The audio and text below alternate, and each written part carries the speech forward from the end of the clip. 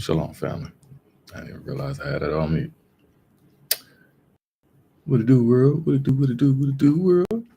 Let me know if you can hear me out there on all of the different platforms. We on Instagram, we on Twitter, X, we on TikTok, we on Facebook Live, we on Twitch, Kick, YouTube, you name it. Getting it in, informing all the people, letting everybody know what's going on. It's a beautiful day in the neighborhood, ain't it? It's a beautiful day in the neighborhood. And it is not slowed down, not one bit. So we are definitely in for so many treats. Hope everybody's buckled up and ready to just rock and roll, Let me go ahead and bring this back up here because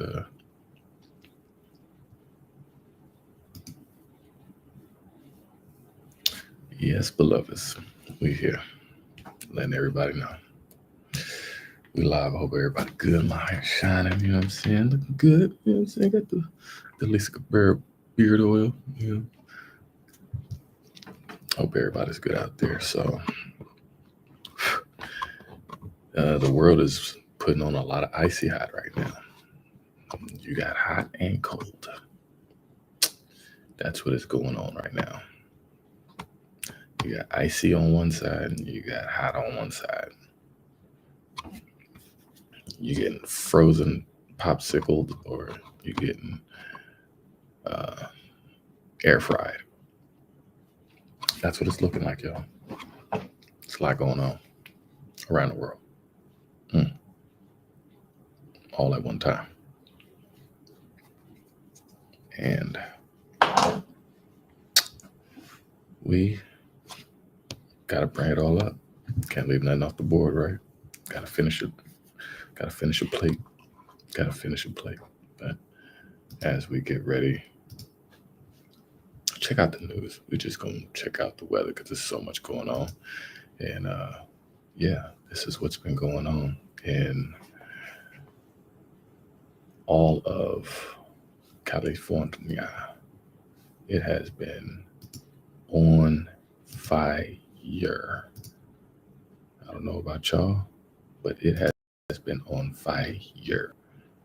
And if you haven't been tuned in to what's been going on, definitely got several videos and different information to let you know what's going on. Shout out to everybody on TikTok that's popping in.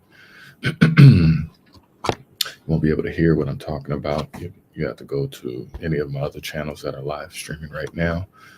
That look up Prime Blaq, PRIME BLAQ. You'll be able to check out all the stuff that I'll be showcasing. So, no further ado, just go ahead and get on right to it, because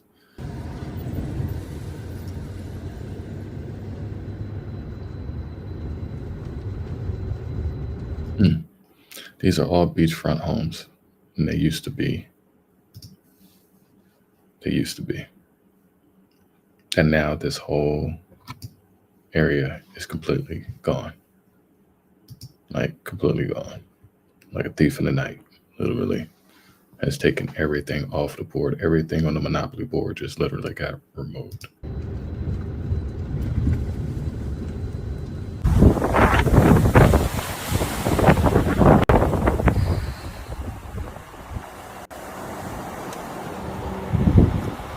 There's nothing salvageable. Like, all the homes that are way, way up there, everything at the top, everybody thought they was the king of the hill.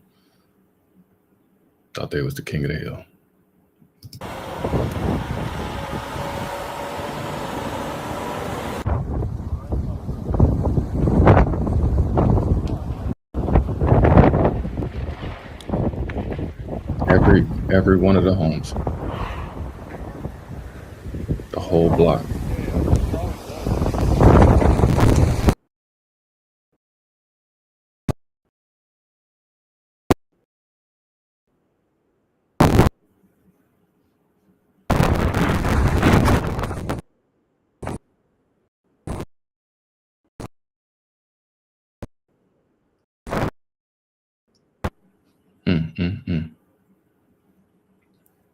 That's what's going on into ashes. And it's just the first week of January, y'all. Mercury's in the mist and it's about to be so swift.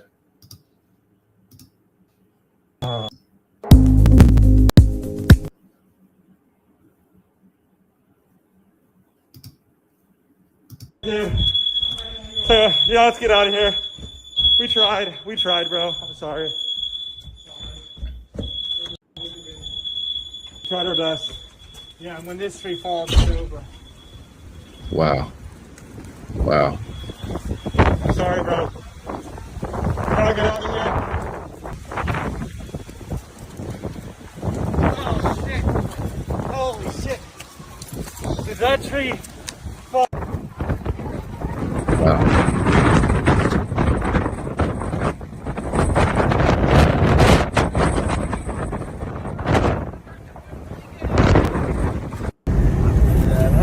That's crazy.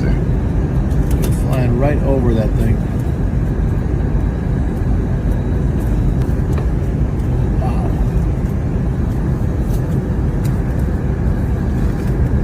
The whole entire hills are on fire. Holy shit. Oh my God.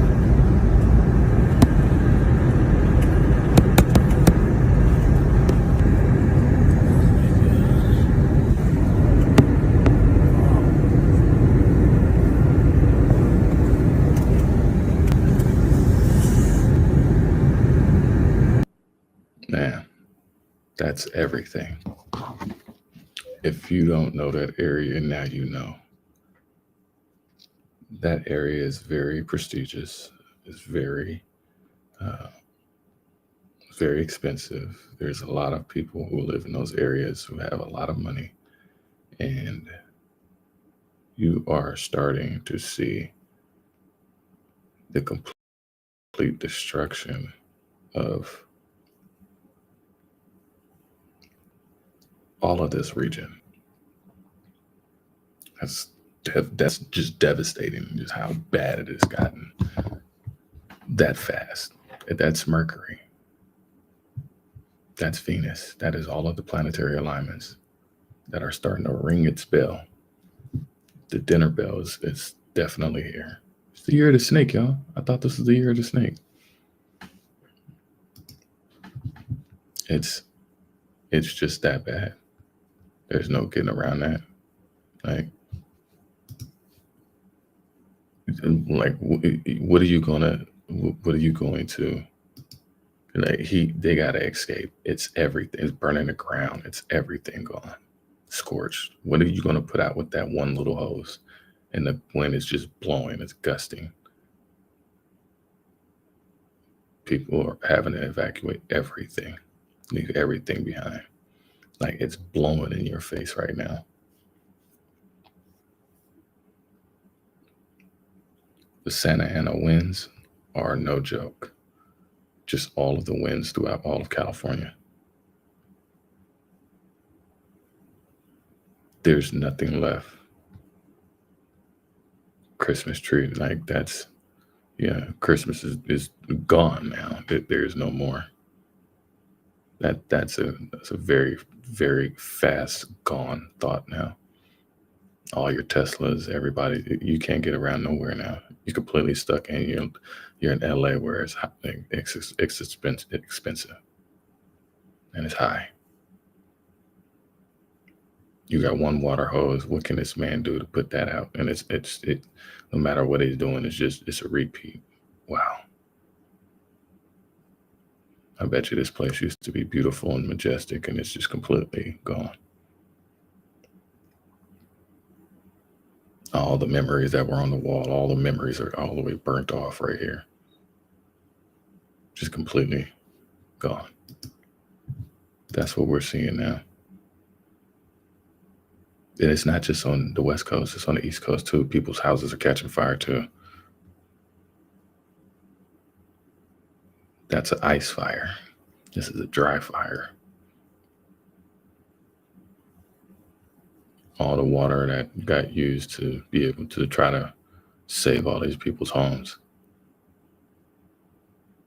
You try to come and save all these people's home, and you thought they were way more important than the people in the hood and the communities where you could have came and helped and saved them. You didn't run as fast as you could when these things were happening. You know, the ambulance never came to the hood when I got stabbed as a kid. 4 years old, crackhead broke through the window. They wouldn't even come to the hood. So yeah, you guys running to try to save the day for all of these folks right here. People doing their best to try to hold on in disbelief. Watching everything gone. This is literally completely everything gone. These are the photos of these regions. Evacuations, having to remote people. These people have lived a long, fruitful blessing of a life. You don't know what these people did in their past life. You know, a lot of Nazis came over here. You know, a lot of criminals came over here from over the borders. You know, a lot of people that escaped, got away with murder and all of these different things. People who used to treat our folks really, really bad. People who got a free ride.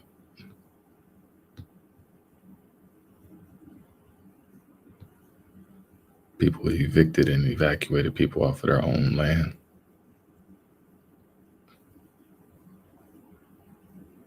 Having to resort to having to live on the beach and in the forests amongst the animals that are now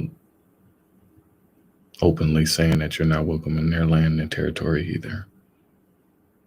And you're being attacked by animals, bears, wolves, mountain lions.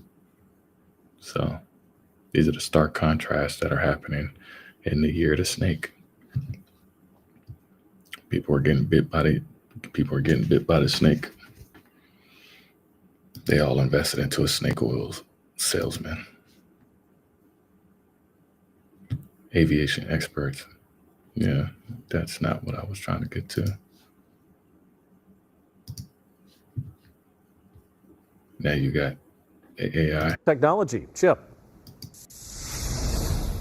Yeah, hey there, Glenn and Lou. This is a significant first for the Orange County Fire Authority. For the first time, they were alerted about a fire, not from a 911 call, not from a passerby, but from a camera equipped with artificial intelligence. On this tower at the top of a San Clemente hill are cameras aimed at the surrounding terrain. The cameras are part of an artificial intelligence network trained to look for fires in high-risk areas that haven't been reported yet. How it works is that it picks up on anomalies in the video. And unless you happen to be looking at that particular camera view at that very moment, you may miss it. The cameras are part of the Alert California system based at UC San Diego. Alert California says since the AI system was first developed in 2023, it has detected more than 1,200 fires across California, beating 911 calls more than 30% of the time. On December 4th, the Orange County Fire Authority says it responded to its first ever AI-generated fire tip from the system when a camera on Pleasant's Peak alerted monitors about these images coming from Black Star Canyon. As soon as we received it, it was enough information right away for us to launch a vegetation response, and the crews got there quickly. It's in a remote location, so I think to myself that, you know, it was 2 o'clock in the morning, nobody around, and you know, who knows how big this fire could have gotten, but the moral of the story here is that based on that technology, we sent resources and they were able to keep it to less than a quarter acre. The Orange County Fire Authority has also been testing another system that essentially uses smoke detectors in high-risk fire areas to try to get alerts about fires right after they start. For now, reporting live here in San. Yeah, the technology is here to save the day. Technology is here to save the day. Let's go ahead and, yeah, technology is here to save the day. That's so. Is that so? Is that so? Is that what we've gotten to? That technology is going to save the day? That all of us is in, yeah. All of these different mechanics. As far as we can tell, has no power at this point, which is disrupting communications as far as radio transmissions, microwave transmissions, a repeater site we would generally use here in Sky 5. So that is adding to the complication up here as far as being able to relay information and provide live pictures. But we are so right now without Saddle Peak, but you can see just how much fire is burning around the hillside. Large homes here, large properties, and it's difficult to see how many homes could possibly be on fire right now just because of how much smoke is in the area. And you know, with that sun that's shining through, it just really makes the shot difficult to see through. But I can tell you there is definitely structures that are burning here, whether they're homes, structures that are, you know, on the property, vehicles, this and that. There's definitely areas that are burning. That looks to be a pool area behind a home right there. That's just one of many areas here. Again, this would be near Saddle Peak Road up here. Basically, we're making our way into the eastern Malibu area, the Tuna Canyon area. So it's definitely made its way far from the initial start along Palisades Drive within the last, let's say, well, more than 24 hours now at this point. Wow. The terrain is tough, so difficult to access with the hand crews. They're going to do everything they can as far as structure protection. You know, they'll follow these fire roads, any of the roads that the residents would generally use to get to their homes, and do everything they can. We know that we have air tankers are on order, so we will see more of those retardant drops. Excuse me for just a second. You know, my phone, as we speak from up here in Sky 5, just because we are in the area, we're getting those emergency alerts for those evacuation warnings along Topanga Canyon Zone 5. I'm listening many of the to people that are the hearing news. this It's and possibly on my channel. in I'm the screen area are sharing it. getting If the you go to same my alerts. YouTube, We're getting that Prime here in Blaq, Sky 5 you'll be able as to well. listen to and So watch the audio lots as of well. widespread evacuations. It will continue as this fire continues It's literally to spread. scorching We don't know how everything. many people have decided to remain behind and try and protect their homes, or just refusing to kind of Refusing. heed to those warnings of the evacuation. But That whole you know, area. look how widespread That this is is. all This is widespread. within Wow. 24 hours. 24 You hours. can't underestimate the Power amount of spread that these fires can have spread in a it short within amount of time. 24 So, hours. you know, if you have access to the roads 11,800 and acres. you see smoke coming in your Over direction, 1,000 structures I destroyed. would advise to just try and leave now. You don't want to have another situation where, you know, the firefighters are, you know, trying to get around cars that have been basically had to be left, you know, abandoned along these narrow canyon roads. You know, these aren't freeways here. These are oftentimes one-way roads, two-way roads, very narrow. So, you know, don't underestimate the winds and how far spread this fire is moving. Again, I would say it is just west of Mandeville Canyon. It's burning along Saddle Peak Road, which is the line here that you're seeing on the left side, and it's made its way nearly to Malibu Canyon Road once again. So that's going to be the burn scar area. As a matter of fact, if you look right there, you can see how charred that area is, the Malibu Canyon. So that is the Franklin fire burn scar that we saw burn just a few weeks ago. Wow. And that's going to be the university here, Pepperdine University. Wow.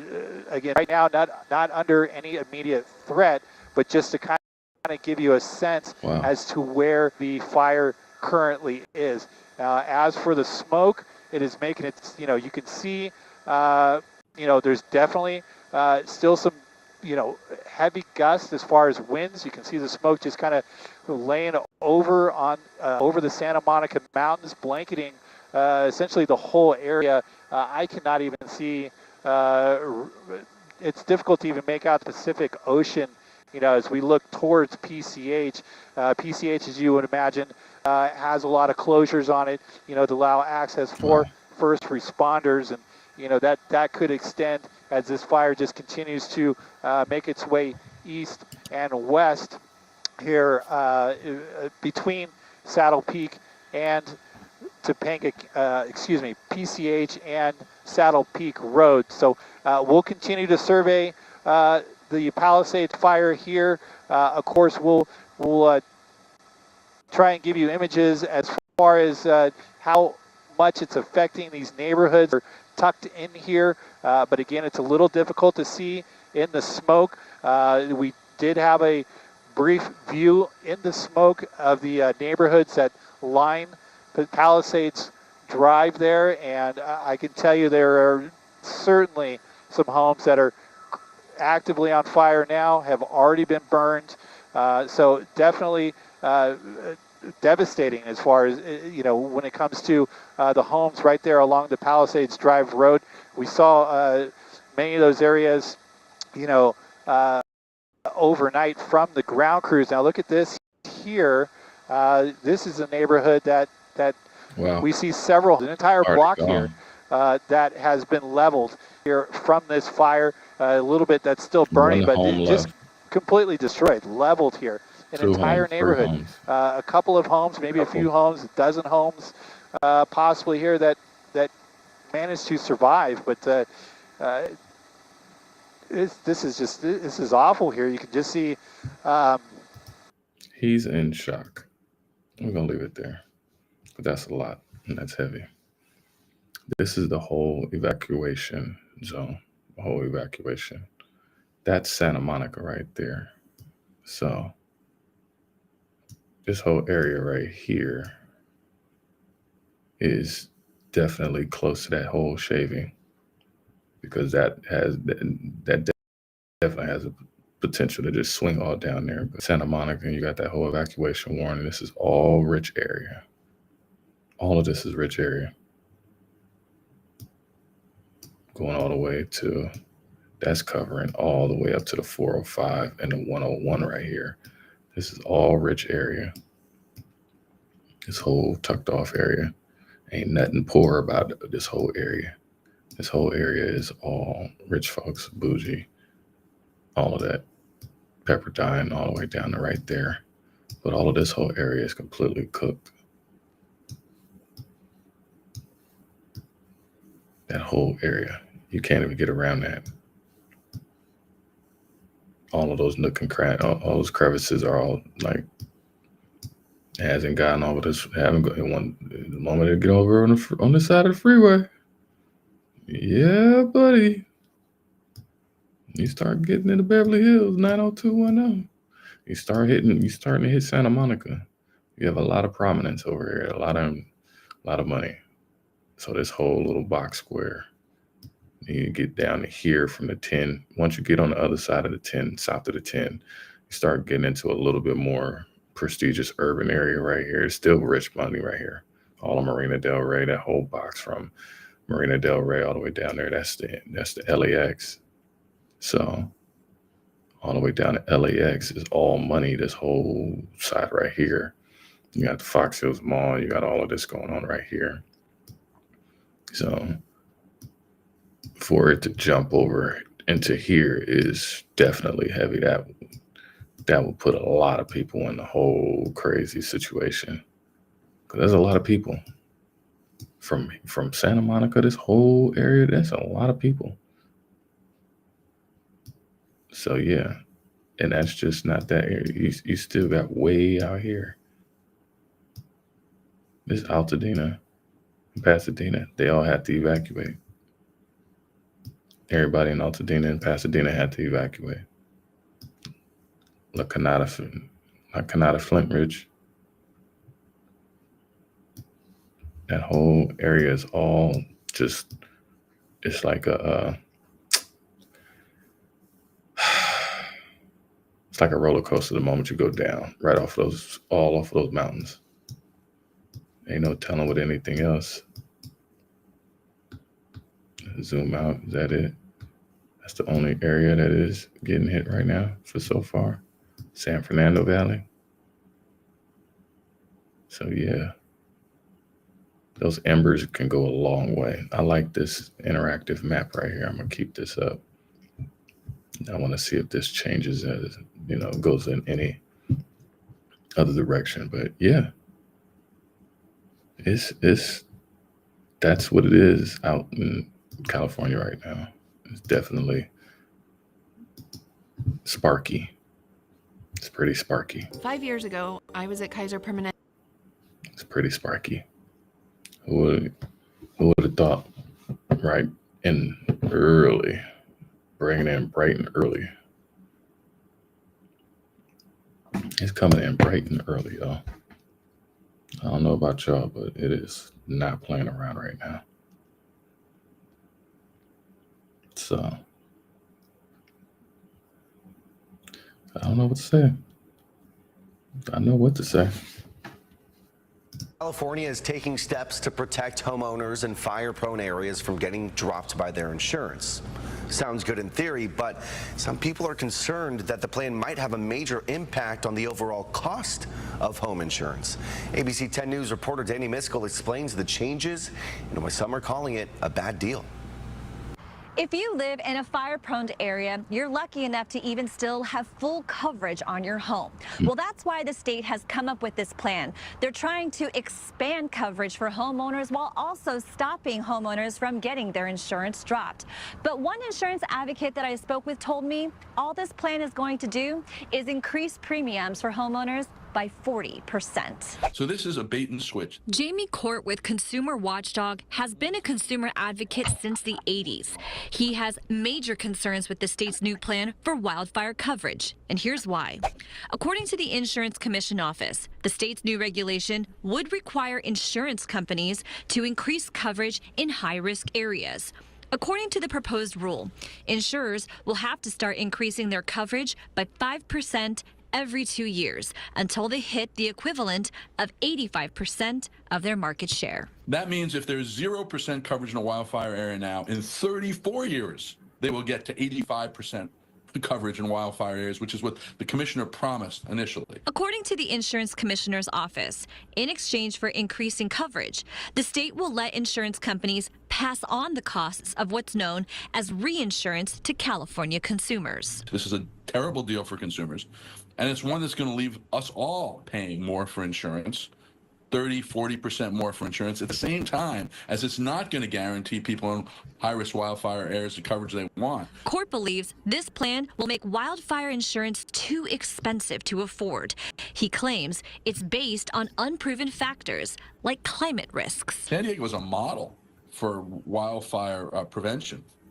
There's no reason these companies should be asking for these types of rate increases or getting these types of concessions, because we are taking the precautions as a state. Insurance Commissioner Ricardo Lara says this regulation will reform insurance coverage for Californians, giving homeowners more options while limiting costs.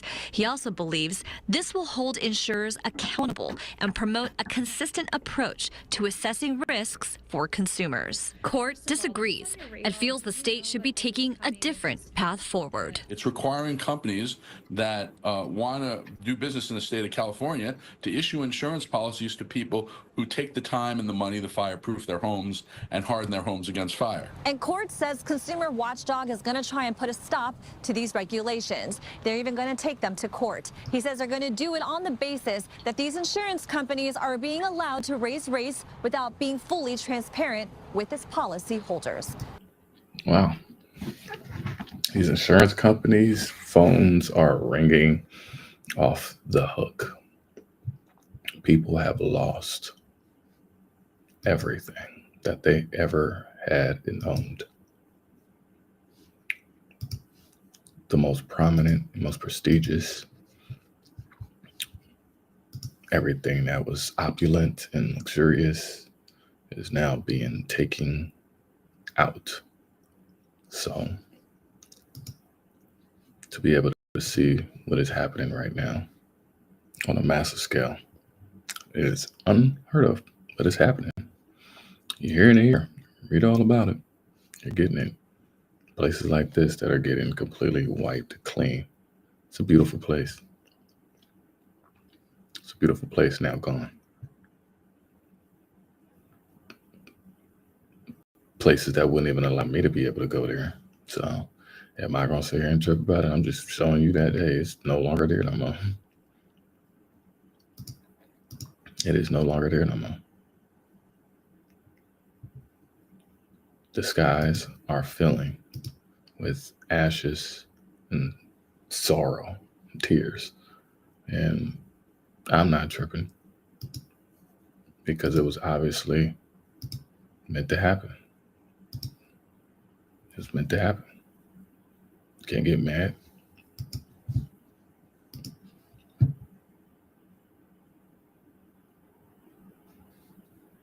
While this side is hot. A lot of snow and even some ice accumulation from Texas and Oklahoma back into the Dixie Alley and Ohio Valley, and then eventually towards the East Coast. And this has also taken a big turn as our snowfall accumulation amounts look to be the greatest a bit further east than initially forecasted, and then also ice accumulation threat is beginning to increase. So in today's forecast, we're going to break down exactly what you need to know about this winter storm and exactly how much snow you can expect, and also if there will be ice accumulation in your area. We'll begin with what's happening across the country today, and right now we have a lot of moisture coming out of the Pacific Ocean in two different facets. We have the moisture that's streaming here out of the Pacific, and we also have a low pressure system that is spinning back over in the Four Corner states. And as this tracks to the east and all of this moisture starts to feed into that low pressure system, we are going to see a formation of a big winter storm, and this will really start to ramp up as we go into tomorrow across areas in Texas, Oklahoma, and as well as Arkansas, and then it'll eventually track east as we go into Friday. And also, it can't go without mentioning, we've had some big wildfires in and around the Los Angeles area over the last 24 hours, one near Pasadena,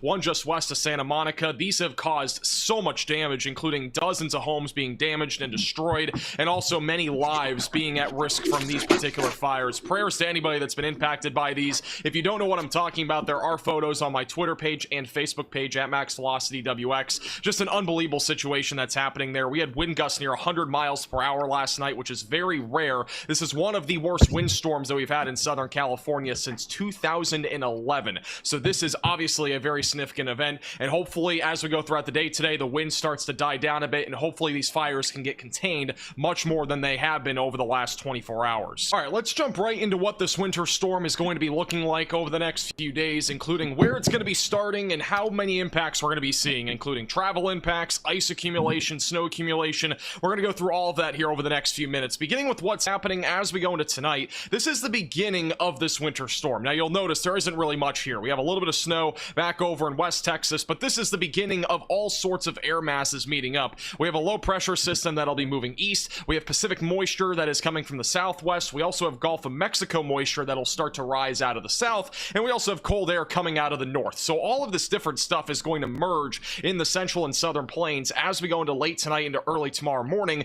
And you'll notice by around the sunrise Thursday morning, that is when freezing rain and snow will begin in parts of central Texas. And this is going to start a lot of travel impacts. We're going to be seeing a lot of roadways that are untreated, very slick out there. And if you remember from a couple years back in North Texas where we had the smallest bit of freezing rain, it led to big car accidents. Not many people are aware of the potential for ice here. So if you're anywhere in North Texas and Central Texas on Thursday, I'd play it safe and make sure that you're staying away from the roadways because it's going to be very dangerous out there. As we get closer to 9 to 10 in the morning, that freezing rain and also snow will start to ramp up even further across southern Oklahoma and north and central Texas. Notice the freezing rain, it's a pretty confined area. It's not going to be for everybody, but some areas will see it, especially just south of I-20, back through Abilene and around and just south of Dallas-Fort Worth. As we go closer to lunchtime, snow will continue to ramp up, especially near the Red River Valley. Heaviest of the snowfall Thursday afternoon and evening will likely be in northeast northeast Texas and southwestern Arkansas, and even parts of southeastern Oklahoma. And then eventually, as we go into the evening hours, we'll have to go to the GFS model, which goes further out here.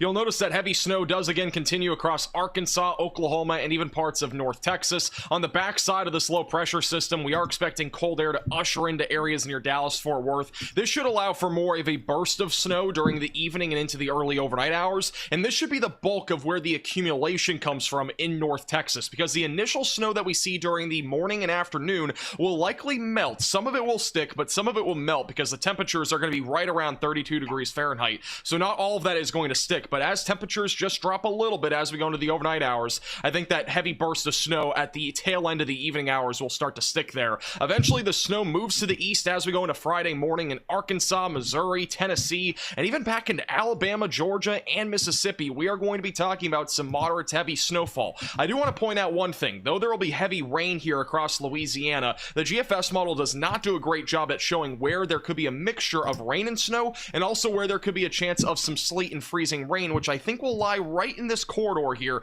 across parts of central Mississippi and northern Louisiana. We'll go way more in detail in our next video, which will likely be later this afternoon, by the way, so make sure that you're subscribed to the channel for that. As we go closer to lunchtime on Friday, heavy snow continues to track east across the northern Dixie Alley, and as well as parts of the Ohio Valley, we'll be seeing some light to moderate snowfall. Eventually, by Friday night, this will start to weaken, I think. There will still be some light to moderate snowfall up and down the East Coast, but I think confidence is growing at this point that this winter storm will not be nearly as intense back over in the mid-Atlantic region. However, there will likely at least be some light to moderate snowfall, maybe even some heavy snowfall at times in a very thin area, and there also could be some freezing rain and sleet, which leads to some ice accumulation, perhaps in the Carolinas. And as we go into Saturday afternoon, this is eventually moving offshore, and then we're going to be done with this winter storm in the United States. Now, this here is the probability of seeing greater than 3 inches of snowfall, and notice how many areas are well over 90%, from northeast Texas back into northern Mississippi and Alabama and into southwestern Tennessee, and almost all of central and southern Arkansas is included in at least a 90% chance there. So there's a very high likelihood we're talking about at least winter storm conditions in these areas, which is why there are winter storm watches currently in effect for almost all of Arkansas and much of even Tennessee and back into Texas and as well as Oklahoma. Now, these are the probabilities of seeing greater than 6 inches of snowfall, and notice again the probability still at about a medium chance right now for many areas in Arkansas, northern Mississippi, and northeast Texas, right around 50 to 60, even a couple areas near 70%, and then areas like central Tennessee, much lower chance at around 10%. And I honestly do think at this point that the worst of this winter storm will be in central southern Arkansas, and many of these areas in the deep south are likely going to be shut down Thursday and Friday due to the snow. And I don't think areas like Alabama and Mississippi will necessarily be shut down on Thursday, but by Friday these impacts are going to be ramping up very quickly, and many parts of that state will probably have some shutdowns, including areas like schools and perhaps even fast food businesses. Waffle House might even be something that closes. You never know. It could get crazy on the Waffle House meter. Now let's talk more about how much snow we can expect in the deep south, the southern plains, and also back through the East Coast. Beginning with the southern plains as we go into Thursday and Friday. This is the GFS model, which I personally agree with for the most part. I think the purple and pink areas here from about Dallas-Fort Worth back into southern central Arkansas and into northern Mississippi will likely pick up in the range of 4 to 8 inches of snowfall. Now, in the Dallas-Fort Worth Metroplex, I still think it'll be a bit lower. I think it's going to be around 1 to 4 inches of snow. Further to the north and east of the DFW Metroplex is where I think those numbers really climb very quickly, as the temperatures will be a bit cooler up there. But I think overall that purple and pink area can expect around 4 to 8 inches of snow out of this winter storm, which will be very significant, especially for travel impacts and perhaps even some power outages. Now, elsewhere, I think we could expect a widespread 1 to 3 inches of snowfall anywhere in the blues. That goes all the way through central southern Illinois, southern Missouri, and also just west and south there of Dallas-Fort Worth. But notice that cutoff line. It is very sharp here, even into parts of Louisiana. So keep that in mind. Here's the other thing. There will be ice accumulation in this corridor, I think, across parts of central Texas, back into northern Louisiana, and even southern Arkansas. And that'll likely track as well back over into Mississippi and Alabama. So just keep that in mind. Even though you might not see snow, you could easily see ice accumulation, which this is the latest from the NAM 12K model. I don't necessarily agree on the widespread nature of all this ice accumulation, but I do think we will see some ice, again, from about central and southern parts of North Texas all the way back here into parts of Louisiana, Mississippi, and Alabama. In our forecast later today, we're going to go more in detail again about the ice accumulation, as well as more of the short-term computer models come in. And I also think they'll be more accurate than what this model is currently outputting, which is kind of too large of an area. Again, I think think this ice potential is going to be a bit more of a narrow corridor rather than this far to the north and south. I think it's going to be much more narrow corridor, probably 50 to 100 miles north to south at most. Now, in terms of snowfall accumulation further to the east into areas like the Dixie Alley, the Ohio Valley, and back onto the East Coast, again, the most significant accumulation will occur Thursday night into Friday as this low pressure system is slowly moving to the east and northeast. Many areas in northern Mississippi and northern Alabama can probably at least expect 3 to 6 inches of snowfall, but I do think those numbers will probably go up as we get closer, as long as confidence increases. Again, notice the computer model is outputting some 9 to 10 inch readings. It doesn't necessarily mean we're going to see 9 to 10 inches of snow here. It's just, again, an estimate, but keep in mind that, again, computer models don't always account for this. The temperatures at the surface will start a little bit warm, around 31, 32 degrees, so the initial snowfall that hits the ground will probably melt, and then it'll start stacking up, which is why I keep saying that 3 to 6 inches is realistic, even if we see a 9-inch number here on the computer model. Again, I still think they're going to be a little bit lower than what the computer models are outputting. And then back over on the East Coast, at this point, it's not looking promising if you're looking forward to snowfall. I don't think we're going to see much. Again, there will probably be at least a narrow area that sees at least 1 to 3 inches of snow, but it does not look like we are going to be talking about a big blizzard or a big nor'easter, at least for now. Things could change, so again, make sure you're subscribed to the channel. If things do change, obviously we'll be the first to let you know, but as of right now, does not look like that's going to be happening. And lastly, this is the confidence level of seeing winter storm conditions in your area. Relatively high confidence from the Dallas-Fort Worth Metroplex back into areas like Arkansas and as well as Tennessee, even a medium to low chance back over in parts of central Alabama and as well as Georgia. Keep in mind, we don't need 8 to 12 inches of snowfall for a winter storm watch or warning this far down to the south. In many cases, you only need 3 to 4 inches of snow, and even sometimes down to 2 inches. It does not take much down here, so just keep that in mind. Again, we'll keep you posted with the latest. Make sure you're subscribed. Literally going to be slipping and sliding in all of these areas that don't get no snow. Slipping and sliding in areas where people ain't got the right proper vehicles. Slipping and sliding in places where they did not expect to get this early or this hard or this fast. We are in the midst of planetary alignments that are shifting everything that you thought you knew. And so now you are being shown that whatever plans that you thought you had, you have to scrap them. You have to throw them to the wayside and hit the reset button. Now it's questioning, it's literally throwing verses between 2 different crossroads between you guys, whether it's like, traditional snow days versus winter storms, having to develop that and deal with that. You got the kids at the house. It's snowed in. Can't get nowhere. Just as much as it's snowed in over here. You're on the West Coast. Schools is getting burnt down. Now the kids are not going to be able to go to school. Or it's going to be delayed. Or the school catches fire or something like that. It's just, it's very forthcoming and forthtelling concoctions shown anywhere. And so it's not no nice time for a lot of folks. It's not a nice time.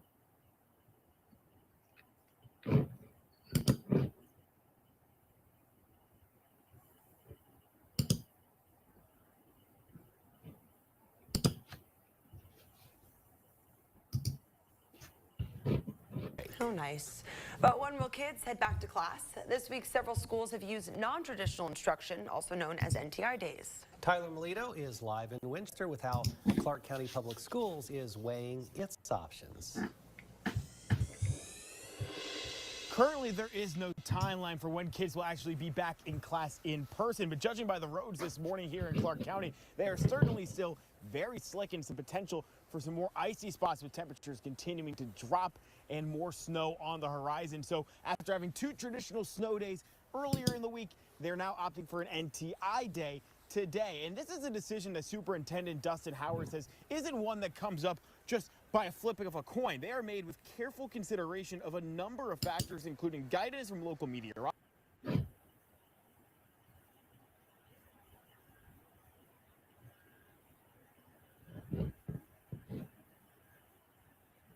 Ecologists assessing road conditions to ensure teachers' electricity is minimal. Howard says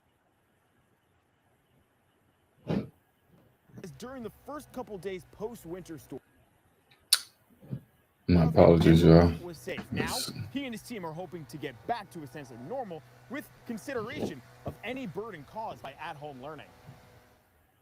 We're not going to ask them to do any kind of new material or content that has not been covered. Really, for us, it's about can they have access to it? Most of our work is packets, so that was delivered home back in October. So it's not, again, it's a good review for them to get them back on track. But again, the reason why we initially went to snow days is because it was treacherous. We were under a state of emergency, frankly, and when we have power out, we don't want that to be the worry and burden on our families.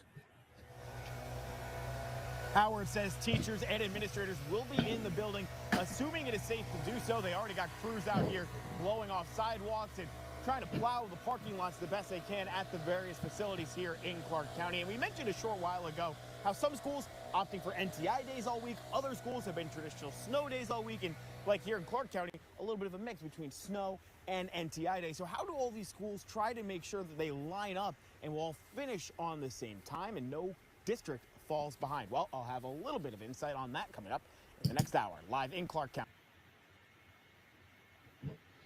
The weather everywhere is interrupting everybody's plans. Simple as that. It's interrupting everybody's plans. Can't get nothing together, can't go out, can't have vacations, can't do nothing. Literally anywhere you go, everywhere you go, it's literally being interrupted to where, to so many different setups, industries, companies, institutions, government facilities have to weigh their options. There's a lot of money that has to be spent just to keep things on standby. You know what I'm saying? Like, you got the kids, they're not getting educated. You got the teachers are on standby. They're like, hey, I still need to get paid. I still need to get my check. What's going on? You just can't negate that and disregard that, but that's what's happening. So many people are having to twiddle their fingers during this time where they've lost everything. And that's the new normal right now. This is ringing in the new year. This is the year of the snake, right? It's the year of the snake. Literally, that's what it's showing, that can't escape it. It don't matter where they go. You got people trying to talk about, oh, we're gonna go here, we're gonna go there. It's like, no matter where you go, you're getting affected in a very drastic way. So his wife and their two college-age daughters who died from apparent carbon monoxide poisoning inside a New Hampshire lake house. WBZ's Christina Rex is live near the family home in Newton. And Christina, I expect friends have been stopping by all day.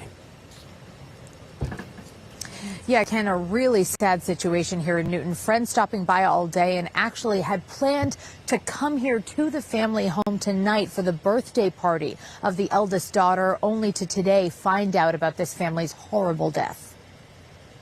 It's horrifying, beyond comprehension.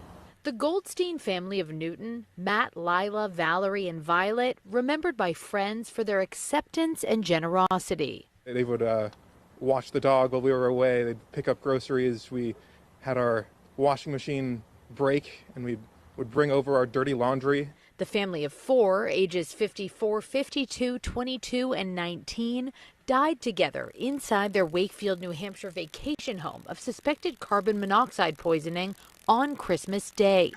Dad Matt had posted these videos of the family together at the home on his Instagram just days before. They were due for a family gathering on the 25th, and when family was unable to reach them after several attempts of phone calls and messages to the four of them, family called the Wakefield Police Department. The fire marshal says there were no working carbon monoxide detectors and the home heating system had malfunctioned. The early investigation indicates that the family may have been sleeping when accidentally poisoned overnight. Matt was a beloved Brookline 8th grade teacher. Lila had a long career at Microsoft, and friends of eldest daughter Valerie left flowers in her memory at the family's Newton home. Everything about her was just pure love and joy, and when she set her mind to do something, no matter how impossible it may have seemed, she would do it. One thing they'll always remember, how close the Goldsteins were. They were a really loving family. Valerie and Violet, I don't know two sisters who loved each other like they did.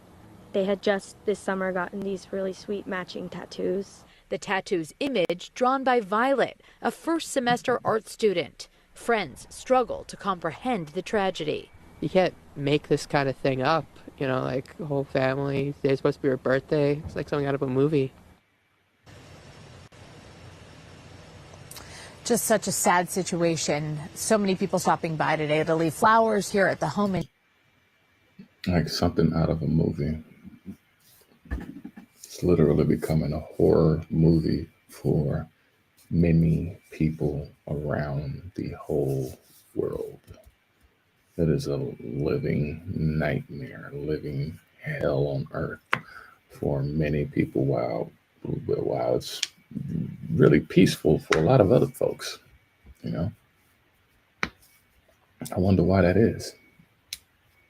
Does anybody have any suggestions or any ideas? Yeah, let's start those conversations, right?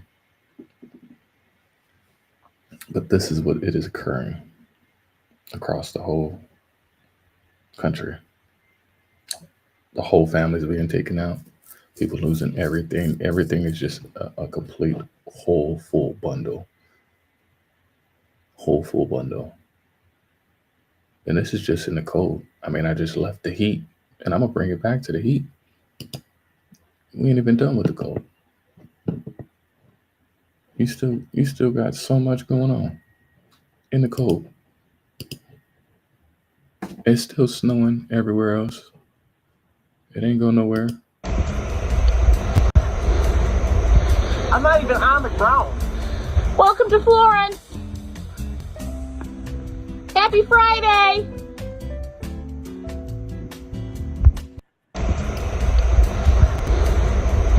I'm not even on the ground. Welcome to Florence. Happy Friday.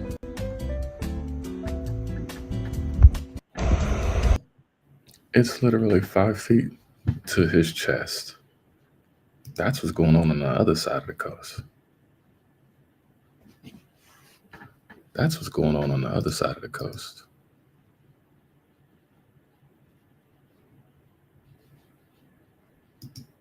You have many people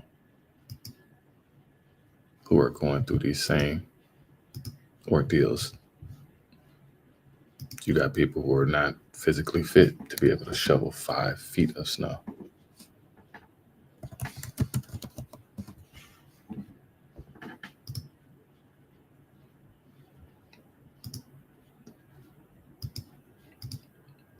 Most people can't do that. That's a lot of snow.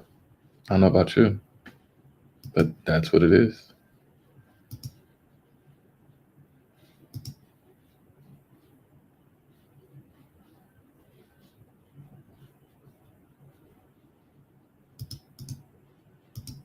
That's what it is. It has not stopped out there. People keep thinking that, oh, it's just, people just think that it's nothing going on. No, it's going on. There's a lot of fire. There's a lot of wind. There's a lot of water. There's a lot of snow. You just can't get past it. No matter where you go, dude was like, oh yeah, we're gonna leave. Oh, we're gonna leave. We're gonna go here. Where you gonna go? Where you gonna go? You gonna go to Korea?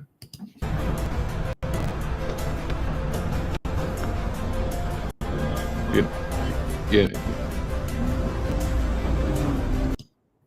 You know it's a riot out there. You gonna go to China? You gonna go to the Philippines? You gonna go to Thailand? You gonna go to Africa? Africa all the way on fire. You gonna go to South America? You gonna go to Central America? You gonna go to New Zealand? New Zealand got earthquakes going on. You gonna go to Japan where you got earthquakes going on too. They trying to pay people to come over there. You got earthquakes and you got fish all over the world now that's got microplastics inside of their systems now. People eating filet with plastic in it. Where you gonna go? You gonna go to Canada?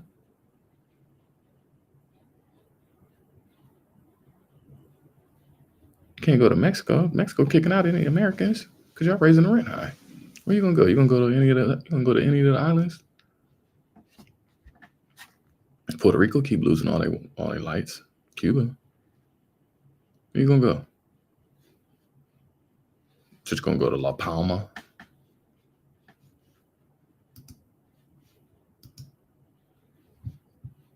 You gonna run underground?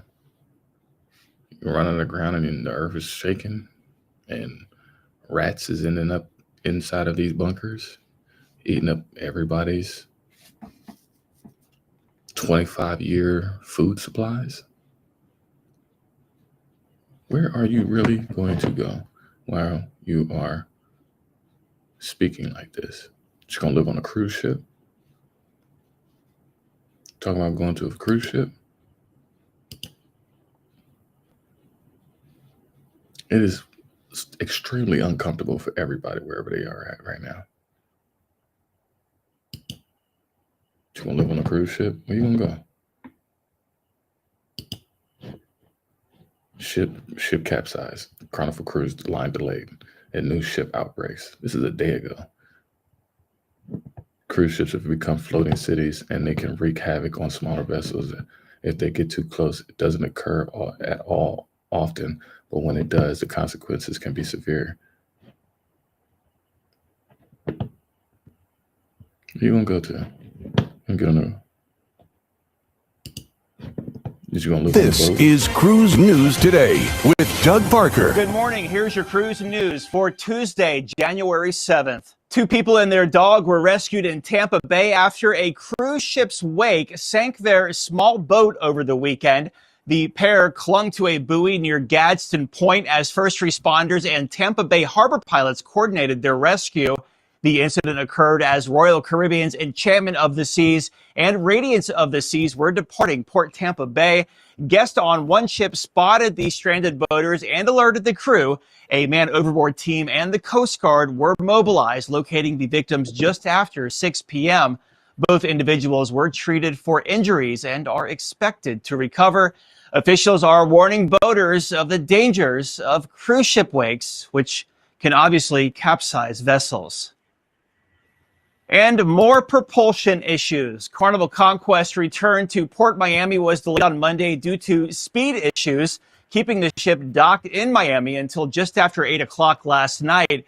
Now, guests on board were told on Sunday night that the ship would dock 3 hours late on Monday, delaying debark and impacting some guests' flight plans. Conquest is now skipping Princess K and swapping it out for Freeport instead, so enjoy that. Similar propulsion issues have recently affected other Carnival ships, including the Carnival Liberty and Carnival Vista. Conquest operates year-round short cruises from Port Miami. And 2 cruise ships, Holland America Line's Eurodam and Oceania Cruises Nautica, have reported gastrointestinal outbreaks early in the new year, according to the CDC. The Eurodam, carrying 2,900 passengers and crew, saw 86 passengers, or 4%, and 8 crew members contract norovirus during its Southern Caribbean voyage. The ship is returning to Port Everglades tomorrow and has implemented isolation and deep cleaning. The Nautica, with just over 1,000 people on board, reported 15 passengers and 16 crew experiencing similar symptoms. Both ships are following protocols to prevent further spread of the virus. And cruise line stocks were mixed on Monday. Carnival Corporation down 1%, 24.15. Royal Caribbean down slightly, 228.41. Norwegian up 1, 25.64. And Viking up 1.2%, 43.34. Just lost our light. Lead on a story. I mean, I'm just saying, how you gonna go on a cruise ship? You go on a cruise ship and you spend all that money. You spend all that money to go on there, and you got boo-boo issues for weeks. You got boo-boo issues. You're over here eating plastic tilapia. You eating cardboard shrimp.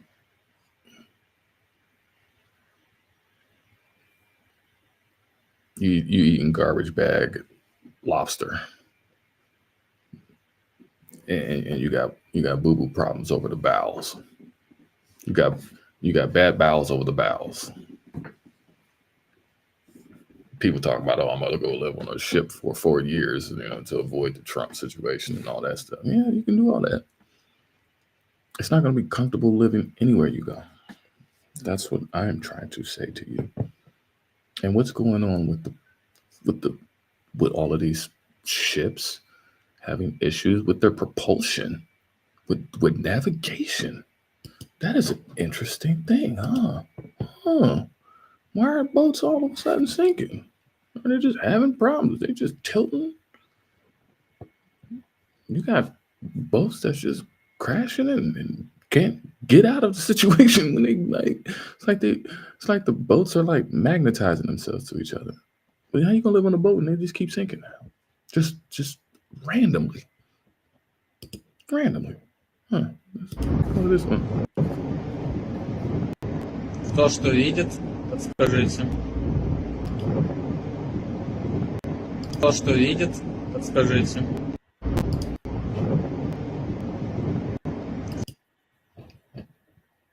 It's not just in America. It's everywhere else too.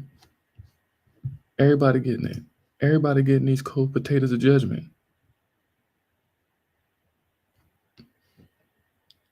It ain't safe to work. It ain't safe to live. It ain't safe to go on no vacation. You think you're just about to go out and enjoy yourself? And just disregard all the bullshit y'all did for all of these years and the stuff that you still continue to do it? Oh no, that's where everything is getting pulled back. You're getting pulled back to be reminded. That's what's happening. You're being reminded. You're being reminded right now, y'all. You can't just go nowhere and think that you can just go and have fun. Ain't no more fun for y'all, no matter where you're going. Oh, you think you're just gonna go celebrate? Oh no, let me go ahead and show you. New Year's Eve party. Oh, you're just getting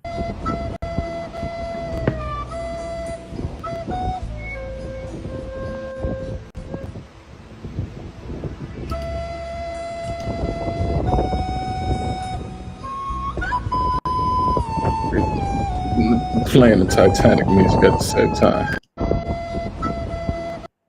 I ain't gonna play that because that was hilarious, but I don't want that to be messing up my. But yeah, no matter where you're going right now, it's just completely uncomfortable. You just can't have fun. You're not gonna be able to have fun.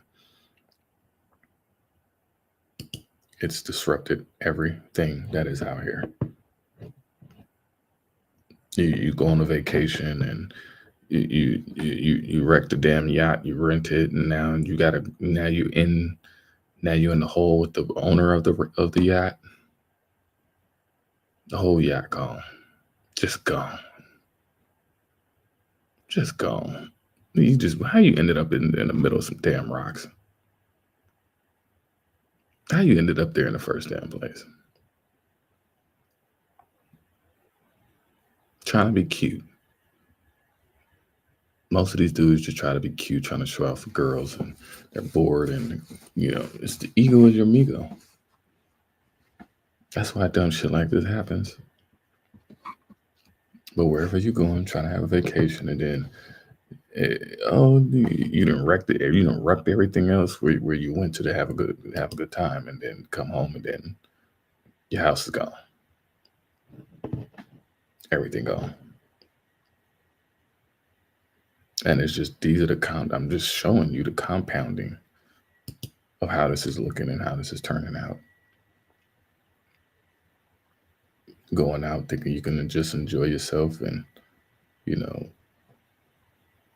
nothing is occurring. Like, there's a lot of things occurring in all of these contingencies. The amount of money being shelled out just for people to just try to have a good time, it's definitely going to be a pinch.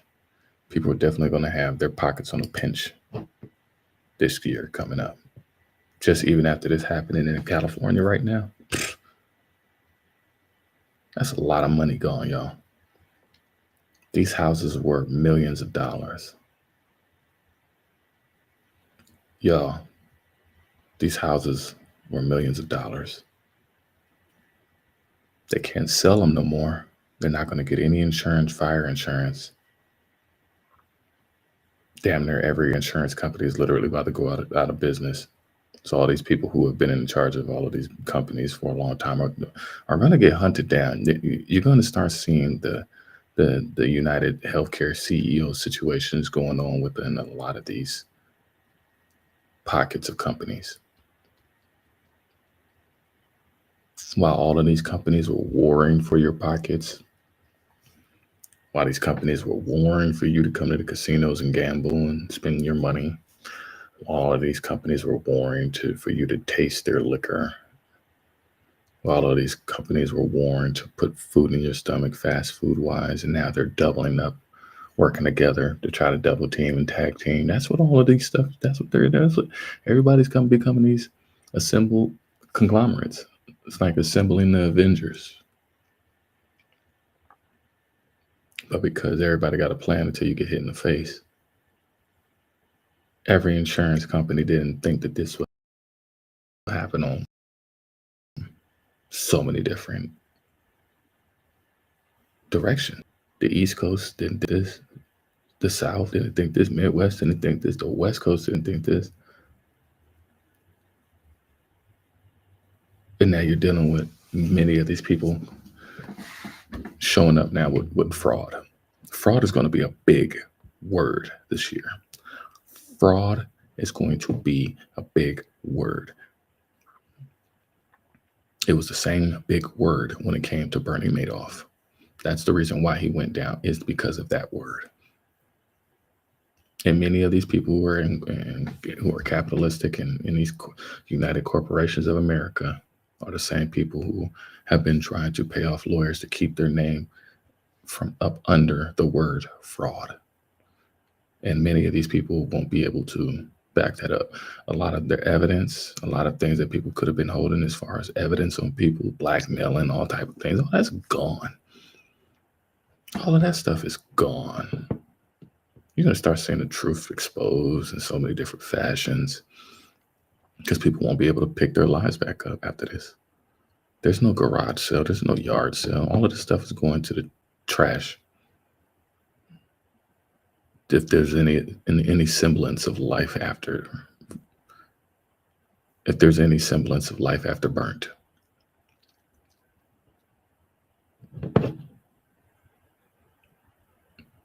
How do you go back to work? How do you go and how do you talk to your friends? Like, you can't have no more fun. You're getting smacked in the face with reality now. You are now in the cafeteria lunch line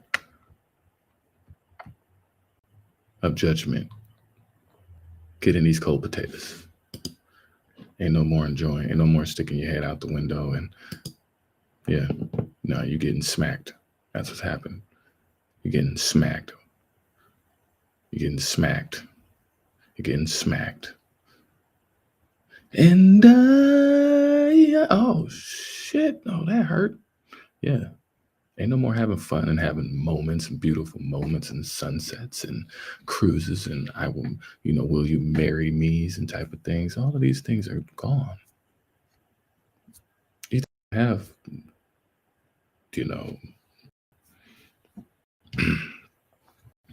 very big weddings, and I think people are going to be having big families after losing millions of dollars of homes, holding on to whatever little semblance of,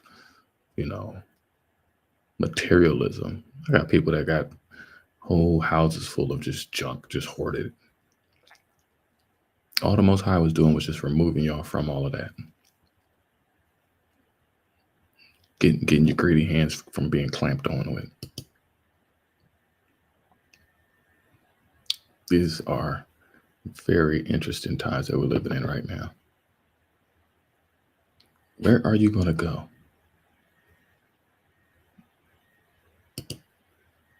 Where are you going to go? Where are you going to go?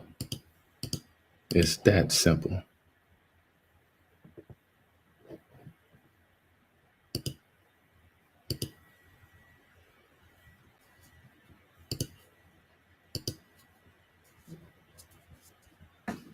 You can't go to the same people that you enslaved and beat and tortured and stole from and all that stuff and come knocking on people's door and thinking that they're gonna let you in and stuff like that. No, that's not happening with Black folks. I hope all of y'all know that that's not gonna happen with Black folks.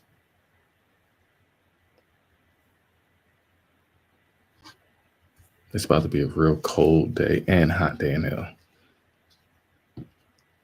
for a lot of folks that committed so much stuff. And people want to be like, oh, send your prayer. You don't know what these people did. You gonna sit here and vouch for somebody else's judgment? You don't know if this person had babies in her basement. You don't know if that dude been touching all type of, man, come on now, people.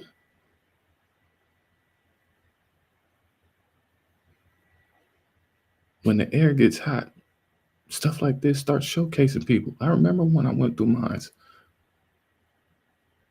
That shit humbled me and broke me down. I had to grow up and I had to be a better man after all of that. Realize, no, I can't be doing wrong.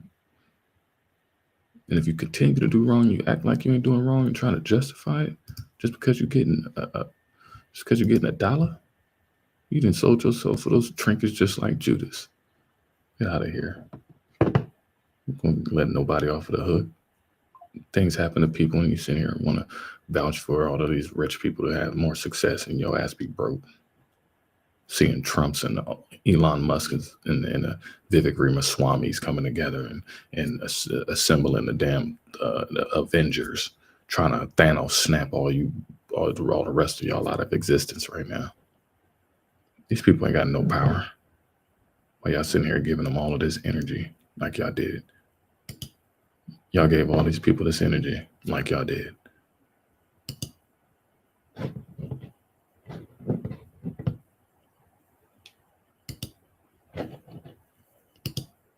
Yeah. The Most High is not playing with nobody now. Holy Mother is in the midst. And she's showcasing her full flexing, just flexing on everybody. 250 National Guard soldiers who have the equipment and training to operate in the worst weather. Dejiana Wilson explains how the Guard has responded to dozens of calls for help since Saturday.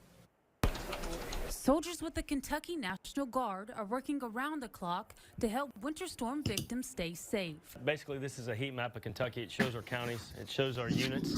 We have the units color coordinated. We've got roughly 237 soldiers supporting Winter Storm Blair right now, and we're in 26 different locations. The Guard has been working since Saturday to tackle whatever challenges come up tied to snow, ice, and low temps. This work first starting at the Joint Operations Center in Frankfort, just feet away from where several state agencies have come together in the Emergency Operations Center, everyone working hand in hand. Well, the National Guard is part of that state response. Eric Gibson, Director of Kentucky Emergency Management, says some of the obstacles presented by the storm is too much for local officials to handle. One person he heard from was the Morgan County Judge Executive. And he said his road crews have been working around the clock to do all that work, and he's just at the point where he needs some help. So that's what we're here for. He asked for the help. We coordinated the help with the National Guard. They've already accepted the mission, and we'll be providing help to Morgan County beginning first thing in the morning. Major General Hal Lamberton says the Guard has completed several missions, helping with direct supply, wellness checks, and even providing transportation, such as taking doctors, nurses, and other emergency workers to their jobs. We've got equipment, for example, high-axle vehicles that are not unique in the civilian population. So we have quite a few specific resources that only we can provide. Major Lamberton says the units will stay on guard, ready to extend resources, knowing that more snow is in the forecast. In Frankfort, Dejan. Why don't people sound more confident about what they're capable of or their tools and machines that they built? Why don't you sound more confident about what you're capable of? Why don't you feel more secure about, the populations that, you know, think and feel superior, that, these roads should have been cleared, within minutes, and hours. That's what I would think. That's what I would think. But when you got people who have sold you up a river so many ways, just as much as it's bad there, trying to come up with all of these technological advances. Everybody got technological advances. Oh, now they want to have flying taxis. Oh, aviation on the rise. So you're gonna fly in these. So you're gonna fly. You're gonna get in one of these in the Santa Ana winds. Nah, I'm gonna bring it up because this is San Francisco. Let's go ahead and put this in the air. I want to know. I want to know, folks. Is that's what's about to be happening? We're about to be seeing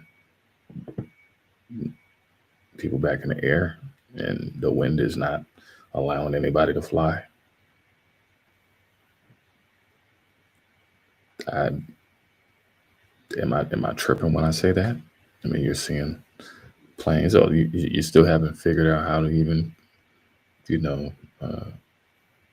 technologically advance what you have now. So we're about to get back in the sky and be flying around like that.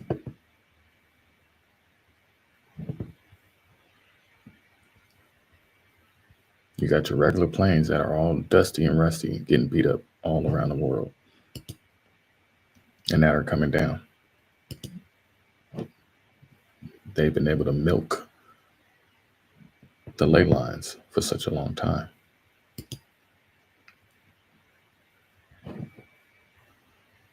I'm gonna get off of this channel, this page, because it's acting stupid. But yeah, this is real busy, y'all. Oh, now I want to go. We'll get it together. We're getting it together. Let me take this last one off. Keep making room. But that's how bad it's gotten. Where you gonna go? You gonna go to the sky? No. You gonna go on the boats? No. You gonna go on the ground with the rats and snakes? Oh, it's a snake year, huh? You gonna go on the ground with the snakes? Because these snakes gonna come out this year. It's gonna be bad.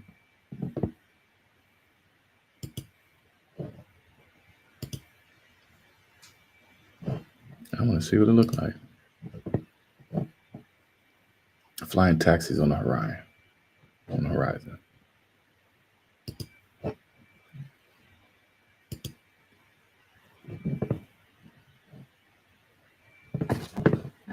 Wait, ain't got no sound.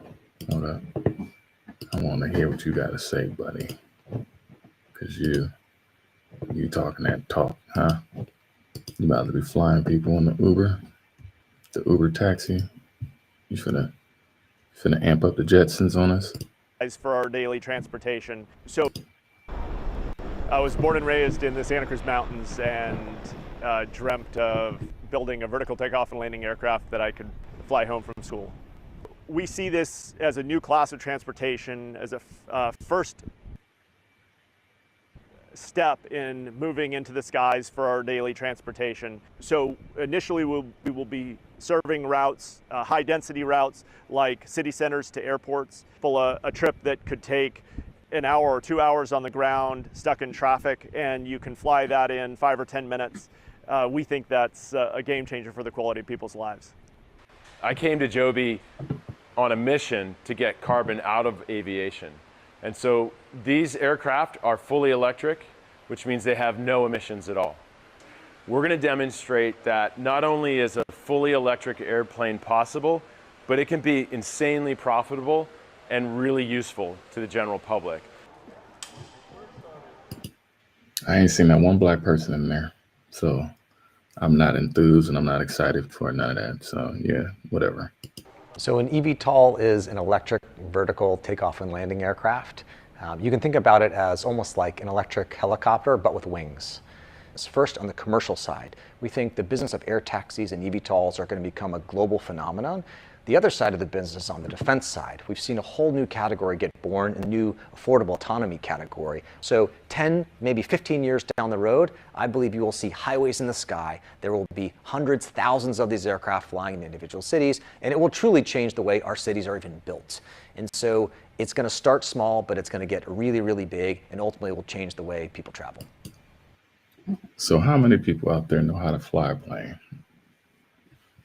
Or are you going to let that thing fly you around for you? I mean, Tesla ain't mastered what they got already, but all of these grand technologies are starting to come out and everybody's throwing all of their chips on the table right now, y'all. Banking on things to keep them afloat. They're banking on these things to keep them afloat, and it's going to be epically bad for a lot of these companies that are, that was, and the ones that are, and the ones that will be. And whether this is or ones that will be, you're getting shown a very rude awakening. He sounded very exciting about all what was to come. Oh, that sound all extra nice. Oh yeah, we got everything going on. You got people ending up in the damn landing gears, and yeah, got the most impressive tech that's coming here. Oh yeah, we going.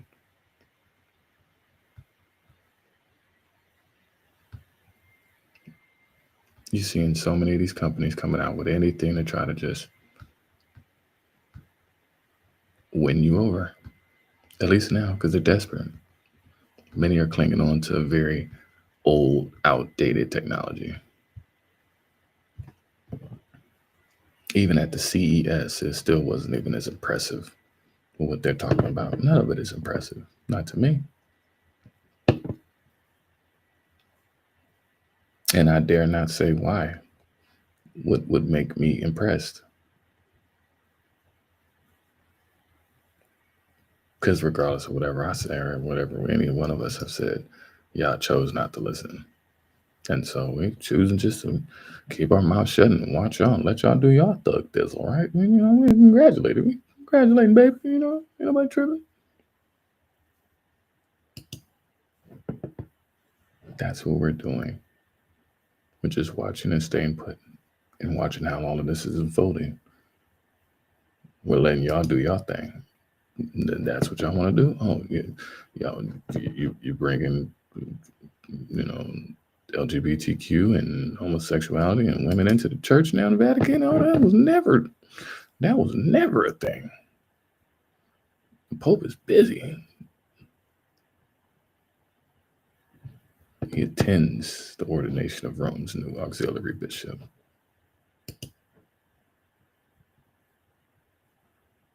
This Peter Griffin face. You trust him? Oh, y'all trust him. Yeah. He's your new guy. And that's what y'all doing. Y'all sitting here are getting ramped up because y'all really truly believe that this is your jubilee. Y'all been sold many lies right now, y'all. The priesthood of Mahan sold y'all. And you have no clue. You have no clue about what's coming. So everybody's extra busy, even in the midst of like things coming out of nowhere and just smacking you out of nowhere. That may not smack you. It may smack the people significantly that you know. And so, yeah, all of these people are connected. All of these people are connected in there. And it's hard for them to detangle themselves amongst each other now because they're so intertwined. But because they're intertwined, it's going to start showcasing their own like disdainment and envy and jadedness. It's just going to be so exposing this year. Like I said, you have a lot of people this year who are trying to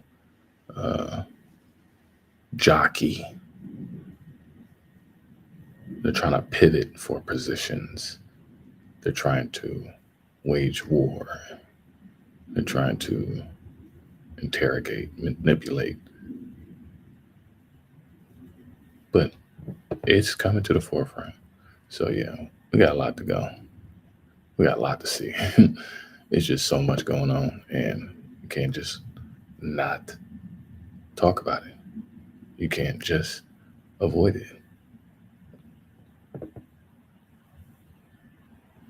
People are losing everything they have and are having to resort to many, many things that they would have no otherwise been doing. So that's what we're seeing right now. While it's hot on one side, it's cold on the other side. While it's cold on one side, it's hot on the other side. Wow. Things is shaking, things is just is swishing around on one other side. While things is swishing around and floating on one side, it's being burnt down on another. Yes, this is real life, y'all. This ain't nothing that's just, just made up. This is real life. This is not a movie. This is not a drill.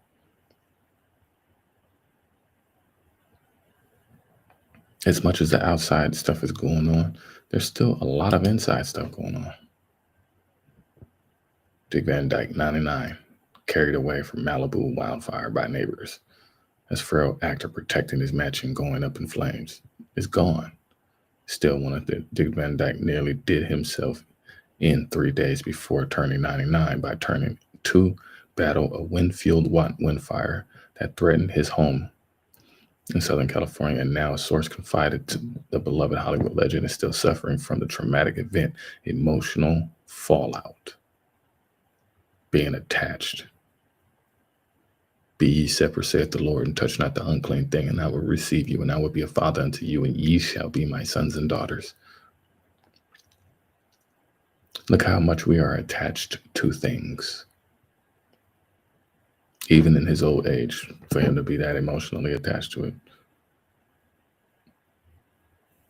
I know that if something was to happen right now, I can walk away and be at peace. Because I know my peace is in the Most High. It's with the Holy Spirit. My guardian angels guide me. My steps are never unknown and invisible. That's the beautiful part about life. The surprise senior tried to keep the raging blaze at bay with an outdoor hose. Like you're going to stop a Santa Ana wind from kicking your ass. 99 years old.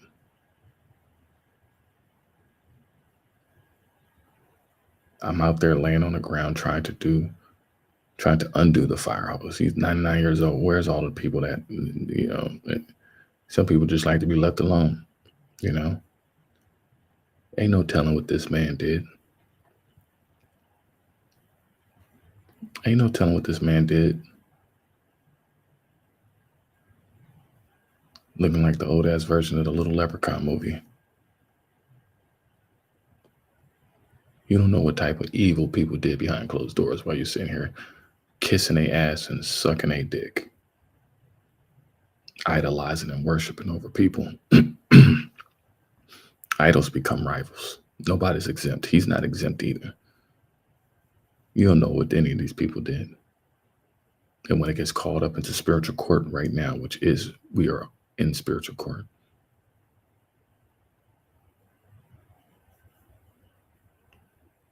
Nobody's exempt, and you're being shown that. People complain that it didn't come then. No, it's coming now. Even in those tender ages, it may not hit that person now, but it may hit them later. That ain't enough for you to be able to call.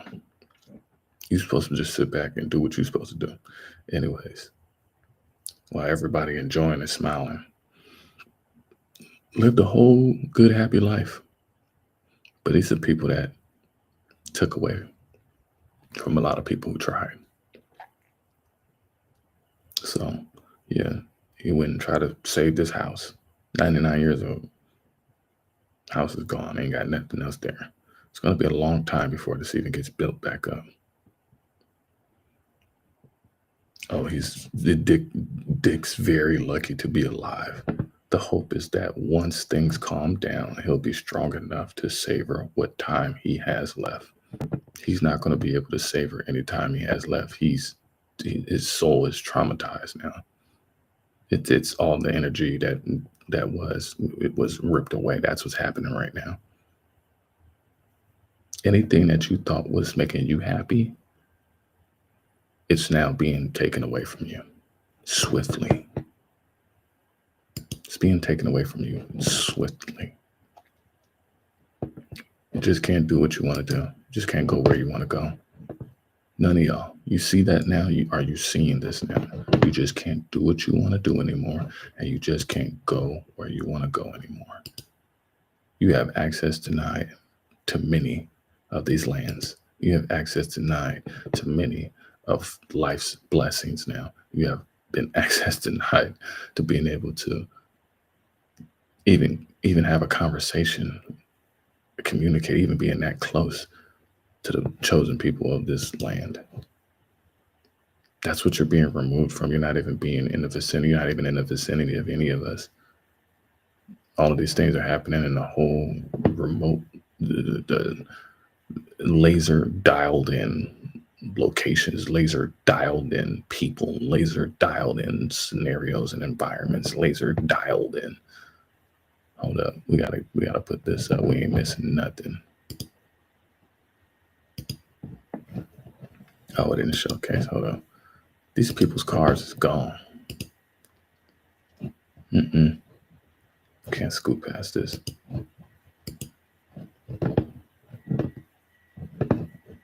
Car does not seem to be so fine. Phone now is Adam Handler, who abandoned his car earlier today, and that's exactly where Robert is. Adam, before we get to the property here, how are you doing? Well, we're all fine. My wife and I and our dog are fine. We've evacuated, and we're with some friends in West LA. And as far as we know, our house is fine too.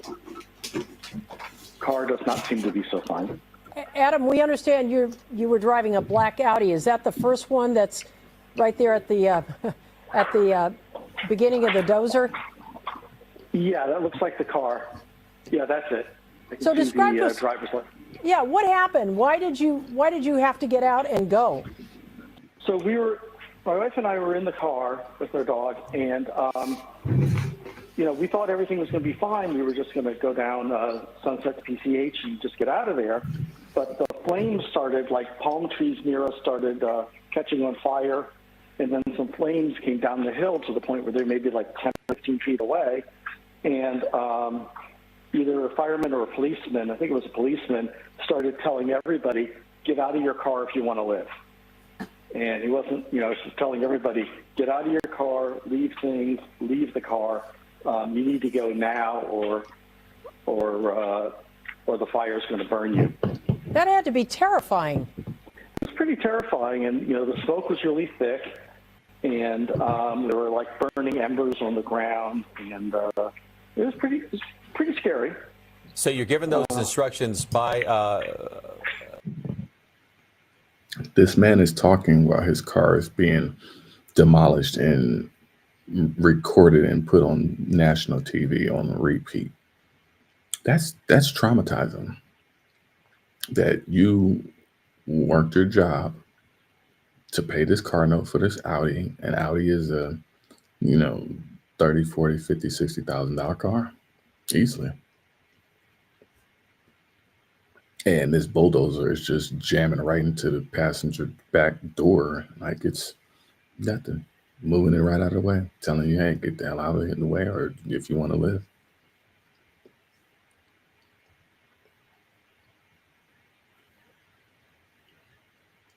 The amount of damage this is going to trickle down to. Why I say this?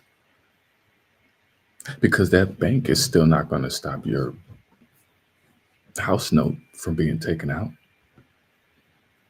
Well, why would your house note be taken out if there's no more house, right? These banks don't give a damn. That car note is still going to be coming out. My car is destroyed and totaled out, and it's burnt up. It's gone. They don't give a damn. Pay up. Insurance companies, you got to pay up. HOA, got to pay up.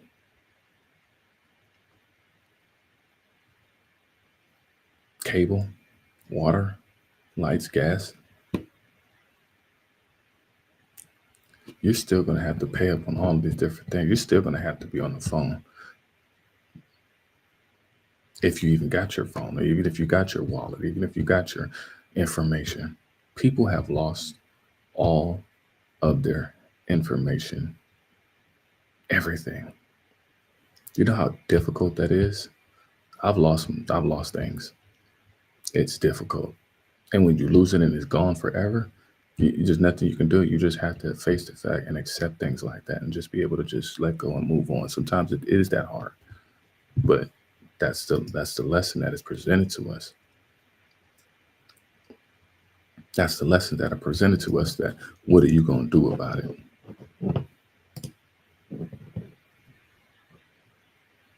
LAP, I presume. What do you do at that point? You obviously abandoned the car. Where do you go? So we actually had, my wife and I were both out. So we had both come back, and my wife was driving that car, and I couldn't get to her, so I parked on PCH, and I walked up to her, like about a mile and a half. And so I had gotten to her, so we actually had another car. So we walked down PCH to the other car, and that's the car we took. So we were lucky in having a car. But we were running into like neighbors and friends who were walking and getting out of there. Adam, do you know the status of your home tonight? As far as we know, for some people who haven't evacuated, the house is fine and doesn't seem to be in any immediate trouble. Our house is at the top of the hill, right next to the pump station, the LADWP pump station. Mm-hmm. So, but from people we know who are up there, that particular area of the Highlands seems to be okay. I feel really bad for people further down the hill. It was like terrible. Why did you and your wife choose to evacuate? You still have neighbors who are there in the neighborhood. What prompted you to say it's time to get out? Well, we didn't have a choice because we weren't at the house. Our housekeeper was there, and she brought the dog down and then left. But we couldn't get back up to the house, but I'm pretty sure we would have evacuated anyhow because why risk it? Good answer. I mean, when I was a kid, my house burned down. And so that was a pretty horrific experience. I wasn't there at the time, but fire's no joke. Adam, how quickly did all of this happen for you? I mean, we've heard people who say, it was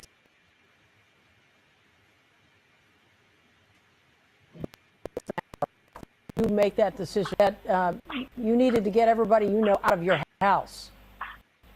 Well, like I said, we weren't in the house, but I think. But your house. We were, yeah. So we told her,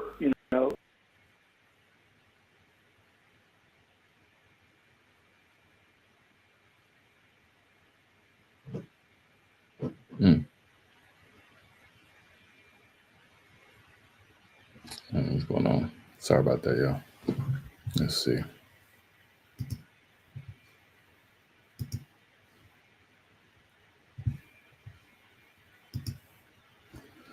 Oh, why is it? Anyways, the point got made at the end of the day. The fact that people lost everything and having to reconfigure your whole life in an instant, in a flash. Everything is coming so quick. This is Mercury. Mercury is not playing around. It's going to be coming around the corner and smacking everybody. It's going to be so heavy this year,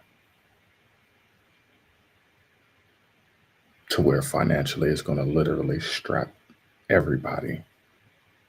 They're not going to be able to survive after a lot of these things that are happening across the whole country.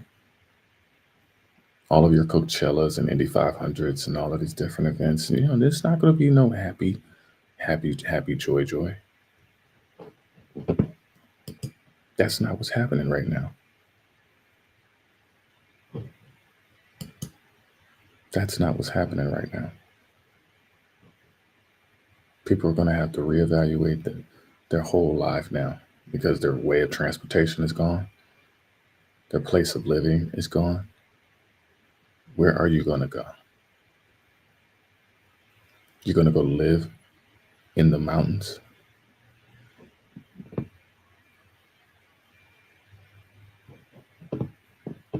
You're going to go live on a boat? The oceans are throwing you against the rocks. They're being they're being sunken unknowingly. So yeah, where are you gonna go? You're gonna the shelter's already taken up by all the homeless people that you guys used to talk shit about. What you're gonna sleep in a cot next to a person that you walk past on the street?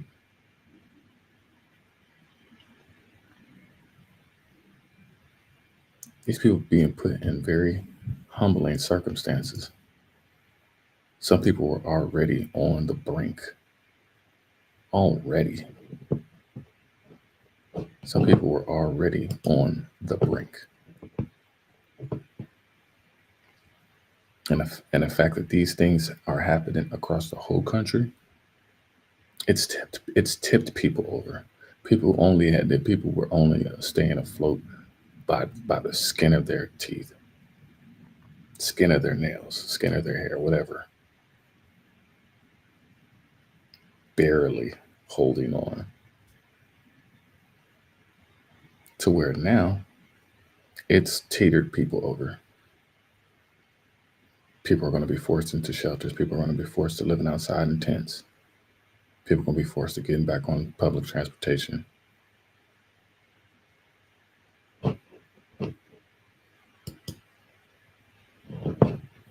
People are going to be forced to have to move back in with family members. I just showed you another day that they're trying to change all the laws around now to have multiple plot homes now built. It's going to be a lot of building across the whole nation. Who are you hiring? Who are you hiring? And most of these people ain't worked in a long time. They lived high on the hog. They lived high on the hill. Didn't have to do nothing, not a care in the world. Didn't have to worry about nothing. Had no care in the world. Now they're going to have to resort and conform and capitulate to things that they would have never thought they would have been having to go through. But most of these people are going to be in soup kitchen lines. You have many of their elders who got away with doing a lot of manipulative things, ending up in these homes. People who used to do evil shit to our daughters and our kids and everybody in the hospitals. These people were nurses. This happened throughout LA. It's a lot of crazy stuff that don't get talked about throughout LA.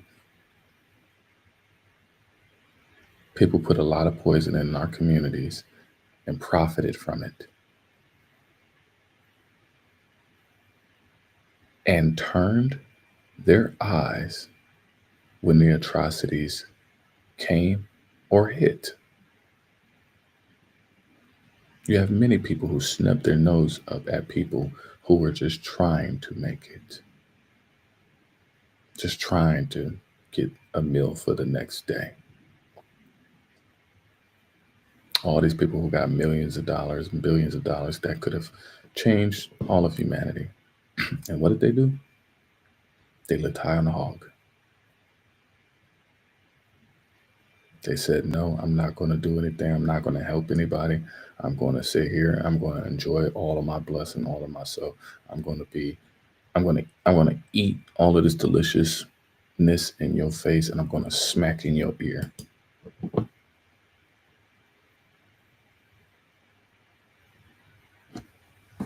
The Most High is bulldozing, clearing y'all ass right off of the lands. Clear. Smack dab off of the lands. Shalom, brother. You're seeing people being swept off of the lands in a very drastic fashion. This ain't nothing to be played around with. I don't know why my computer over here is acting redundantly. As many times as I even try to associate with people, try to be cool and compromise and be cordial with people who don't like me. I used to do things and help people in service for a damn dollar for people that did not like me. And they made it very clear in my experiences with them. So yeah, life ain't sweet right now. Life ain't sweet for a lot of people. You got a lot of people that are going to be losing everything. And then when they lose everything, they're going to need family members. They're going to need their friends. They're going to be moving in with all of these people. People are going to be moving in. People are going to be moving across the country, everywhere. And because of that, you're going to be letting folks back into your house after you don't know what type of diabolical shit they've been doing for however long. A nurse at a St. Petersburg hospital is facing charges after investigators say he stole from one of his patients. According to the arrest report, Trenton Duckworth allegedly wrote a check to himself for $5,000 from a patient's checkbook. Duckworth now faces 15 related charges, including forgery, credit card fraud, and exploitation. After the hospital released a statement saying they take these allegations seriously and have launched their own investigation. So are you going to let somebody who you ain't seen in a long time, you don't know what they've been doing, God knows when, they give you these sad, crying ass stories that they need help and all these things. But when you was going through what you were going through, matter of fact, let me put that on, because I'm not finna sit there. When you was going through your shit, they slammed the door right in your face. You gonna let these folks back in your house? Do you love thy neighbor if the devil's next door? Because you letting this person back in your house and they sleeping on your couch and, you know, sleeping with your wife, writing checks in their own name, while you going back out there having to keep ends meeting.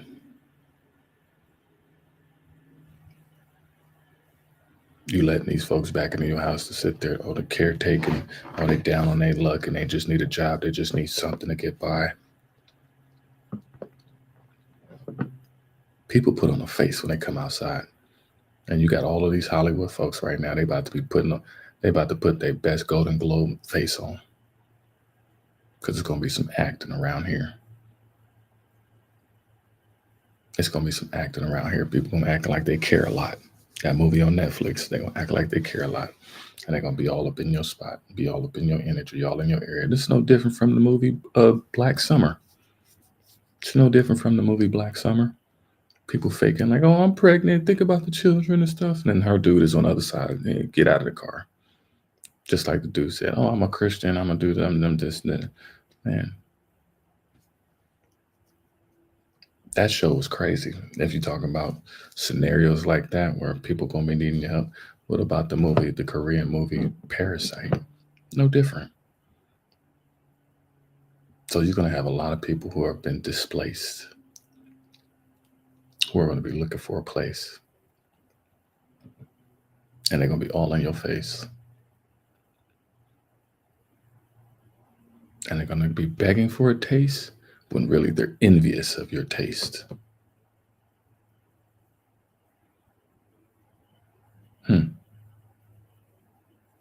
Envious of your taste. Instead of you just accepting your loss. That's your loss. You handle that. You bear your loss. But people need other people to help prop them up. And that's what y'all have had that's what y'all have had for such a long time. Y'all have had people to sit there and prop up your blessing, prop up all of your 7 Hail Marys of sins.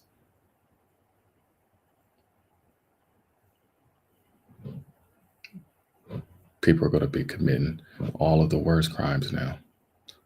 You got people who are going to be flooding to all of these areas, manhunts going on.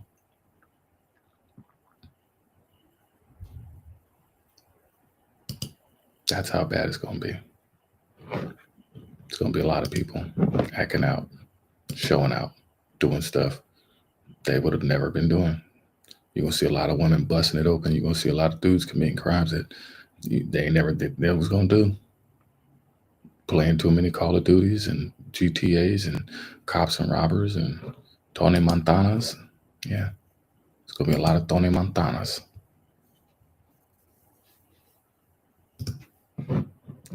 Why they didn't lost everything? This how much eggs More cost. for eggs, so are bakeries like La Flor de Yucatan, and that means the people you see inside, they're picking up their rosca de res, are paying more this year. These are now pretty much have to be run like a security guard because they're so expensive. With the price of eggs, Mark Burgos jokes the fridge at his La Flor de Yucatan bakery feels like a bank vault. It's a pastry that's rich in eggs. Ready to be coming out. And his King's Cakes or rosca de reyes in his ovens are priced for a royal. Last year, looking back, they were, for the small one was $10, so now they're up to $14. It's hard to keep changing prices. People are used to seeing gas prices move up and down every day, but people are not used to coming and having their daily sweets go up and down in prices like the gas. So that's over $30 more a case. He showed us skyrocketing invoices for eggs and says in 50 years in business in Pico Union, the family bakery has never had to hunt for better prices on cases of 15 dozen. They're already down to $50 a case, and then they just shot up. They went 50, 60, 70, 90, 150. Retailers blame bird flu, which has decimated flocks for the nationwide egg shortage and soaring prices.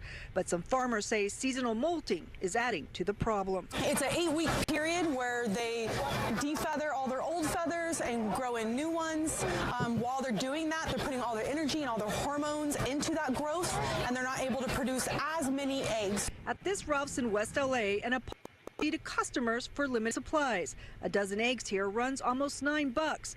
Trader Joe's in Santa Monica has eggs for as little as $2.99 if you can find them. The store is saying they'd be back in stock this evening. This other location only had jumbo pasture-raised organic eggs for $6.49. Everything has a little bit of eggs. Burgos can't afford to keep his shelves empty and worries the price of eggs will make pastries too pricey for his customers in this heavily immigrant community. I would definitely like to see, the city, our local officials investigate why our price is so high. I mean, is this just what it is, or is it somebody being greedy? So how long will these high prices stick around? The U.S. Department of Agriculture says that prices should come down slowly in 2025 and that the egg supply should rebound by the middle. I remember being in Alaska and that same set of eggs from different stores that I went to was between $14 and $18. That's how much eggs was when I went out to when I was in Alaska, Fairbanks and Anchorage. Milk, forget about it. Bread, it's going to be so bad that people cannot afford that they're going to commit crime. People are going to commit crime because they can't believe that now it is that bad for them. So because it's that bad for people and it's not going to be so much affordable then in comparison to what you was being able to afford,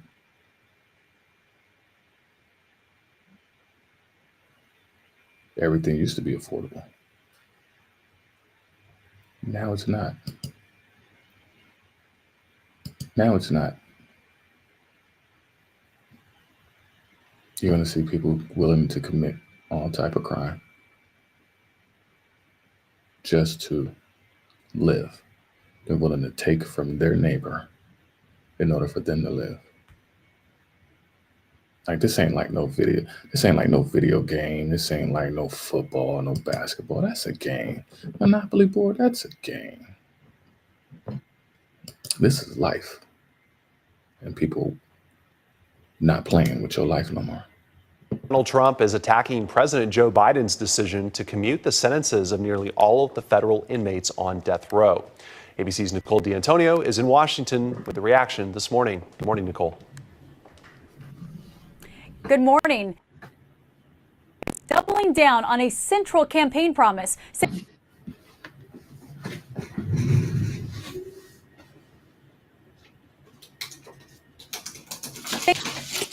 Oh, what happened?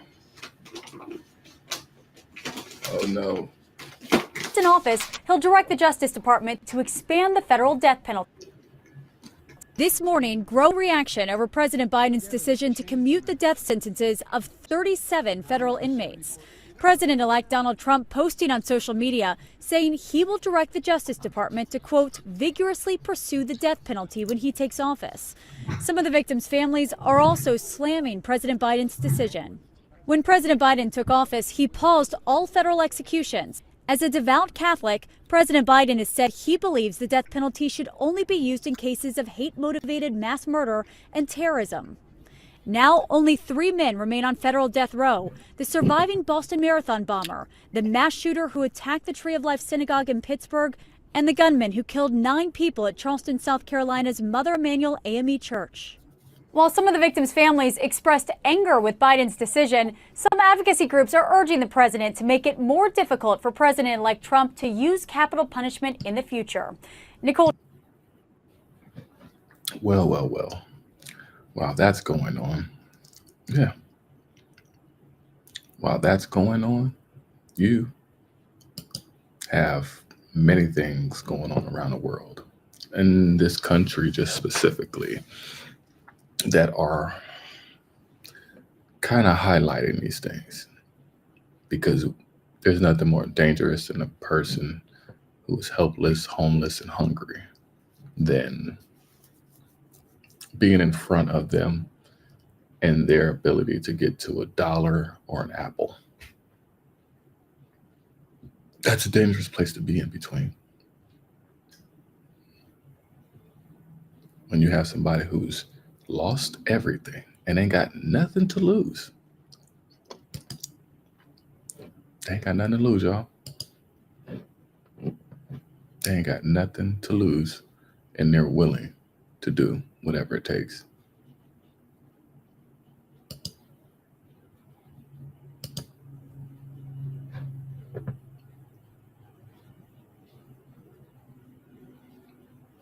Skid Row is just not in California.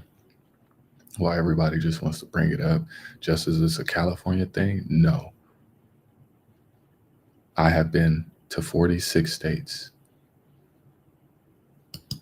and there is a Skid Row in every city and state around this country. That's how bad it is right now. Pressure's on. Governor McKee being called on to declare a public health emergency around homelessness. The request being prompted by this week's frigid temperatures. Erica Ricci is live in studio this morning. Erica, the governor kind of difficult to get in touch with.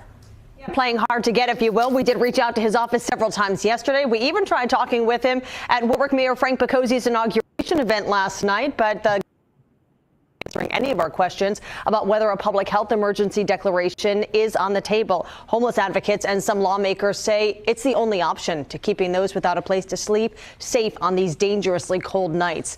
Advocates with Rhode Island Coalition to End Homelessness say there are currently over 600 people living outside in the Ocean State, a number they say that's grown out of the pandemic and outpaced the resources available. That's why they've connected with local lawmakers to put the pressure on the governor to act. We currently have a letter that has received over 900 signatures from Rhode Islanders all across the state, and it is urging that the governor immediately issue a public health emergency around homelessness, because it is by doing this that we have access to more resources and services for unhoused folks who otherwise can't secure shelter or a warm home during these cold times.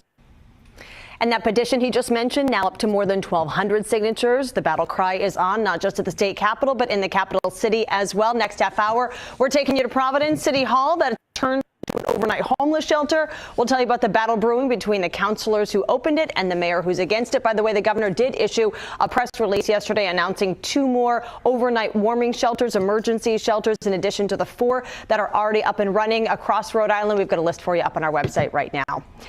Live in studio, I'm Erica Ritchie, 12 News. Well, the big story around here this week, the frigid temperatures. Yeah, TJ, he's showing us those temperatures in the teens overnight, wind chill factor even lower than that. Obviously a huge problem for those sleep. So last night, some Providence City councilors opened up City Hall as a warm. Erica Ritchie is live in studio this morning, and they did this despite the mayor's opposition. Yeah, they sure did, and he was not too pleased that those city councilors proceeded with this plan. This is a statement that he sent us, in part saying City Hall does not have the resources, expertise, or proper facilities to serve as an emergency shelter, but it was put to the test anyway, starting at 7 o'clock last night when councilors Miguel Sanchez and Justin Royas opened it up as a shelter anyway. Sanchez, 30 people had signed in to find respite from the cold. Mayor Brett Smiley calling it a disrespect to the people who are trained to provide support in the emergency shelters his office has funded, he says, to the tune of $60 million in expanding shelter beds across the city, creating transitional housing and developing affordable housing units in the capital city. But Councilor Sanchez says it's inadequate. We're not naive. We understand that this isn't an ideal situation. So we're taking it a day-by-day basis. At this point, we're really stressing the urgency of, the governor declaring a public health emergency. So that opens up a little bit more flexibility with churches and other centers to allow people's mental health is drastically affected. They're panicking, they're frantic, they don't know what to do. They're willing to emotionally, impulsively make irrational and drastic decisions that have no practicality, no realism, anything like that. This is one of the smallest states that this is going on. You would think that they would have it together, It's, you're dealing with that's a smaller amount of people compared to like California. California got a lot of people. But the fact that it is popping up in a very, very fast rate. And people struggling. They worrying about where they're going to live and how they're going to live and what can they do about the situations that they're in right now. It's that hard. And then you got these companies playing with your life, playing with your money, playing with your safety, playing with your place of peace, then took you for all of your money, and then they just cancel your policy.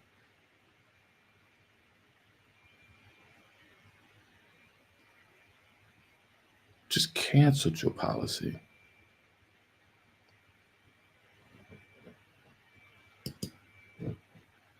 You was damn near better off not even getting it.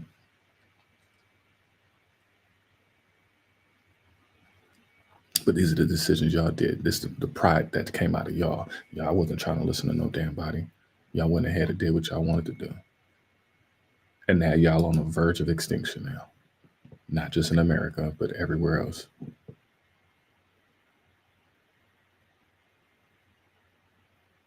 People did not want to listen.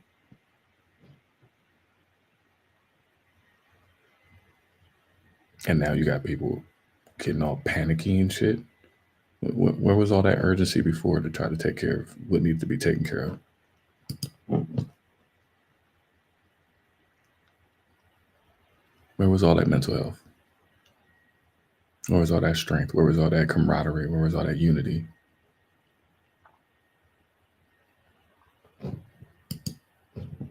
Just as much as it's exhilarating in Rhode Island, it's exhilarating in Japan as well. A rapidly aging population and an all-time low fertility rate puts country on course to have one child left in 695 years. It's the year 2720, and our world is unrecognizable. Wars over resources have come and gone in humankind. Yeah, they're trying to just break that down. But that's how dystopian this is turning into be. These folks ain't having no damn baby right here. Nor did they find each other attractive to even want to desire to have any. Their birth rates, this now crossed that threshold since what, since the mid-20s. That was 2005. 2005 was the Goldilocks crossing zone.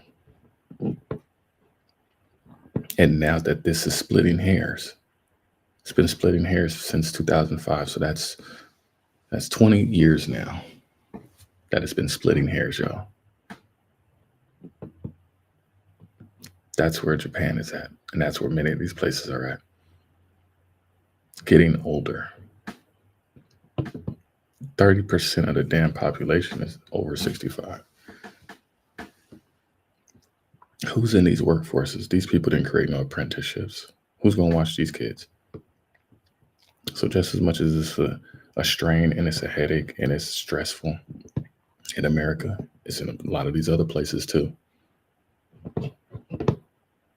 It's not just here. You have many people who don't know what to do and they're stuck and they've lost everything. They have family members who are over all of these other places who have lost everything as well. So yeah, you got a lot of people affected. It's a ripple effect that's happening this year. I call this the pool table year. Because just because you hit one pool ball, that pool ball is going to go hit other pool balls. And that's what this is turning into now.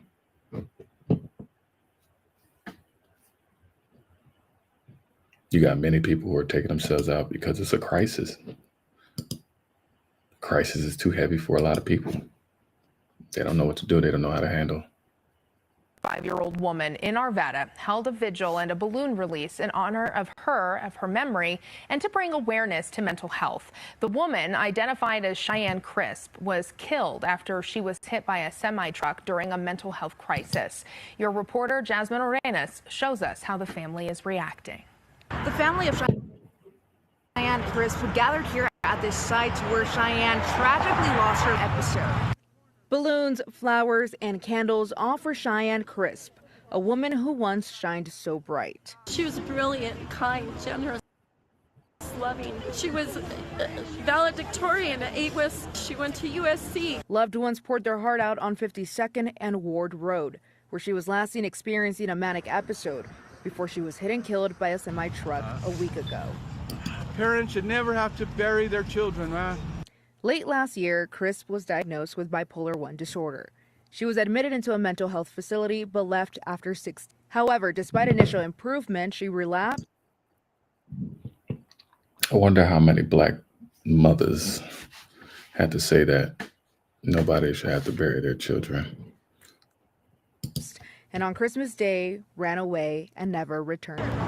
She was in a psychotic, spiritual psychosis, or something was going on with her, and she was circling around, running up and down parallel with traffic. She did not jump in front of a semi. The family made multiple calls to police.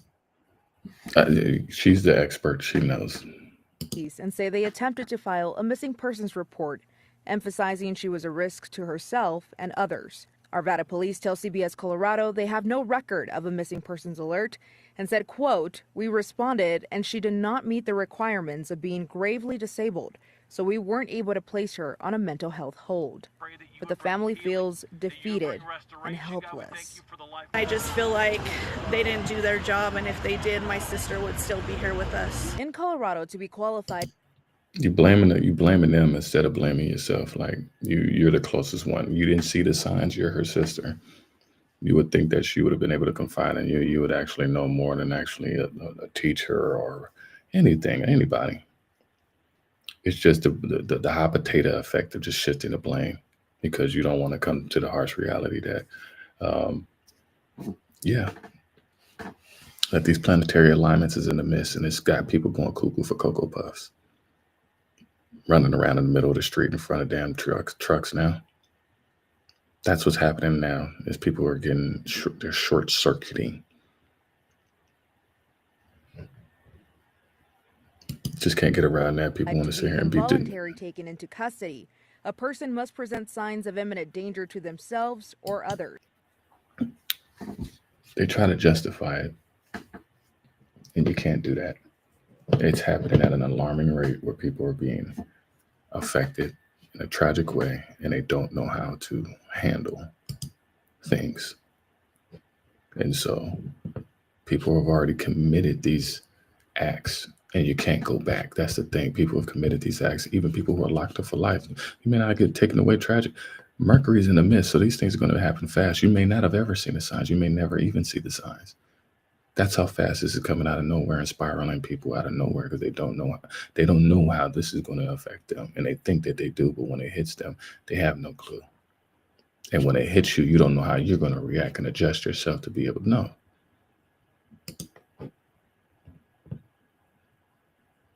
You better clinch on to the good book or something. You better do something, because many are heading down that long green mile. Just like this fellow. You got many people heading down those long green miles. It's not so peachy now. You're seeing people in their karma. And you can't save nobody else from their karma. That's what it's come down to. You just got to get out of your own way. I'm out of the way. I'm just reporting to y'all what's happening. Can't get mad at me.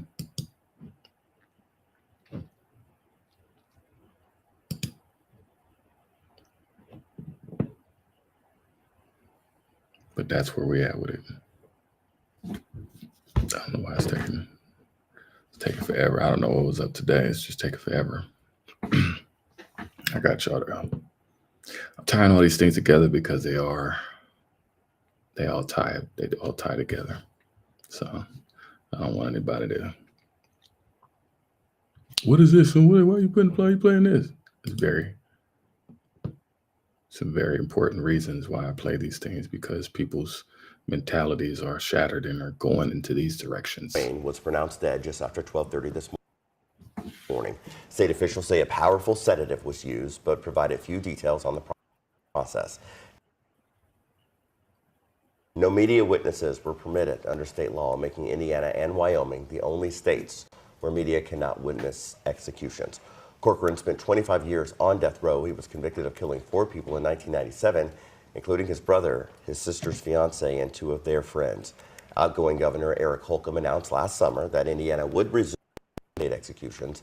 Last week, the Indiana Supreme Court denied a stay of execution, allowing his death sentence to stand. Indiana man convicted of killing 4 people. That's what's happening right now, is that you're seeing people who are committing these crimes who are now truly being convicted. They're not getting away with them. There's just not no 30 years getting away with it. No. AI, all of these all of law enforcement across the country now they're all making these systems more interoperable now, to where people are starting to put and piece together their cold cases. there's plenty of evidence, and so people are starting to find themselves getting in trouble or getting you're finding out people because they're getting exposed now. You find the people that could have been in hiding. You never know. That's why I'm saying you can't sit here and trust these people. You don't know what people's true identifications is. Sit here looking at these people. People put on a good face, and they have been putting on a good face. For you to now see it now. The pressures of life is getting to a lot of people right now.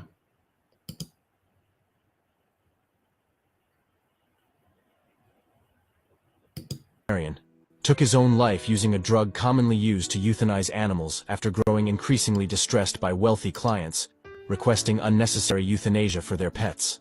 A coroner heard that Ellis was upset seeing expensive cars parked outside his clinic, while their owners refused to pay for their pet's care. Under severe stress, Ellis obtained the drug under the guise of putting down a friend's large dog, but used it on himself instead. His father likened the easy access to the drug to hand. Animaid's director, Alex McDonald, described Ellis as living almost a double life. While his mother shared that financial pressures and witnessing people prioritize luxury over their pets' welfare took a deep emotional toll. He was also allegedly coping with personal issues involving his long-term partner. Found at his home, Ellis was taken on November 7th. Ellis is remembered for his talent, dedication, and people are they're taking their own selves out. You don't know what people got in these double lives right now. You got a lot of people that have been living double lives and been hiding it for the longest. We were really good at lying to your own peoples, your own family, right to their face. Like, how could you? How dare you? And then you don't know, and then you find out about it, and you're like, wow, I did not know about this. I did not notice about this person. Yeah. You're starting to see all of these people bring this stuff out. You're starting to see people who are causing lawsuits now, who are major companies that are going under now. Look, the View stars Sonny Austin's son, a surgeon husband accused of insurance fraud and sweeping federal lawsuit. These are big deals. These are major people that are getting taken down or getting affected or anything like that. It's just not your regular normal people, just them. It's all the way across the board. It's all the way across the board. So while people have lost all their homes, they lost all their material and whatever they were working on, their cars are gone. There's no buses that just get up to all of those Topanga Canyon lanes just like that. Ain't no just getting around out there like that. You have to have a car. That's why they have a car. They're often ducked off in the remote areas where you can't see what the hell they've been doing this whole time. These people have been literally doing all of this horrible stuff under your nose and not even knowing it. You don't know that. So as these things are starting to get exposed, this is going to be the year. What has shocked me the most is the anger that is being reflected against this man who is a father and a husband who was murdered. I mean, I was looking at some of the social media comments, and I try to stay away from social media, but it said some of the comments were thoughts and deductibles to the family. Mm-hmm. One of the comments was, unfortunately, my condolences are out of network. And so I think it really, isn't that something? I really think it's reflective about how people are feeling about their health care. Mm-hmm. And if you look at this particular CEO, while he made about $10 million a year, which is not actually unusual for a CEO of a company this size, this particular health company, United Healthcare, is the largest company that's responsible for Medicare programs for people over the age of 65. And our country is one of the only countries that doesn't have universal health care, and we don't take care of our elderly, and people are feeling the pinch. We talk about that all the time, and I think people are really angry at the healthcare system, and unfortunately it's translating to this father's The sheer murder. stupidity that people would turn to violence and think that they're effectuating change is the most ghastly part of this. Yeah, that's what's happening. As much as, oh, I will never do, oh, I will never be, oh, yeah, oh, no.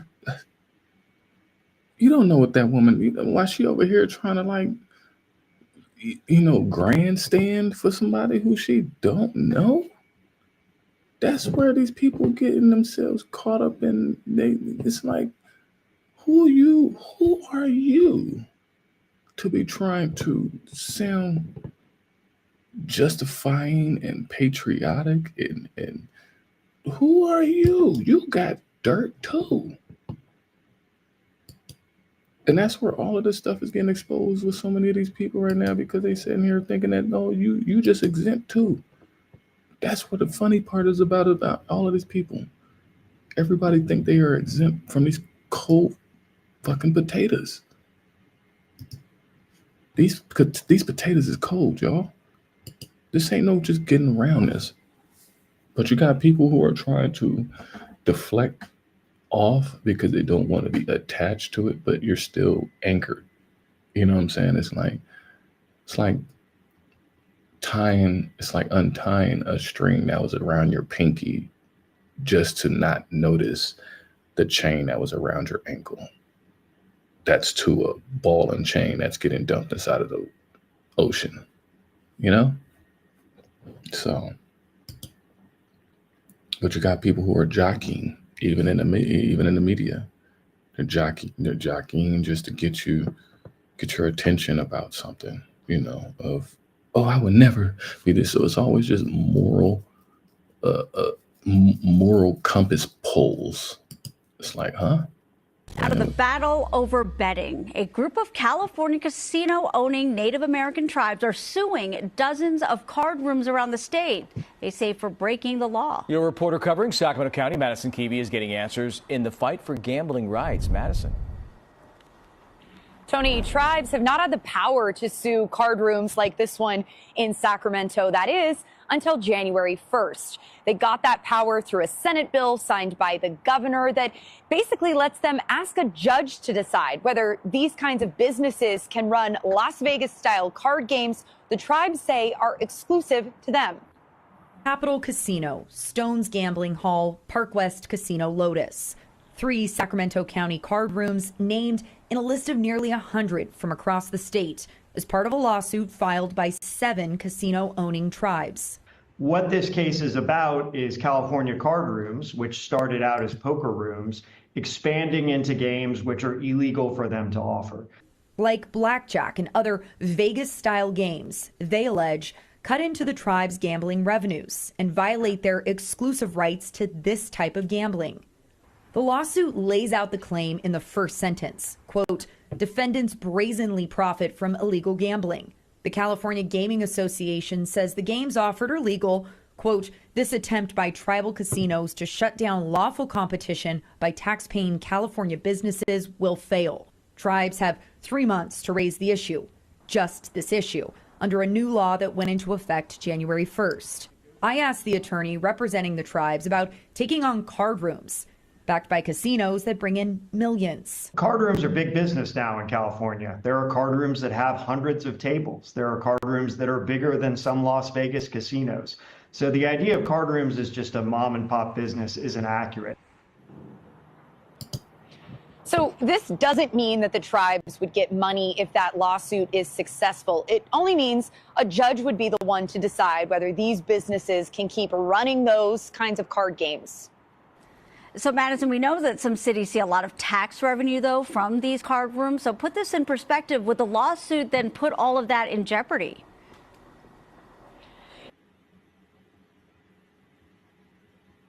Yeah, so Marley, some cities get half of their budget from the tax revenue on these card rooms. San Jose is an example of that. They say they can hire 100 or more police officers based on the yearly income from that tax revenue on card rooms. So that, if it's successful in this lawsuit, would go away. Of course, here locally, Sacramento, for example, doesn't have that kind of tie and impact from the tax revenue on card rooms in that way, though.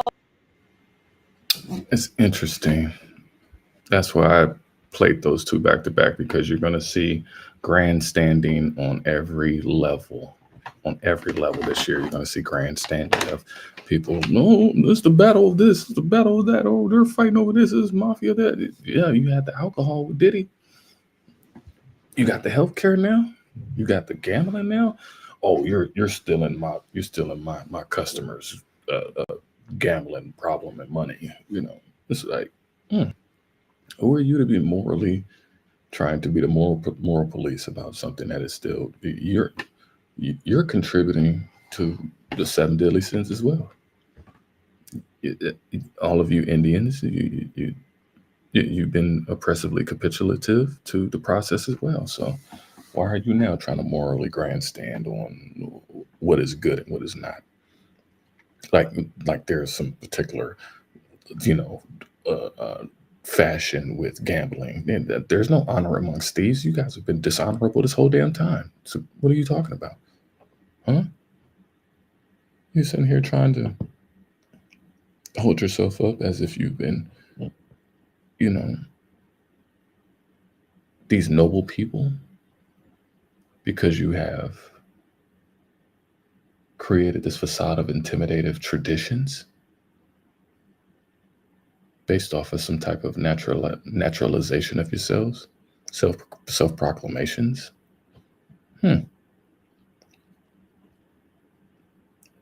People like that think that they have a God complex, that they can't get in trouble. That, that only everybody else should get in trouble. That, oh no, it's not pertaining to me. Why would you even, pertain that towards me? No, that's all of them over there. I'm the good cards. I have the good cards. It's still fentanyl, y'all. It's still fentanyl. You can't tell me that it's not fentanyl. It's still fentanyl. Tonight, a former Newcastle police lieutenant is sentenced for using excessive force against people already in custody. Aaron Strong got more than 12 years for allegedly physically abusing 3 people. Prosecutors say he hit one person with a metal baton at least 12 times after that person had given up. They say he also made false statements to detectives investigating that case. Tonight, a former Newcastle police. So yeah, just like that man, he can't grandstand. He can't grandstand either.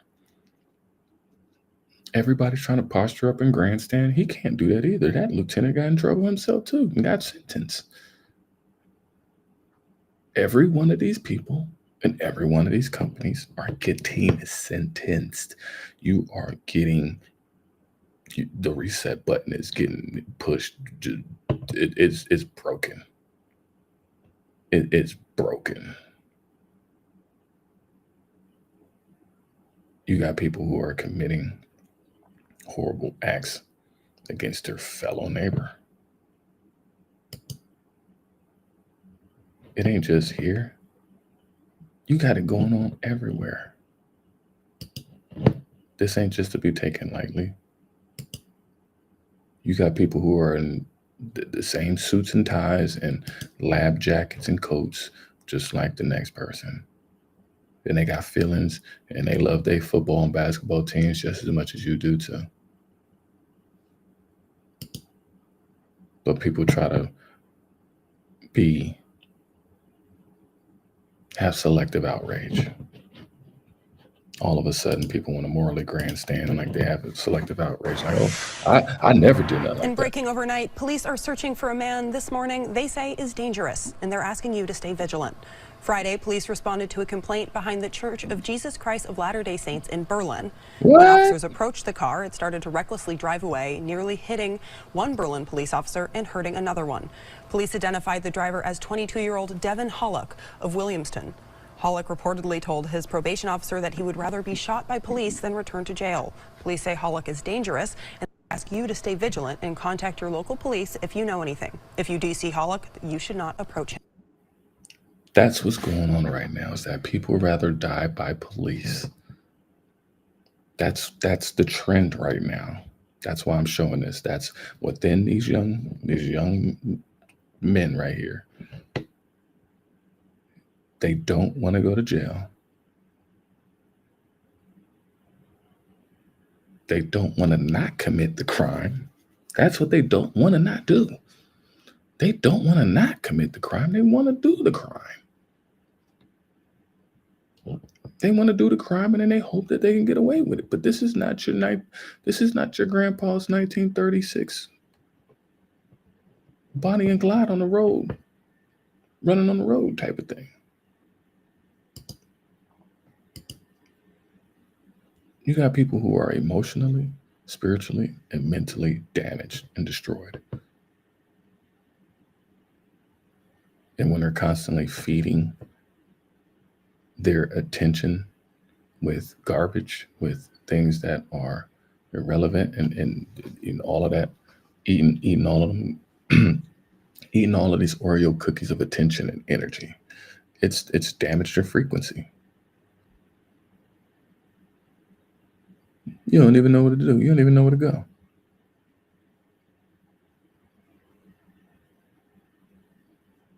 They keep trying to cover up their narratives. These are the narratives.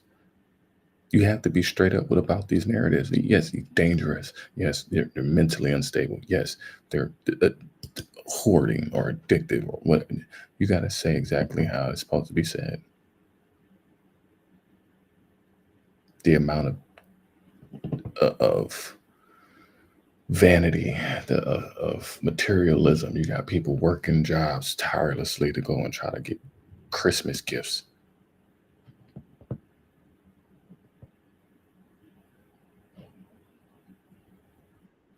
You got people doing all of the craziest stuff just to survive.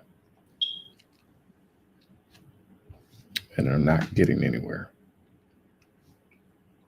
Not getting anywhere. This is what these kids are having to see. And this is a reality that they watched their grandparents, their uncles and aunts, and their parents lose everything. That stability is fractured now.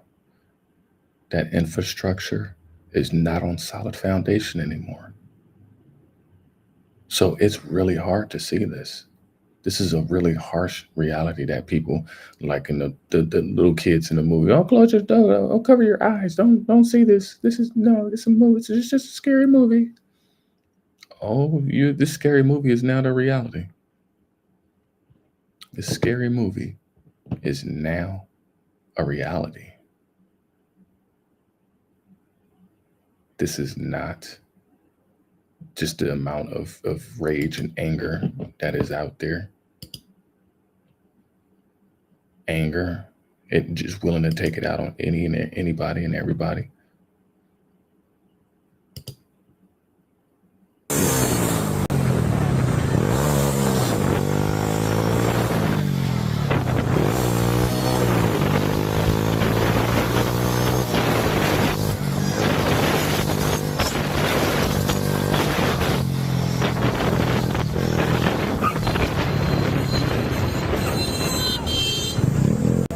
Hey, move!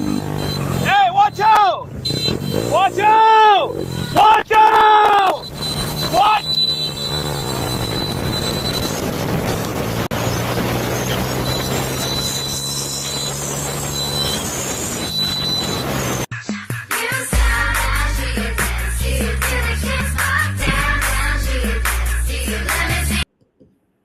That's the karma that's coming out of that. That man's little rant of rage, of road rage he had in the midst of that, it came back to him 100 times over with all of these kids stomping his ass out and stomping his car out. That's the level of, okay, you have seen the karma boomerang swang and swang. Shalom, beloved sister.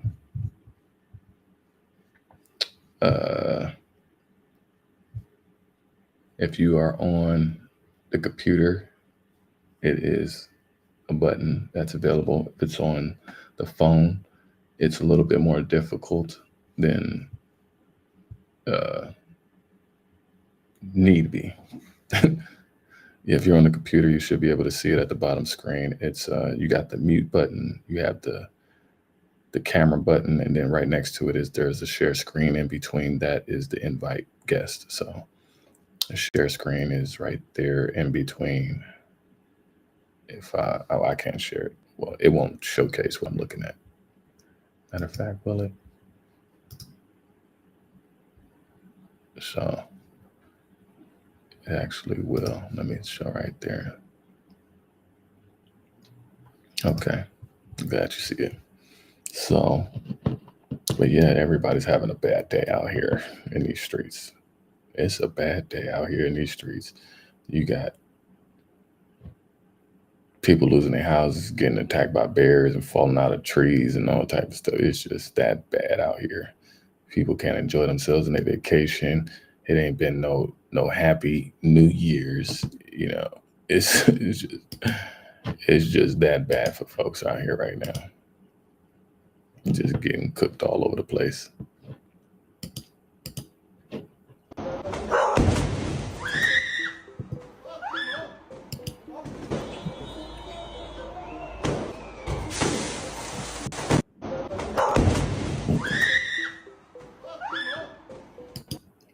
Just blow that ass up, huh? in the middle of your kiss. The Most High was like, the photo bomb. I'm here. It's the New Year's. This the New Year. Yeah, that's where we at with it right now. Just running through all of my videos, because that's what it's come down. Mom lashes at boyfriend in court. Let me pull that up. Said, you didn't have to hurt my baby. And that's what's going on. You're seeing people lose everything. And yeah, you didn't have to hurt my baby. Mama lashes out at boyfriend in court as he's charged with killing her 4-year-old daughter with several health issues. He looked like he got more health issues than her. You Gandor, Golem, Lord of the Rings, gargantuan glob of school glue that just hardened over on your face. And it just, nothing that was on your face was sticking. So, but yeah. Mother of South Carolina devastated after her 4-year-old daughter at the hands of her boyfriend broke down in the court Friday as she spoke to him at the bond hearing. Why would you do something like this to her? Yeah, they all do that. They all say that. They all want to do things like that to each other. They have been doing it for so long to us that they had to find a new kick. They had to find a new way. They had to find a new drug. It's just sad and mad at the time. Everybody is just sad and mad at the time. And because of these concoctions, every one of them have traumatic triggers right now that have been exaggerated to the highest degree now. To where you can't sleep, you can't eat, you can't go to work, You're not motivated and inspired to want to go work out. You don't know how to keep on going on and keep on going on. You ain't got those wade in the waters. You ain't got those the Lord's coming around the corner. You ain't got none of those. All you got is GoFundMe's and hope that somebody is willing to give you something to try to help you pay for the expenses of these things. This mother's devastated. This is what that is. You got people going through domestic violence too. They done lost everything. The jobs done burnt down. Yeah. You got people who cannot handle and contain themselves no more and they've lost everything. Prayer is not changing anything for them because y'all pray to the devil, not the Most High. And y'all finding out the real harsh way that, we was praying to a snake oil salesman this whole time. While y'all sat here and praised and saluted all of your celebrities, while all of your celebrities took all your money just to go get BBLs and plastic surgery. BBLs and plastic surgery left you all high and dry. Now this is Jocelyn Whittlestein. She was laid to rest in Kenya. Why is she going to Kenya?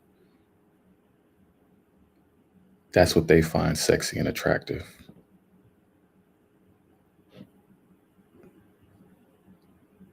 That's what you find sexy and attractive. I'm just saying. You just wake up in the morning. You just waking up in the morning and seeing, you're seeing Pikachu. You seeing Baby Shark. Yeah, that is a lot of plastic surgery, y'all. I mean, to constantly go under the knife and have to put your body through that dangerous Russian roulette of entrusting somebody to chop your body up like that.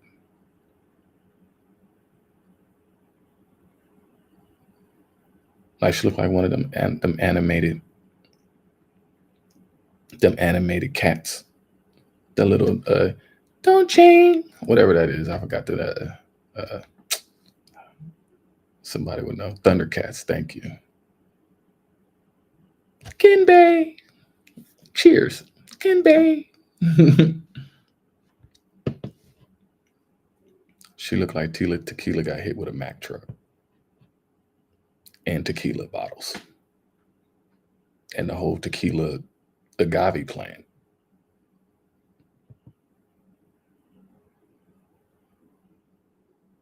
This fake ass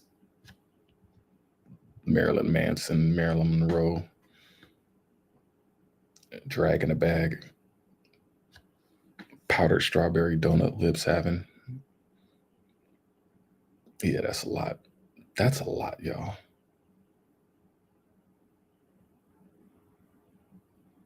She ain't cried in 16 years.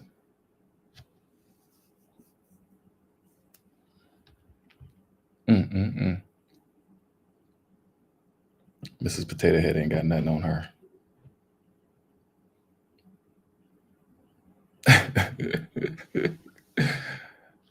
Them lips are detachable. I'm just saying, that's a lot, y'all. Just waking up in the morning, just, hello, darling. Oh, what the fuck?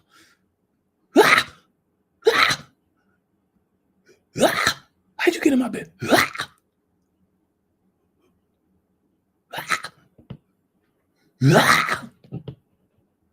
Let me stop. All right.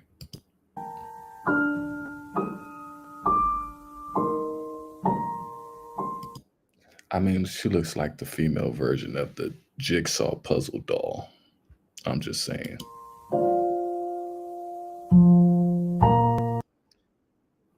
You want to play a game? This is Saw 83. You want to play a game?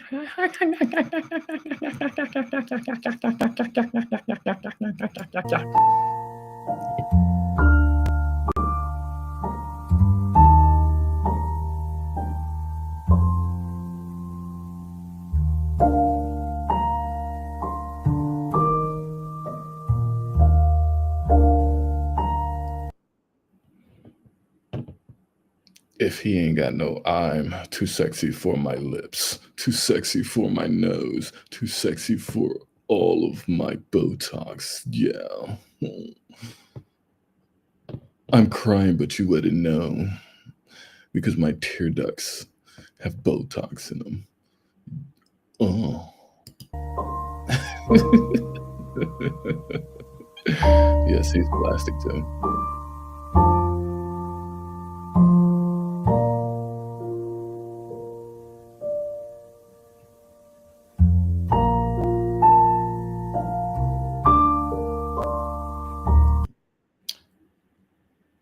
I don't know how you could say that. Hey, that whatever floats your boat. That's whatever floats your whatever floats your boat. Looking at her deep in her eyes, baby, you the most beautiful thing I ever seen in my life. You just look at yourself in the mirror. Oh my God, you the most sexiest thing I ever had to deal with in my life. I don't care about nobody else, girl. You all that plastic, girl. Girl, you know your skin soft as a plastic bottle. Ooh, girl.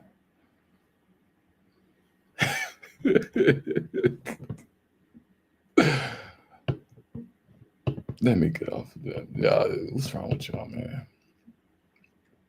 I'm just saying, I've been under anesthesia and I've woken up and my mama was clowning on me.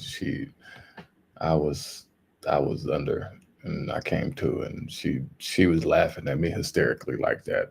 She was like, that was the most funniest thing I ever listened to is you coming out of like some anesthesia or under the weather thing like that. You know, said like, yeah, I'm gonna have to play a video like that.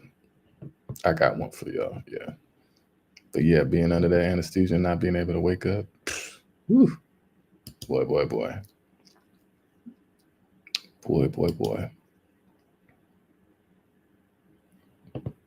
But you don't know what these people did.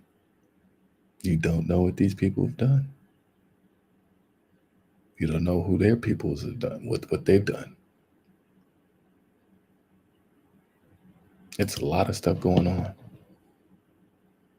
It's a lot of celebrities being taken out who thought that they was immortal. People who thought that they can do this stuff to themselves and thought that they were immortal.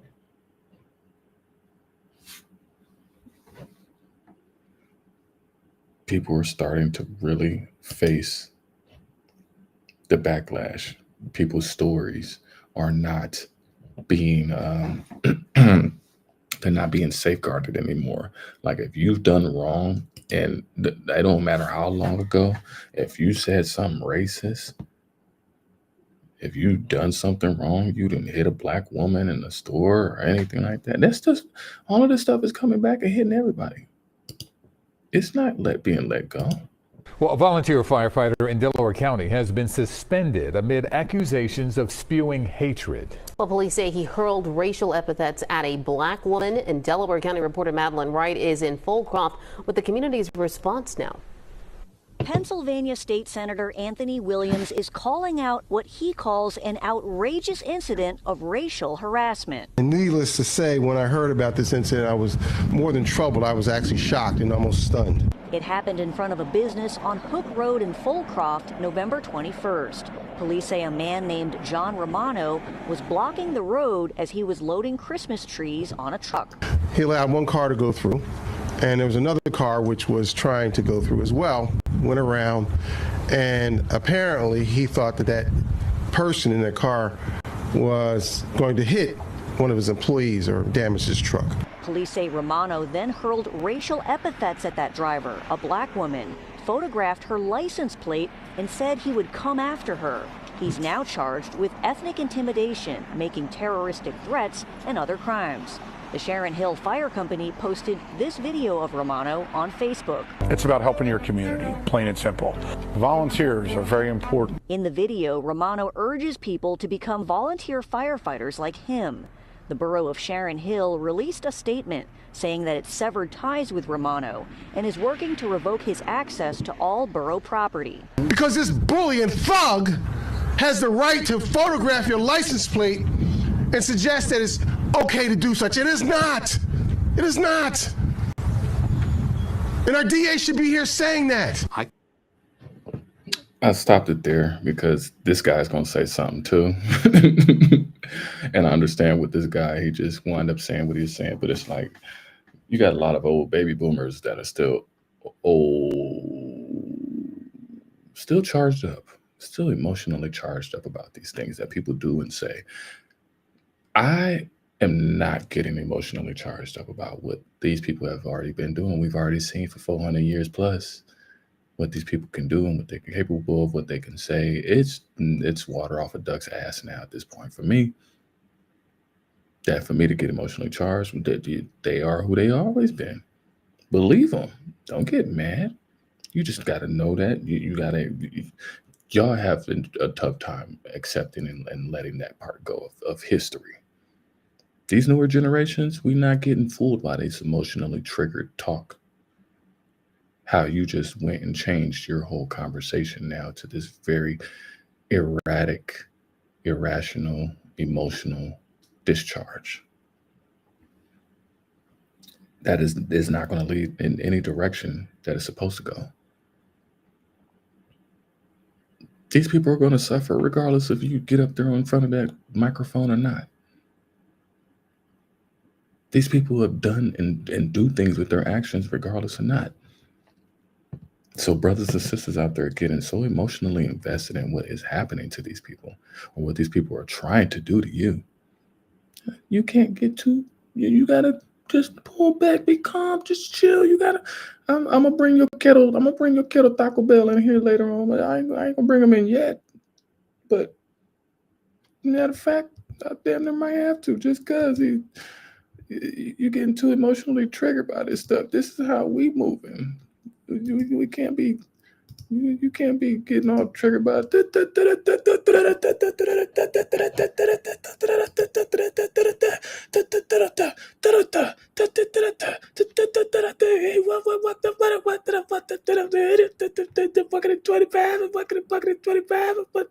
me stop. I'm gonna stop, y'all. That's just where we at with it. We just viewing these people do what they do, and they're not gonna stop. No matter how much you try to get them to stop and sit here and beg and plead, oh, I want you to stop doing all of this stuff. I want you to stop saying these things. I want you to do it. No, they're gonna keep doing it exactly. I could not stand at a press conference this morning, as much as I might like to, and denounce his hatred. As much as you might like to have been there to say what you needed to say. Well, you're not there now. You can say what you need to say now. Why won't you say what you need to say now? As much as you would like to say what you need to say now, you blazing saddles, chicken hawk face, falcon, bald-headed eagle, you trying to fluff all of this word salad in front of somebody like that? Nah, you ain't finna escape that, homie. We caught that. And call for repercussions to a business he may or may not be associated with. Oh, he may or may not be associated with. So yeah, he's doing flag shipping for. He's trying to be on code, you know. And I don't know, and I don't know the allegations and anything like that. I'm going to sit here and I'm going to fluff your taint. You know, I'm not going to take any side. I know I should have been there, but I wasn't there, and I don't want to be, held responsible and accountable for somebody else. But hey, I'm going to speak on this and say that I'm going to be held responsible for him as well. You know, but I'm not going to take any the damage. You know, don't put me in that. I'm just your governor. I'm just your lieutenant. I'm just your state senator. I'm just, I don't know what you're talking about. No, I don't know what you're talking about. Because that would violate my duty, my ethical duty. That violates your ethical duty of being able to actually stand on what is wrong. That's your job, dude. You need to get fired. That's your job. It's as district attorney of Delaware County. The district attorney added that there is body cam video of the racially charged encounter, but despite calls to release it, says he won't because it's considered evidence. So he's seen the evidence. And he just tried to lie out of it. I promise y'all, bro. I can't make this stuff up. It comes to me as it does, but it's just like you have these people who will sit there and lie in your damn face, who would cover it up, who's seen the evidence. Like it couldn't even get That's why you almost have to sit here and watch this stuff so slowly, because you will miss it if you're eating, if you're watching, you washing dishes or anything like that. You will miss these things if you don't pay attention to them. They get pointed out. Anyways, that's just not getting emotionally triggered by any of this stuff. Because people acting like, oh, it can't be true. No, it's very true. This stuff is very true. This is what happens. This is what's going on. It's causing people to say things out of anger and how they always felt. People have been doing this stuff as long as it's been. You can't escape it. CBS 13. That breaking news tonight out of Sutter County. A child and a dog found dead this morning at an RV park near Meridian. Good evening and thanks for joining us for the news at 5, streaming only on CBS Sacramento. I'm Ashley Sharp. Right now, deputies are on scene at Lovey's Landing RV Park on the Sacramento River near the towns of Colusa and Meridian. That's where we find your reporter, Tori Apodaca. Tori, what are we learning tonight? Good evening, Ashley. The Sutter County Sheriff's Office confirming with me that that boy who was found dead inside the RV with his dog was around 8 to 12 years old.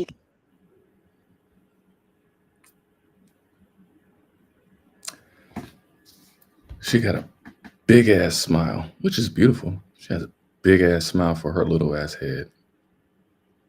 The more she just started talking, it just started just getting bigger and bigger. I'm like, damn, her lips is going to wrap around the back of her earlobes. She reminds me of the Smile from the Smile movie, Smile Part 2. She damn near looks like the little head guy on Beetlejuice. The little head. The little Koopa Troopas from the Super Mario Brothers movie. Why do you keep talking about people? I ain't talking about nobody. I'm just pointing out what I see. Stop. You can see the investigation happening right now. This unfolded at around 10 a.m. But if you take a look in the distance, you can see some caution tape around a tree. And we've been watching those deputies going in and out of an RV parked kind of near the one that is covered with gray tarp. But as far as what we know about what happened, the Sutter County Sheriff's Office say that they were called out to a disturbance at around 10 a.m. We have been speaking with neighbors in this area to learn more about what that disturbance was. What we've heard from people out here is that they heard no sort of gunshots, but there was some sort of a commotion happening, and then sheriff deputies arrived on scene, and that's when they located that boy as well as a dog dead inside one of these RVs. And we were just speaking with a mother within these past 10 minutes, Ashley, and she tells us that that little boy was autistic, high functioning, and he would often be playing outside. I mean, you can see this little goal out in front. There's also other children's toys around. Yeah, funny. And he would play with her sons. So she is just heartbroken learning about what happened. Still not a lot of information about the cause of this.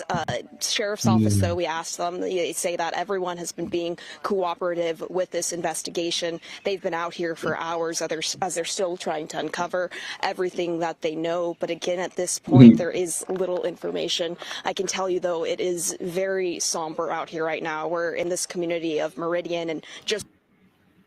Selena Gomez, you got a big ass smile, lady. Y'all funny. Y'all know I love my skim milk. Proud Black, he love his skim milk. No, I don't love nothing.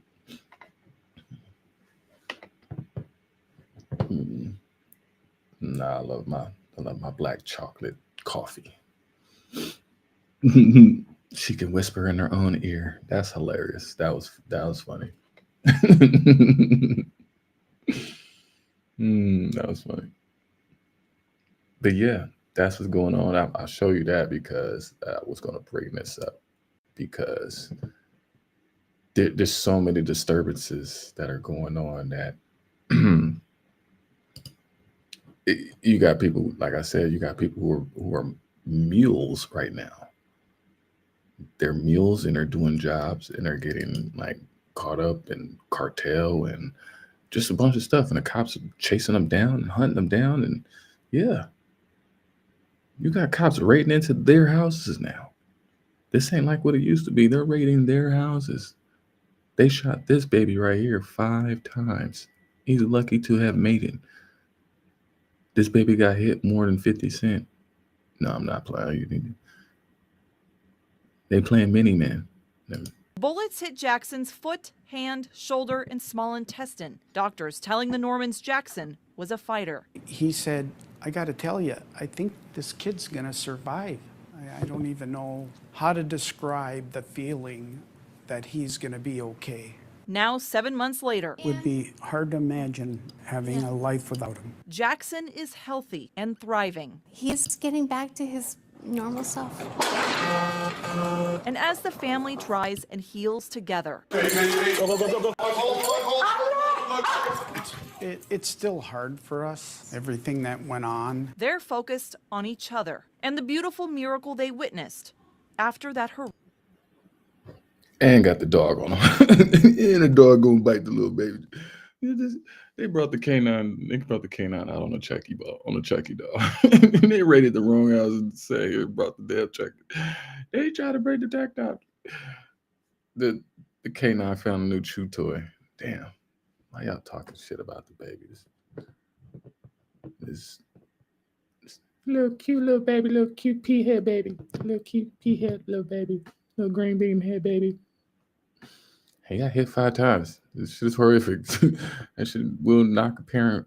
I can't imagine being a parent. So that's a gangster baby. The show is. So you hop in. Shalom, blood sister. What's going on with you? Yeah, I'm going down on all my videos. I'm almost through. I'm just getting all to my funny stuff now. Now I'm trying to get past like all my serious stuff that it's just so much going on. I'm just going through my tabs and just conveying the story as I see it, as I have been paying attention, and I hope that it's a well laid out story. I'm just not all over the place. I know I have my little funny moments, but a lot of these things I show because they are layered onions. I'm making you a French onion dip soup, whatever that's called. But this is gonna be flavorful. But like I said, everybody's losing,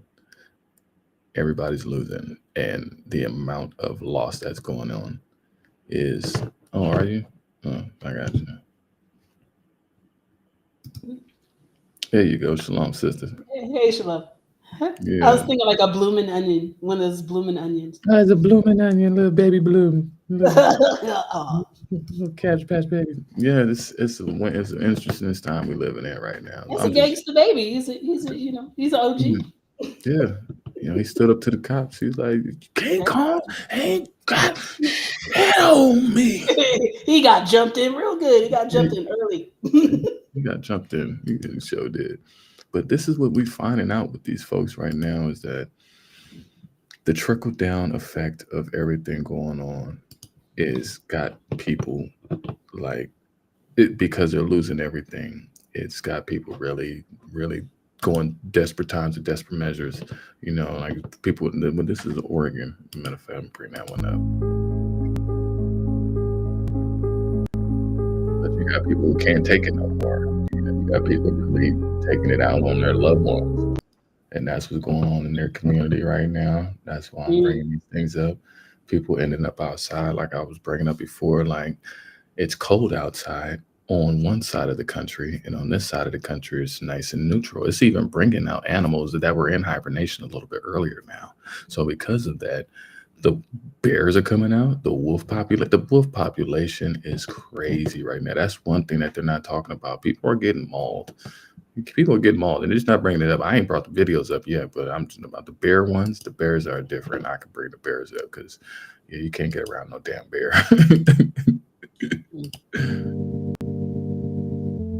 There's another one killed in a freak accident days ago, though. But I'm showing this is because this has been a reoccurring thing from last year that is now going into this year. So I just showed this precursor. A bear fell out of a tree. Yes. Out of the tree. Yes, father of 5 killed in a freak accident after bear shot in a tree falls on top of him. That was from his friend. His friend's the one that did that or whatever like that. In the comments, The bear didn't just fall out the tree. Those heathens chased the bear, then shot him. Then the bear fell on the man. The bear not was even not being being aggressive. aggressive. Oh well. And then somebody has to defend that. Like, it's not okay. You sitting here going out and hunting these dudes. They ain't minding their business. And then somebody's going to defend that dude. Like, nah, see, that's where they find themselves in this loop. Because just as much as somebody try to have a good heart, you have somebody who's going to like just doodle on their day. You know, it's like, hey, that person made very sensible sense about practical sense about what they just said. It's like, hey, you got what you asked for. Like, you shouldn't have been out there trying to hunt no deer or no bear in the first place. And you're not going to eat the meat. You're not going to do it. You're just doing it for your own, sick pleasure. Like, no, that your people are getting what they're asking for at this point. And that's another. You were saying that about karmic retribution. Karmic retribution is immediate now. It's like pow pow. You slap them and immediately pow pow. It's like you're slapping yourself. It's like pow. Oh God, ow. It's just like pow. Oh, ow, shit. You're like you're doing it. Stop hitting yourself. Stop hitting yourself. So. Anyway. But the bears are coming out, and the snakes are coming out. The wolves are coming out. Would you like me to show you what I'm learning about the ley lines, just from reading the maps of the ley lines? I wanted to share that with you, but I'll let you finish your tabs first. But if you wanted to discover your new Mazda right now at Selma Mazda.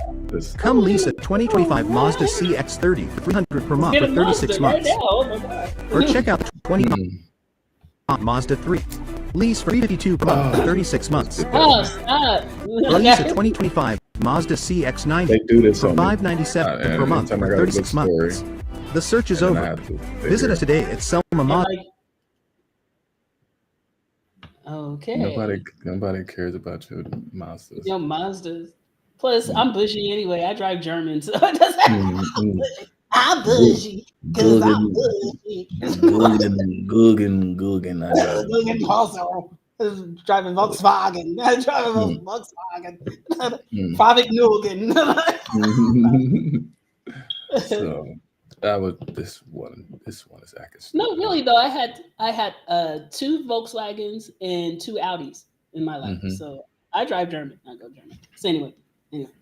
If you're gonna be a slave driver, drive the Germans. The Germans. Okay. The Deutschland. Okay. The Deutschland. Okay, so I wanted to show you. Yeah, go ahead. Are you done? Are you done with your tabs? I want you to finish your tab.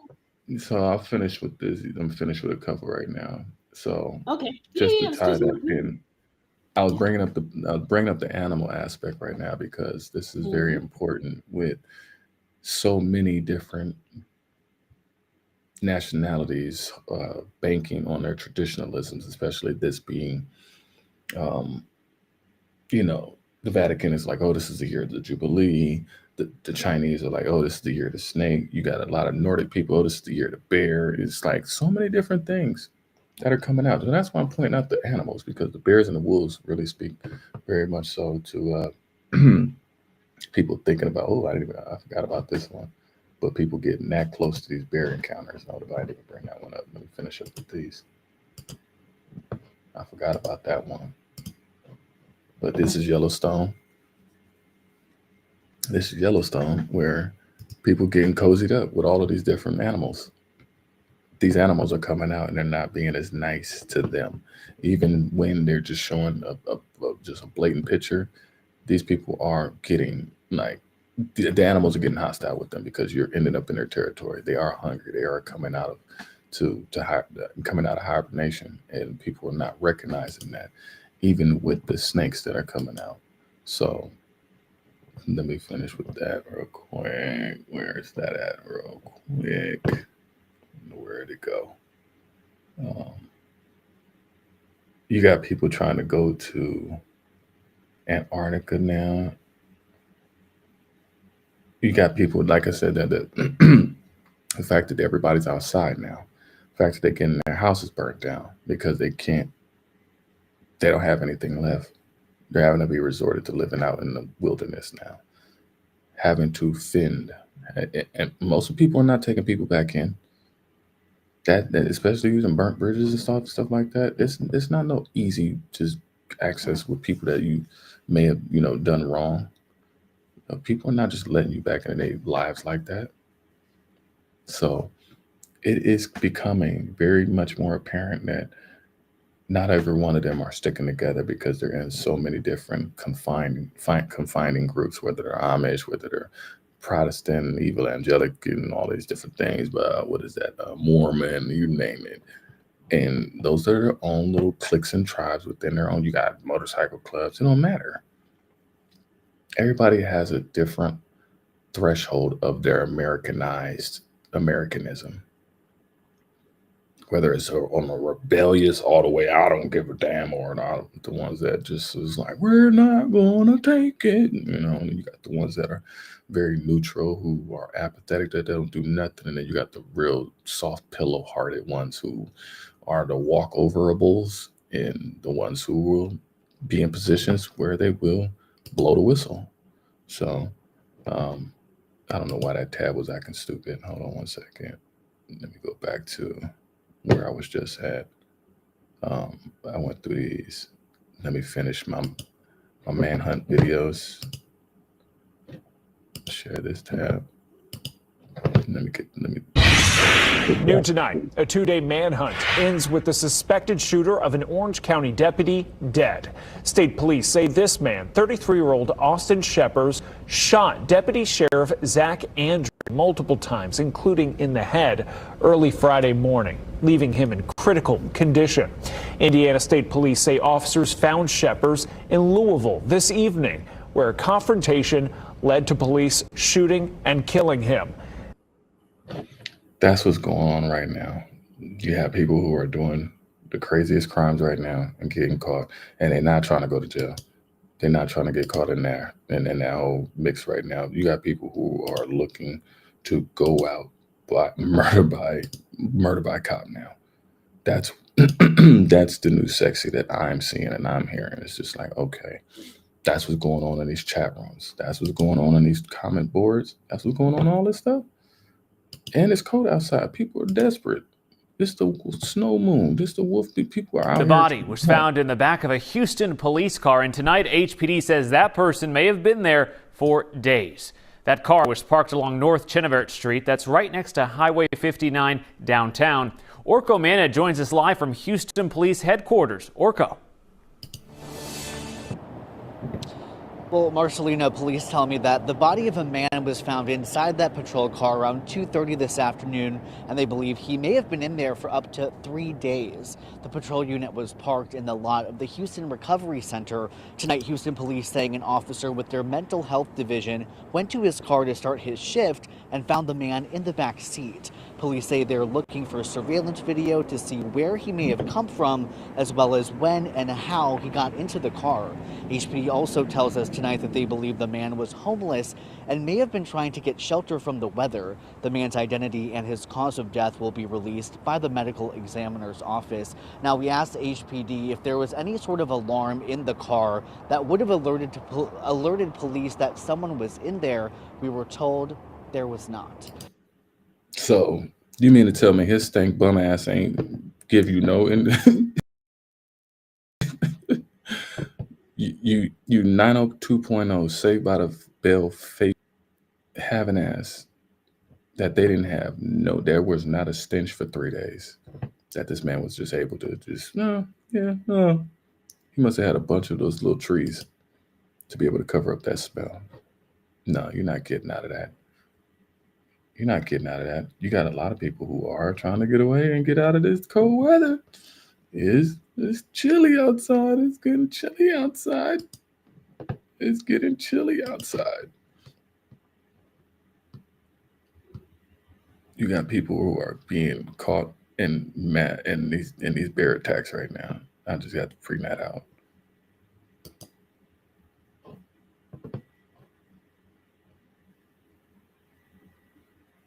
And I remember being that close to a bear before, but I was inside of a U-Haul.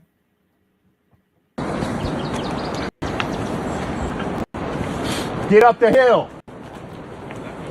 Slower, slower.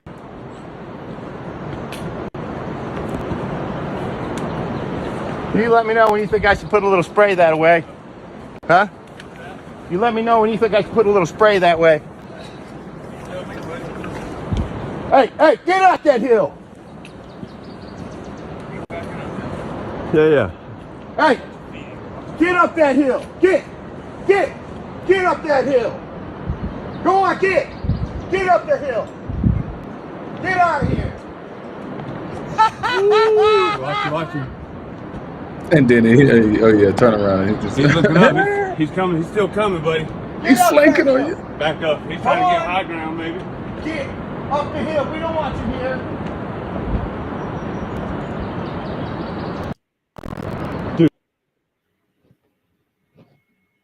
How you gonna tell that bear you don't want him here, want him there? It's sir. Just the arrogance of them. The arrogance. Yeah. Just the arrogance. The arrogance. Just how are you gonna tell a bear to where to go? He looking at that bear was looking at him like, yeah, I'll go up here. Yeah, I'll go up here. Yeah, watch me come back down. Just pounce on your head. That's what I'm gonna do. He was looking at him like, I'm about to get you, dude. Just shut up, right? My God. And you know that story that we saw earlier about the fires, where the lady was talking about, oh yes, everybody just pray. Just pray. Yes. The way she said pray was like she was ordering us to pray. Yeah. Like, you must pray now. Like, the audacity. I'm like, y'all, we see how your true colors come out when you're under pressure. You talk about arrogance, man. I'm queen of arrogance. I know arrogance when I see it. And it's just, dude, seriously, what? No. And you know what I'm saying? It makes me say, no, I ain't praying for you. He thought he championed You did it to yourself. He thought he was championing. He thought he did. It didn't make no sense that he was, and then you turn your back. I'm never turning. I'm not even going to be in that. I'm not even going to be in that environment, knowing that you're in a location where the bears are coming out of hibernation. I would rather be somewhere knowing what time it is. Like you walking in, he got a beer in his hand. He's drunk. He's drunk. So you're bound to have this happen to you. I just don't get people. But I bring this one up right here. Just deadly snakes. It's the second most toxic venom in the world found lurking, and all throughout Australia, people are finding the snakes are out. In your lawnmower, in your toilet. They're not just over in Australia, they're popping up over in America as well, with them being the big Burmese pythons. Like that's called, you're not paying attention to that. You're not thinking that this thing is in there. You're not thinking no snake is going to be in there, but this is the year of the snake. And it's literally showing them that, hey, you've been bit by the lucky charm. That's what's being shown to me, and to my site, that you're being shown the lucky charm right now. You can't sit here and talk to these animals and think that you have dominion over them anymore like you thought you had before. You get the shock, and they're getting the shock of their life. You're being shown the door. You're being removed off of the land expeditiously. Man gets shock of his life when he finds venomous snake in his home and evidence his cat bit the reptile. Yeah. The cats will be your biggest defense. And the cats ain't even trying to defend them at that point. It's almost like it's like you're their sugar daddy, their sugar mama, and you're just taking care of them. They're in a place. They're animals. You're overly domesticating them, but they can still know how to survive out here in the wilderness if they knew what they wanted to. That's where these people just lose themselves in thinking that, I can bring these animals in and I can domesticate them. No, you cannot domesticate a wild animal. And even then, there is a rise of the animals coming in now, and they're entering on these lands at a widespread level, at a high juncture now that has never been seen before. And that's because a lot of the planetary alignment, you're seeing mushrooms grow at an all-time high everywhere, because things that got burnt out, things are being replenished. The fungi is soaking up all of the juice or the bloodshed and the sacrifice on these lands. Like, it's showing in a very peculiar way. This stuff is showing in a very peculiar way. But let me I'm gonna leave it off on these real quick. Let me make sure I got these covered. But that's really where I'm at with it. Is that nothing is being, nothing is hiding anymore. That the sun, that the fire is exposing everything. Everything is being burnt to expose everything. And so I hand it over to you, sis, because this is definitely a lot. It's definitely a lot, man. We needed to address all of the little things that are popping up now. Matter of fact, let me put Yeah. So you should be able to share your screen. So yeah, I will share my screen. So we're talking about the fires and everything, Yes. and how everything is being exposed. Okay. So there's a program that I look at when it comes to things. Okay, first of all, let me go back to the fires. Okay, let me share this. Google Maps. So this is the Google Map of the fires that are going on in SoCal right now, right? So it's spreading right now, as you have already outlined. It's spreading, and so now we have 3 fires in around the same area. This is still Los Angeles, right? So this is still Los Angeles. This is all of this is Los Angeles. These fires are in the Palisades fire is basically threatening Malibu and Santa Monica. This is kind of like the affluent area, rich people areas, superstars, movie stars, but Tony Stark houses on the side of the coast. You know what I'm saying? Those type of things, right? And then we got the Eaton fire, which is over here. That's going over into the national forest. And this is where you have those people who have those houses in the hills, and I know. they talk about places where they be doing those the adult movies and stuff like that. People do them a lot around here and stuff like that. It's a lot of 83 enjoying of the blessing going on around here. Okay, and then you got the Hearst fire, which is going on here, is threatening the Santa Clarita area.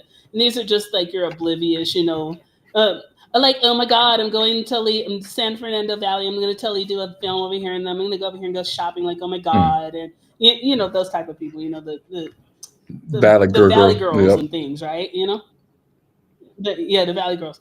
Valley girl. So I remember. I actually liked Frank Zappa back in the day. So anyway, so these are going on, but I noticed that this is a triangle, and these fires are spreading out in circles. So it's like a circle's expanding here for the Hearst fire. A circle's expanding here for the Palisades fire. A circle's expanding here for the Eaton fire. And this is all just still in Los Angeles.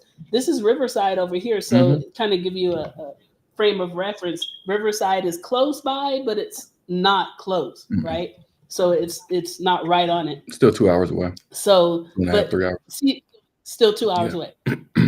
Yeah. So you got you're safe over here in Riverside. Don't worry about it. No, you're not. Thousand Oaks, you're smelling the smoke.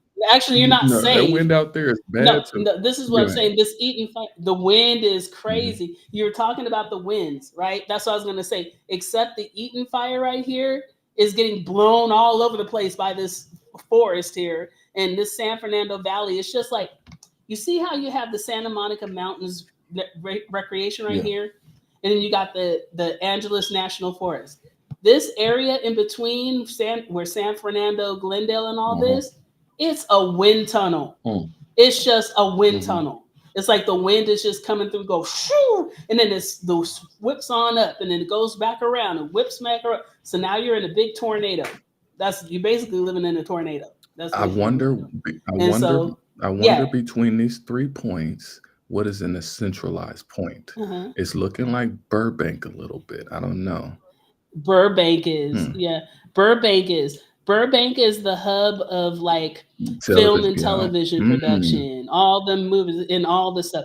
Is where The Price is Right was filmed here, and all kinds of, what I'm saying, TV shows, like putting a scope all on these things. The business, exactly. And then there's like Thousand Oaks, which is your business arm of it. So Thousand Oaks has like the business people over there, accountants and crap. And then you got stuff. And the reason why I know about this is because I was working really hard down here when I used to work for Dolby Laboratories. I used to come down here all the time. Okay. So I kind of was seeing all these people all the time. Yeah. So that's the only reason why I know. But you notice it's not happening I shouldn't say it's not threatening, because all of this can be brought in by winds. But you see how far it is from like Torrance, which is like your brown people, the brown people. And then Long Beach, which is like yeah, exactly. And then Filipino. And then you got the Long Beach, which is like, you got the LBC, which is Samoans, and then you got the LBC, which is the the gangsters down there. You got a few of them, got black people, but it's the hood, so it's a good amount of hood. And then Anaheim over here with Disneyland. It's burning up over there too. And then all this stuff. And so Santa Ana wind. It's burning up over here. So that's what I'm saying. The embers coming from this Eaton fire can go anywhere around here at any moment, but they seem to be just hanging out around here. And when you say what was the point of it, what was the central point, Burbank is about the central point of it, Glendale and all this stuff, but Burbank is about that. What is it saying about what's going on? There's a lot of pizza parties that's been happening around here. There's a lot of, all kinds of other stuff. This is judgment. This is judgment. Okay, so then that brought me to think of, let me get back over here. I wanted to get back to sharing my screen. Stop sharing. Let me go to my other screen. Where is this? Oh my goodness. Where did it go? So, yes, let me share my when other you share screen here. You don't need to go out of the shop. You don't have to go out of the stop share screen. You just go to the next tab and then you hit the share screen. And it'll take you over there. Okay. Just remove it from the other tab. So, okay. Let's go to Stellarium. Okay. So there's this program that I use called Stellarium to look up at the stars and see what the constellations are and everything. At any given time, you can see what time things are. And so we were looking at the correlation between these fires and what was in the center point. That's a good way to start looking at that. It starts to make you look at correlations. I'm looking at the planetary alignment is about to be coming soon. Right here we have a, if you can see it on my screen, we says planets visibility tonight, from on tonight to tomorrow morning, this around, I guess 4 o'clock to like 6 a.m. tomorrow, right? These are the planets that are going to be visible in the sky, whatever direction they are, right? So the moon is going to be visible, of course, Venus, Mars, Jupiter, and Saturn, right? So it tells what's going to be going on. We have a planetary alignment coming on, and this is really interesting because you still get Mercury kind of sort of being seen right before dawn, and it's starting to show how these planets are starting to come together. But to show this to you is to get a better date here, which is the 1st. I love how that looks because it looks like say around the same time. I love how it looks because it looks like piano keys, like they're going to play a harmonious tune. Yeah, yeah. And so this is the 21st to the 22nd. What you can see is there's a whole lot more. You're starting to see them all throughout the night. As we keep going along in the time, well, I can't really do it in real time here because I gotta go back out and change this. But the day you start to see at this particular hour, you'll see a whole lot more of them are starting to come in. So you're starting to see everything start to line up. When was that total planetary alignment? Say that again. Say that again. You were breaking it up. I forgot what that's supposed to be. You said the total planetary alignment? Let's see what the 20th says. Yeah, the planetary alignment is supposed to be what, the 20th or the 20th? It's supposed to be the 21st. This is January. Yeah. Okay, 21st. January 20th to the 21st. You can start to see them starting.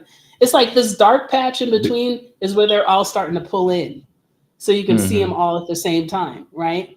So around, you're going to see everything in the night around that time. Let's go to the That's an interesting. I like 21st around the same time. Yeah, so you can see which ones are going to be available to be seen. But it's not, yeah, they're getting closer and closer. It's not normal for them all to be seen in this dark area. Like everything has a piece in it. From here, the sun, of course, is seen both times. The moon at the same time, the Mercury at the same time as the moon. What? That never really ever happens. And then it's like Venus and Mars, all of them are happening in the middle of the night. You're going to see every planet in the sky. And it's just going to be amazing. I just wonder what this is going to feel like. Well, I want you to do a timeline from January 18th to January 23rd. Do those dates, because from January 18th to the 23rd, that's that peak time. Those are the peak times. So it'll start adding up from there. See, so this is the 18th to the 19th. You see them still being available here. We're going to have some beautiful stuff happening around this time. And then that's some energy. Yeah, that's some energy right there. So the alignment begins. The alignment begins on January 10th is when the alignment starts. It begins that date. So from January 10th on to whatever date you're looking at now, 21st, 23rd, it's going to be going on for that long of a duration. So it begins that date. Oh, the 10th. Let's see. Let's do that way. So the 10th. Let's see what happens on the 10th. So, ooh, look at all that. You get everything up in there. There's going to be a good amount. Unfortunately, I can't just slide it over, so I have to keep going back out and pick another. No, you're good. But no, you're good. You're good. But this is this is very interesting, and you see how the constellations move. It shows you all. Yes, I love that. In relationship to where you are at that time. Solarium is a beautiful little definite alignment. Everything is going to be, this space right here is just going to keep squeezing in. You're going to start seeing them squeezing in, which means that you'll be able to see every planet in the sky at that time, which is not this. With this happening, all these energies, these energy pockets are getting filled in with the energy of the next planet. You know what I'm saying? So that means there's going to be a lot of people acting crazy in the street. There are going to be a lot of people who can't control their emotions. Animals are going to be coming out of hibernation early. There's going to be fishes that are going to be coming from the deep blue sea. You know what I'm saying? There's going to be all kinds of strange, anomalies and crazy events. People are going to want to be killing each other. Your true insides are going to come out. And I said this before when we were on Big Levi's thing. There's going to be all the poop is going to be going out, and a whole bunch of new fresh stuff is going to be coming in. And you got to be prepared for all this stuff to be happening. And so if you want to take a better look at that, you can go to Stellarium and you can enjoy searching for yourself on that one. I enjoyed that. I've never heard of this, and you just blew my mind right now. This is beautiful. You can learn some stuff. You can learn. You're lining up so much stuff to be able to get the trajectory of each planet's energy stuff off of this, and you can find out where your is. You can go look it up. Yeah, and they're lining up. Just to even get the understanding. Yeah, and they're lining of up like that. So that's going to be some concoctions. Yeah, and they're blending into each other. So now you're going to have a pina colada mixing in with a. Yeah. So it's imagine that every planet is a cocktail, right? Now you got the Mai Tai that's going to be mixing in with the White Russian. Yes. That's going to taste weird. And people are going to be like, ooh. Maybe I shouldn't be putting vodka with gin. Yeah. Ew. Maybe I shouldn't be putting vodka with bourbon right now. This don't taste good. You're going to start seeing the same thing. Yeah, so you're going to be singing. It still tastes having a good time. I feel good. But man, I should have mixed that together. But I don't know if you can see my neck. See this? I don't know if you can see it. No, you're still on Stellarium. Maybe I should just see.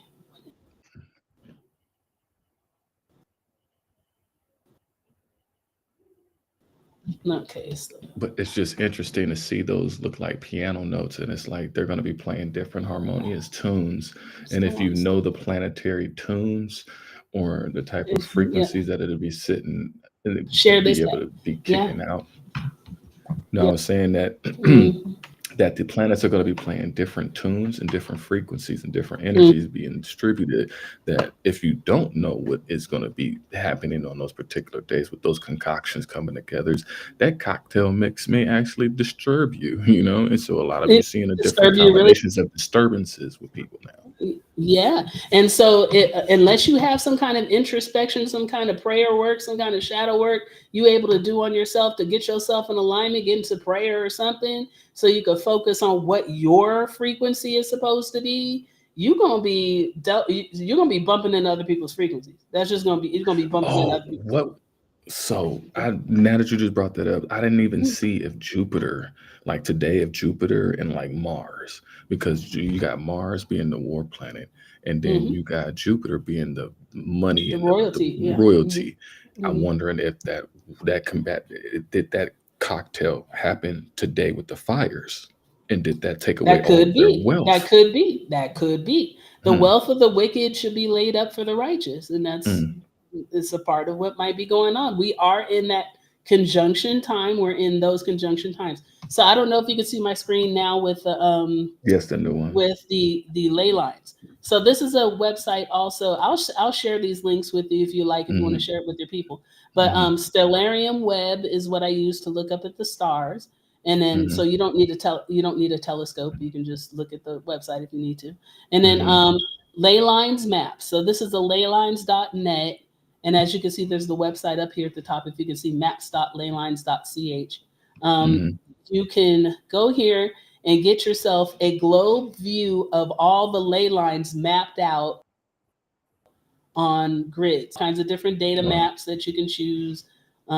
There's the main ones I like to look at are the main grids. The UVG grids, I usually like to go with the Becker-Hagen's UVG grid. This is like the main basic one. So I take all the information from here. But you got other stuff you can look at. You can look at the pyramids. You can look at all this other stuff. Archimedean solids. I'm not that far yet. That's up into like trigonometry right there. But I'm still in I'm still in algebra. I'm getting in algebra right now. So I'm still on one fish, two fish, red fish, blue fish. Yeah, it's just whatever. The wheels on the bus go round and round. Okay. Or pre-algebra. I'm in pre-algebra right now. I wouldn't even say I'm in algebra. But so this thing about the ley lines. This is like maps of the ley lines. I'm looking at right now the Becker-Hagen's UVG basic grid. In fact, I can collapse some of these elements so you can see a little better. So this basic grid here, this is the basic main lines of energy on a grand scale. Think of these as your main highways, as your main flight paths of ley lines that are going across the country. This is the Southwest United States. This is the North United States. Is that New York? You can go over to Africa. Like Africa, as you can see here. Wow. Africa is all over there. Yeah. Yeah, you can I'm see just looking Africa. at the map. It's just you can see the Atlantic Ocean. Yeah. It's a diamond right there. It's an interesting. This is Greenland, I think, right here. The extra super that's snowy one right here. I think that's Greenland. So this is Greenland. Why Greenland. does he want to buy Greenland? I don't know. Anyway, so there's these are the basic lines. There's a reason. Okay, so this is the basic lines that are going through. These are the basic lines. Please note this here. This is the major highways of energy and spiritual information, or whatever you want to call it, going around the world. And when they all start junctions, you start to 5-pointed shapes. Shapes. Okay, I see what you're saying. 1, 2, 3, 4, 5. They start to do. Yeah. So 1, 2, 3, 4. 5. This is 1. It does this junction of a whole bunch of different lines covering the circumference of the Earth, or whichever way you want to. I don't think it's a sphere or a flat. I don't care. It doesn't matter. This is what it is. So this is where the inner lives. Doesn't matter. Yes. This is the North Pole. You see what this is our main conjunction. The North Pole is where a trace of every going back around to this place. Yeah. There's also too much going on. You think too hard right now. Okay. Then you have this line straight down. You get to another conjunction of about 1, 2, 3 different ley lines right here in the middle of the Atlantic Ocean toward the north side. When there's 3, it turns into a triangle. Yes, that's amazing. This central point is somewhere middle of the ocean somewhere, but it's right between Ireland and Nova Scotia. So Nova Scotia, Ireland and maybe was this Nova Scotia?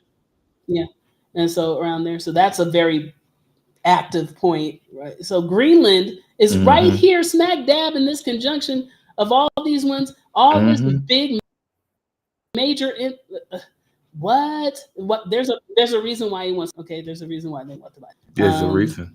There's a major reason. Keep going down this line. You get, you have another major conjunction between 2 big bodies.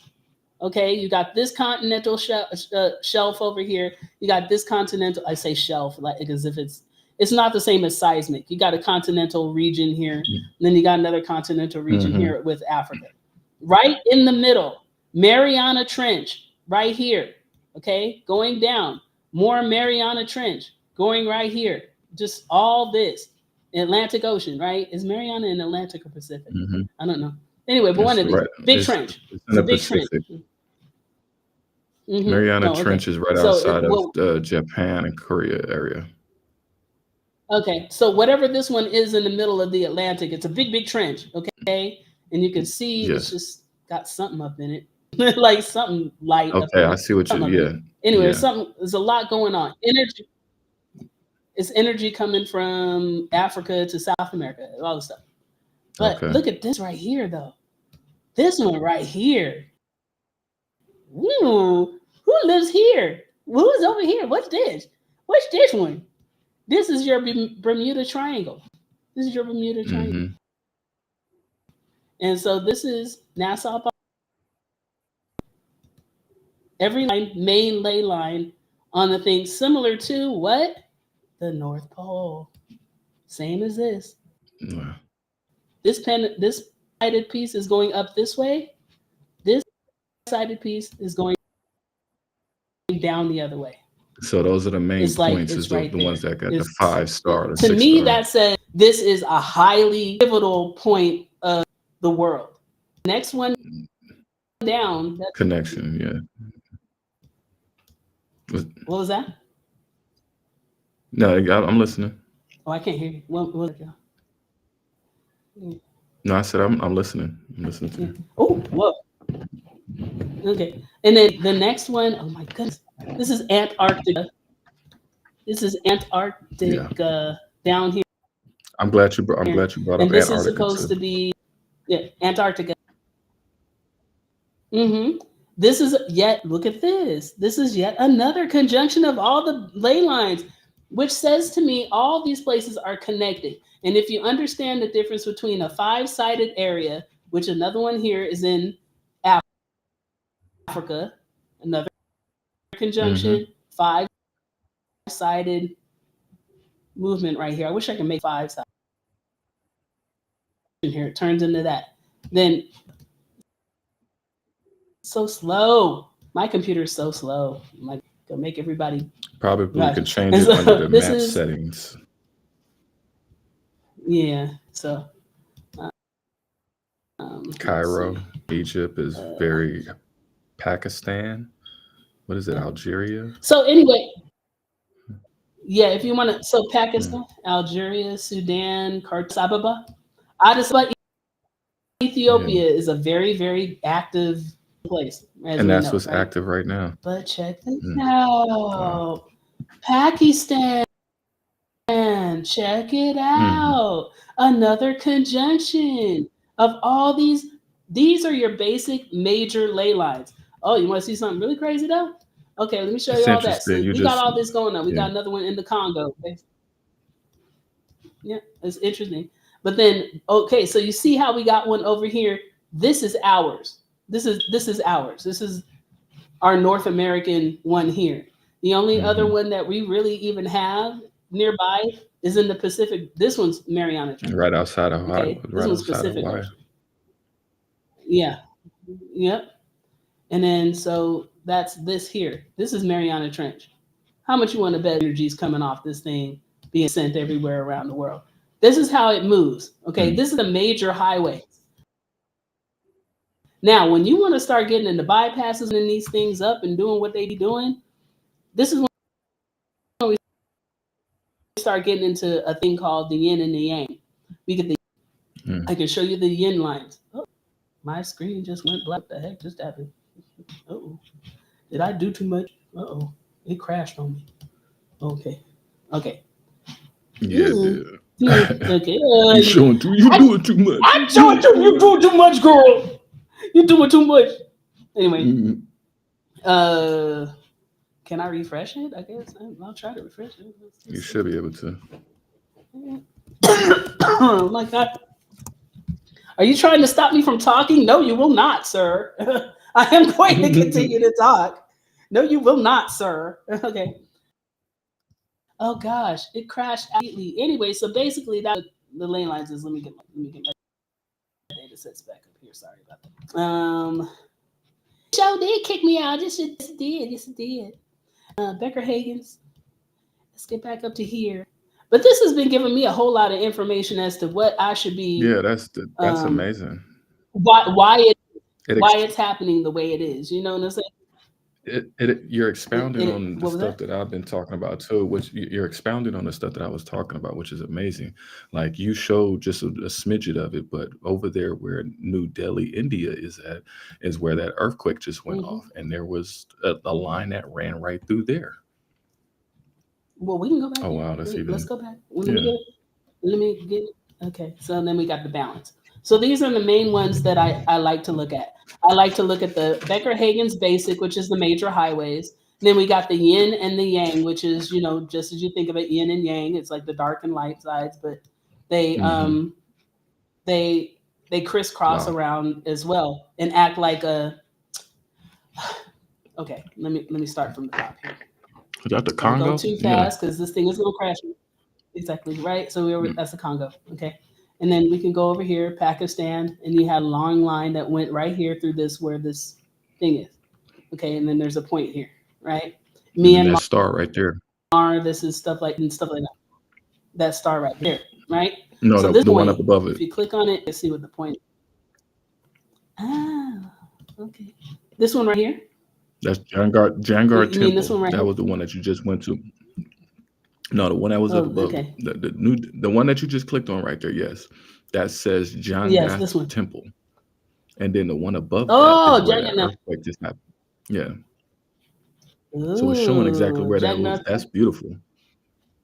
Yeah. So this is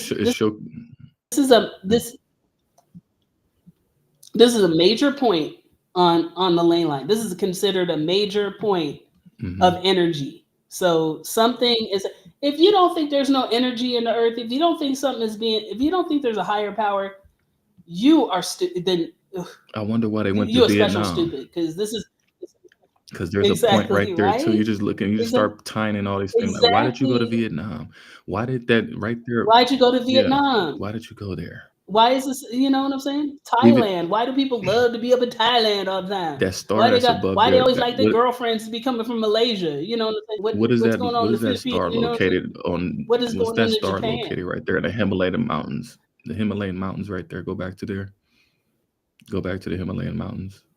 Where it's the star right above the New Delhi. Right, go up the star right there. What is that location? Click right that. Here? Yes. What does it say? Yeah. I have no idea. I just want to know what it was. Okay. Is now Yeah. that's This is Lake. interesting. Ooh, Yeah. Yeah. And so you'll learn it's a lot of Tibetan. stuff. Yeah, Yeah. it's a But Tibetan lake. what I wanted to show you is that Yeah, go ahead. these basic lines like the major highways, right? Yeah. Then you get into the yin and the yang.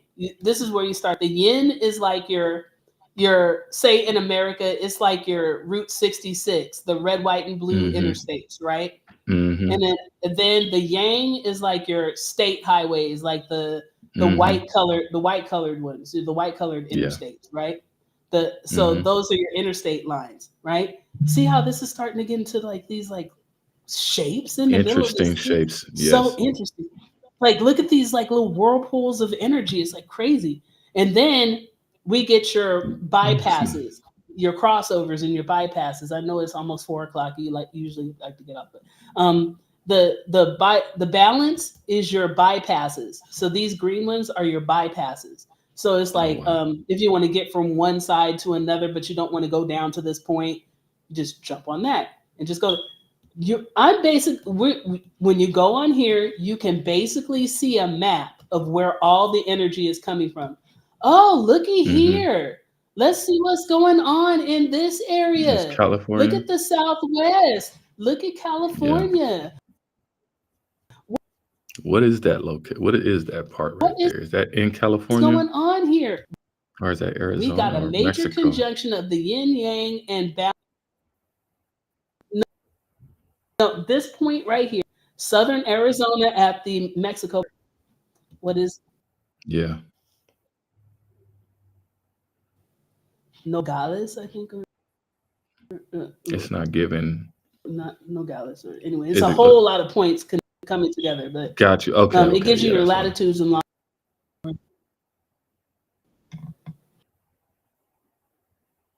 Mexicali,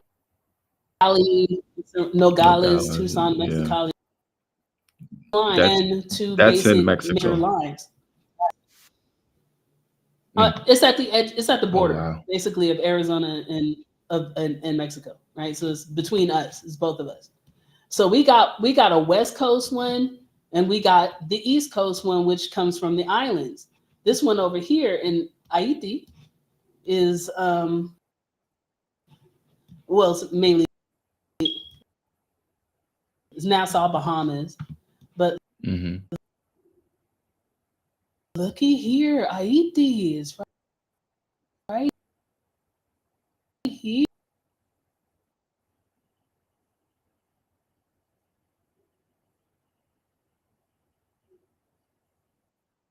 Man, that's crazy. Oh, not the balance. This is just coming in with the whole thing. It's interesting you're showing me this because it's interesting you're showing this because as I've traveled, it feels like when I'm on my journeys, it's like I see these ley lines. It's like I could see them in the sky or in the clouds or anything like that. And you can see they're humongous, they're vast. So I could see how planes were even flying on them or birds are going in these migrational patterns, anything like that, you know? But being spiritually in tuned, it's like you're able to see these things in the sky. You're able to like feel. Now, we're going back to these fires. Going back to these fires just to wrap it up. Yes. I've tried to be sync. Oh, come on. About to crash again. It's about to.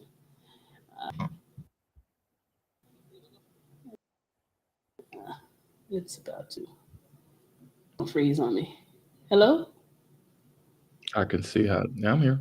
I can see how. Yeah, I'm still here. Yeah, I saw them on an airplane too, Mother Green Earth. They definitely are like visible. Yeah. You can see them like on top of when I was in LA and I was on top of one of my sister's rooftops and I took a bunch of mushrooms. It was hot outside too, and I just sat and I sunbathed. Then you got back to the fires, right? So now we're back in the Malibu area, which is where the Palisades fire is. It's in that triangle. I can see that. Yep, it's in the middle of this triangle. Down between San Bernardino. So you can kind of see it.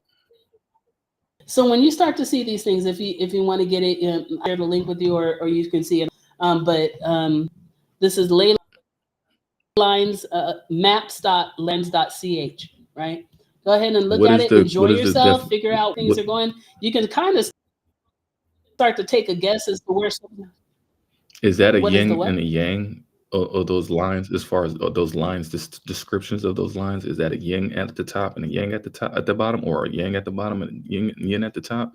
What is the those lines specifically? Yin. That's a yin. Okay. Is a yin. This one is. This is a yin. This one. Gotcha. This one here is balance. Balance. Okay. Right, and then this one, this orange one. Balance line. Balance line is like your bypasses. They're your bypasses. The yang. This one's a yang. So the orange is the yang. So this green one is the yin line. So sorry, I said yang before. So Bakersfield is the balance of California. So that cross right there. Bakersfield is another little yin and yang is happening here. You know, yin. Yeah, that's interesting. And so it's amazing. So when you see these fires going here, you get to see what's going on here, how far they go too. You know what I'm saying? Just they keep going around. So if you think someone else, it is affecting. It's just whether it's going on. You know, you see interesting shapes. Like I see a diamond shape right here. So, yeah. I see a diamond shape happening here after a certain amount of time. This is where some good conjunction of energy is. Go ahead. I could see that as well. Isn't that great? Where you see the the conjuncture points of. Yeah. So enjoy yourself. If you guys want to go check it out, enjoy yourself. But when you were saying stuff about how people are acting and how crazy it is, what's happening over here in New Jersey? The collective stress of everyone over here in New Jersey, right here. Look at what's going on. We got this major line going in from the Caribbean, from IED. You think it's not going through New York? Hell yes, it is. It's going right through. It's got your yin going right there. You sending it right on up. It's going right to it. It's putting it in a nice little conjunction, nice little box right here. What do you think they're not flying in? Do you not see them in a formation? Do you not see this little point right here where it's Glastonbury Mountain, whatever the heck that is? You know, you're seeing all kinds of stuff going on here. This is all moving, but at the same time, this stuff is also going from here at this point. Is going to Florida. Where is it shooting to? Oh my God, to Arizona. What? Did we just look at that? And then did we just look at California? What? That's how the energy moves around. Yes. So when we think about what we're doing, this is how the energy moves around. It's like the energy goes from here. You're thinking a thought. It goes boom, pow, boom. Oh, here we go. Yeah. That's how these sentient things are moving around on these maps. This is where they're moving. When you're saying they're sentient and they know where they're going, yes, they do. Not only do they know where they're going, they know the side streets. This is just the major highways and the bypasses. They know the side streets. Yes. We haven't even gone into that. What is that star right there in Nevada? It's just nice to see this. It's just like, yep, this is information. Yep, they know where they're going. The map. That star is right outside of Vegas. There's a hexagram right there between Fresno. This one right here. This one. Yeah. What is that? What is that? U.S. Air Force facility known as Area 51. Wow. 51. This is the CIA training test and training range for the CIA. So I got a lot of going on. Oh my goodness. Yeah. So it's Fresno is in the middle of that. What is that? A hexagram? You know, I have to think about these things. And that's a whole diamond right there. And then another big one here. It's a major line mixed in with two yins, right? Two yin conjunction and a two conjunction, right? All these together, there's a lot energy of, right for there. those of you who study anything Mormon or anything like That's Salt Lake that, City. there's a reason why they're picking this area back into Arizona. This is around the Grand Canyon area around, right? And there's a lot of stuff going on when you're figuring it out. You can kind of, it's fun. So anyway, I just thought I'd share that with you, and I'll let you have your floor back. That's amazing. Yeah. That is an amazing share, sister. That is, you just learn something every day. Yeah. You know. Isn't that fun? Yes, it is. I have fun doing this. Isn't that fun? That's definitely fun. Anyway, I'll let you have the floor back, but thank you for sharing the news with us. Definitely. And Thank you. I'll talk to you again soon. All right. Okay. Shalom. Much love. Shalom.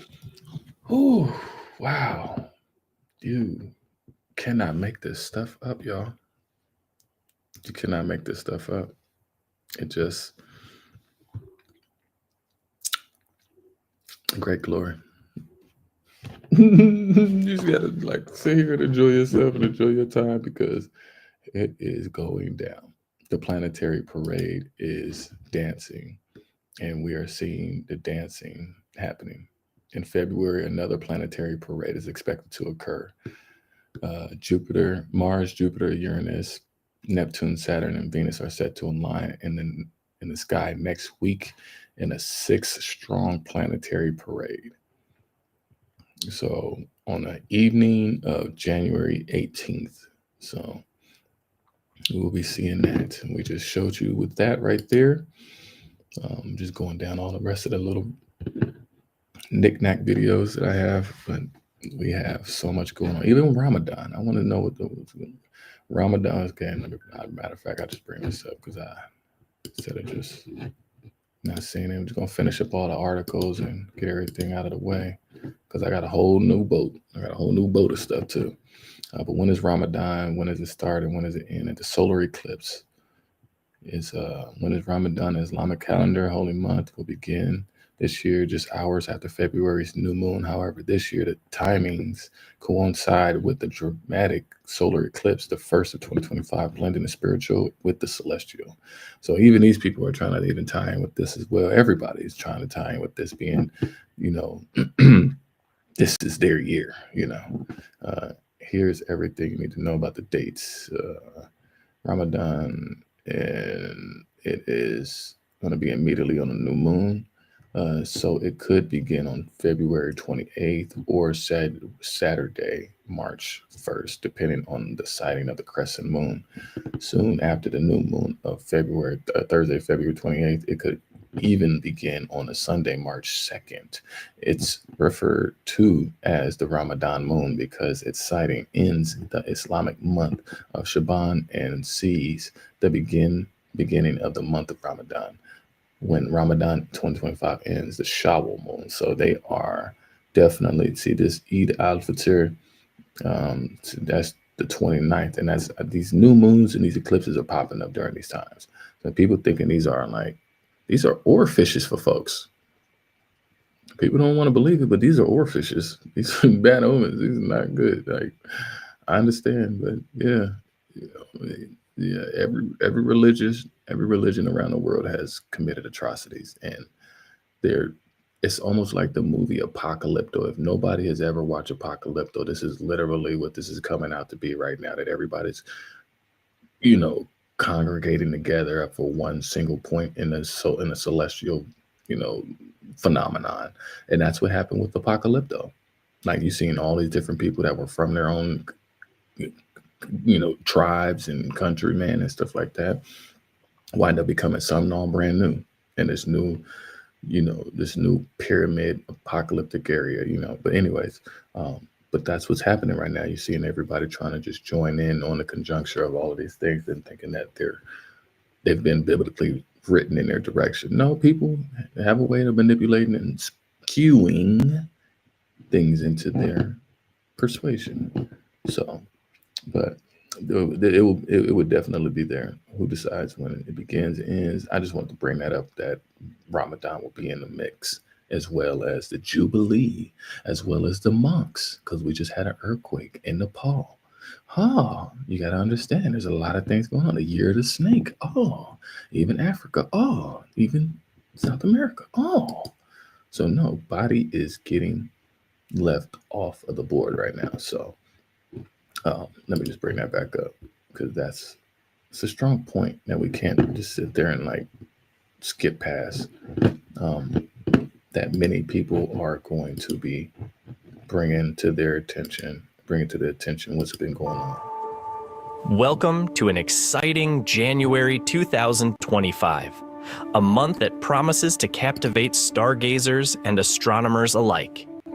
With the quadrantid meteor shower, Venus shining brilliantly in the evening sky, Mars at its dramatic opposition, and a rare 6-planet alignment, the celestial wonders this month offer a feast for the eyes and the mind. In this video, we'll explore these planetary and celestial events in detail, uncover the science behind them, and discuss why they are so significant. Let's start with the quadrantid meteor shower, which kicked off the month on January 3rd and 4th. Known for its bright fireballs, this meteor shower is one of the most spectacular of the year. At its peak, the quadrantids can produce up to 120 meteors per hour under optimal conditions. This celestial display occurs as Earth passes through debris left by an extinct comet, making it an early highlight of 2025. On January 10th, Venus will reach its greatest eastern elongation, becoming the crown jewel of the evening sky. This astronomical event positions Venus at its maximum angular distance from the Sun, allowing it to dominate the western horizon shortly after sunset. The elongation marks the point where Venus is at its farthest apparent separation from the Sun from our vantage point on Earth. As a result, it becomes highly visible in the twilight sky. Elongation is the angular distance between a planet and the Sun as seen from Earth. For inner planets like Venus, elongation plays a crucial role in determining their visibility. During greatest eastern elongation, Venus is situated to the east of the Sun, making it an evening object. The planet appears as a dazzling beacon in the western sky after sunset, offering ideal conditions for observation. Through a telescope, Venus presents a striking half-Venus phase, resembling a first-quarter moon. This occurs because the Sun illuminates only one half of the planet's surface visible from Earth. These phases change as Venus orbits the Sun, much like the Moon's phases, but are unique to inner planets. Venus's brilliance during greatest eastern elongation is not just a visual spectacle, it's also a valuable scientific opportunity. The planet's dense atmosphere, primarily composed of carbon dioxide, reflects sunlight efficiently, making it one of the brightest objects in the sky. This high reflectivity allows astronomers to study its cloud layers, weather patterns, and surface activity. These observations are crucial for understanding Venus's extreme greenhouse effect, which makes it the hottest planet in the solar system despite not being the closest to the Sun. Moreover, tracking Venus's phases during elongation helps refine models of its orbit and offers insights into its dynamic atmospheric conditions. For example, observations of the bright crescent phase can reveal clues about the composition and thickness of its cloud cover. For the best view of Venus, step outside just after sunset on January 10th and look westward. Even in areas with moderate light pollution, Venus shines so brightly that it's unmistakable. To the naked eye, it appears as a steady, luminous point of light, while a small telescope reveals its crescent phase, offering a glimpse of the planet's dynamic nature. Observing Venus during this time connects us to the intricate dance of celestial mechanics that governs our solar system.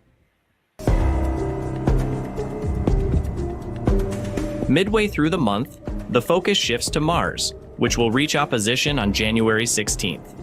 At opposition, Earth is positioned directly between Mars and the Sun, bringing the red planet closest to Earth and making it exceptionally bright and visible all night. During opposition, Mars rises as the Sun sets and stays visible until dawn. Its reddish glow is unmistakable, and through a telescope, viewers can spot surface features such as polar ice caps, volcanic plains, and even seasonal dust storms. This alignment provides a rare window to study Mars in detail. For space missions, oppositions also represent prime launch windows, as the shorter distance between the planets reduces travel time and fuel requirements. Just a few days earlier, on January 4th, Earth reached perihelion, its closest point to the Sun in its orbit. While this proximity doesn't significantly impact temperatures, it serves as a reminder of the intricate mechanics of our solar system. To observe Mars at its best, look eastward after sunset on January 16th. Its brightness and distinctive color make it easy to spot, even with the naked eye.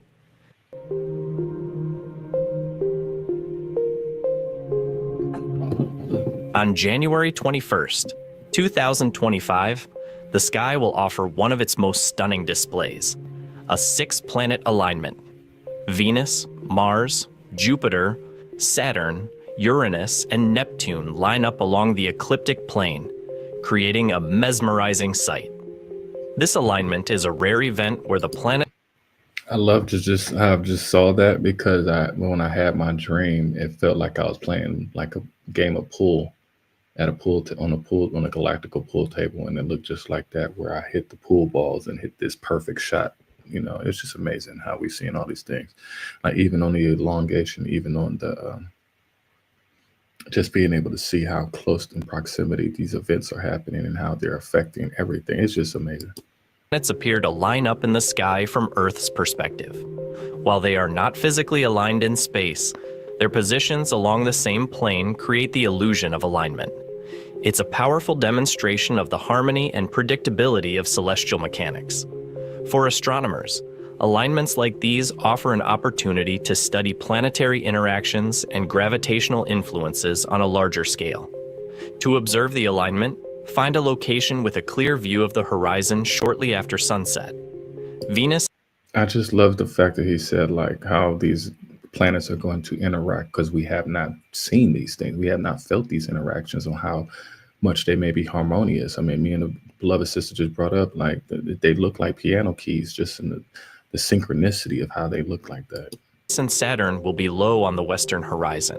Jupiter will be higher in the sky, and Mars will glow prominently in the east. Uranus and Neptune, while part of the alignment, require binoculars or a telescope due to their dimness. Using an app like Stellarium can help identify these planets and their positions. Adding to the excitement, a new moon on January 29th provides the perfect stargazing conditions. Without the moon's glare, the night sky becomes an ideal canvas for observing constellations, star clusters, and even distant galaxies. This dark sky period is the perfect conclusion to a month filled with celestial wonders. Thank you for watching and joining us on this journey through the celestial wonders of January 2025. From the dazzling quadranted meteor shower to Venus's brilliance, Mars's close encounter at opposition, and the breathtaking 6-planet alignment, this month has been a reminder of the beauty and complexity of our universe. If you enjoyed this video, be sure to like, subscribe. I just love how I'm looking at this because Venus, let me go back, Venus and let's see if I'm trying to think, it's probably just a little bit. These shots came real fast.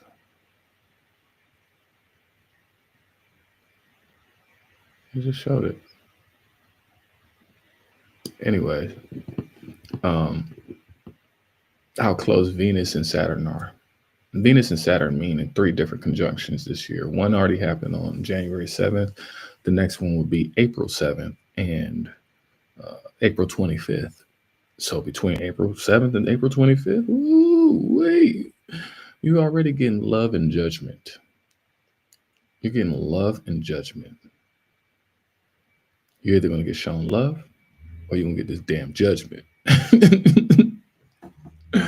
And that's what I want to show off that. Let me make sure that I ain't missing nothing else. But this is just great glory.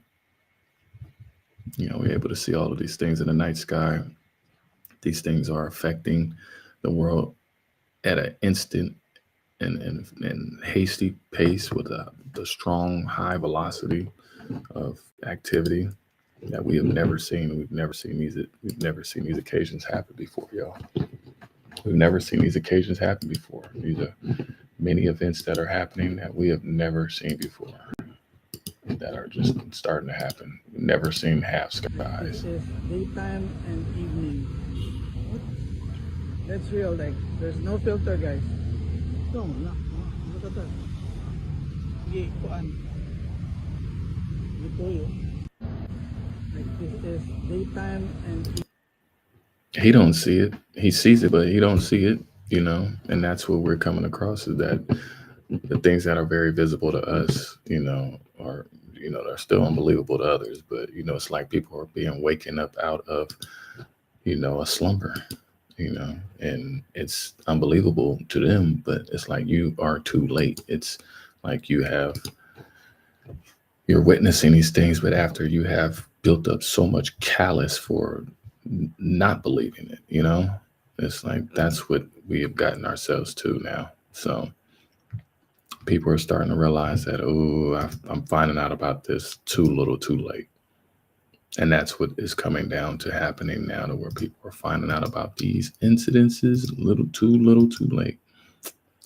And, you know, people running for the hills. They trying to escape. They trying to go to Greenland. They trying to go to Antarctica. They trying to escape, y'all. They trying to get out of here, boy. It's just not that easy. You got brothers and sisters that are trying to go and visit these places. You know, they're not trying to let you visit them on your own merit. They're trying to have you in a controlled environment. Like if you were to go to Antarctica, you only take you to go see these weird ass birds that don't fly, you know. And to me, they look like little robots. I don't know. They look like animatronic robots. I don't know. Anything that's black and white just to me doesn't look like it was made by man. You know, I mean, it just wasn't made by God. I don't know. It's just, to me, it just feels weird whenever I see a penguin or an orca or a cow. You know, like these animals have been like spliced in some form or fashion. I mean, I don't know. I'm just thinking way out of the box. But the fact that they won't even allow you to go see all of, you know, the rest of Antarctica, you know, keep you in this little petting zoo area, you know, and it's like, I want to go see. Why are you not letting me see everything else? Well, it's because of this, that condition. No, I want to go see it. I don't care about the conditions. Well, you know, no, get out of my way. Well, I just can't let you go. Why can't you let me go? I just can't let you go. No, yeah, you're going to let me go. I'm going to go. Good. It's good to see a lot of my folks, you know, even the people that I ain't seen in a minute, you know, starting to wake up, and they coming out of that anesthesia. They waking up out of that anesthesia. And I'm gonna end it off on some funnies, I guess. And they said you can't have crab legs today because your stomach. Okay. And because your stomach. What's on my stomach? You can have the ribs we have at It's home. on my stomach. It's on my stomach. Oh, it's still there.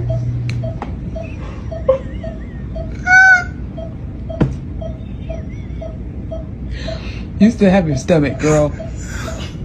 You still. And that's how my people feel. And now they waking up and they realize, you still got your stomach, you still got your powers. They didn't take it away from you, baby. You still got it. You ain't going nowhere. I know the anesthesia was strong.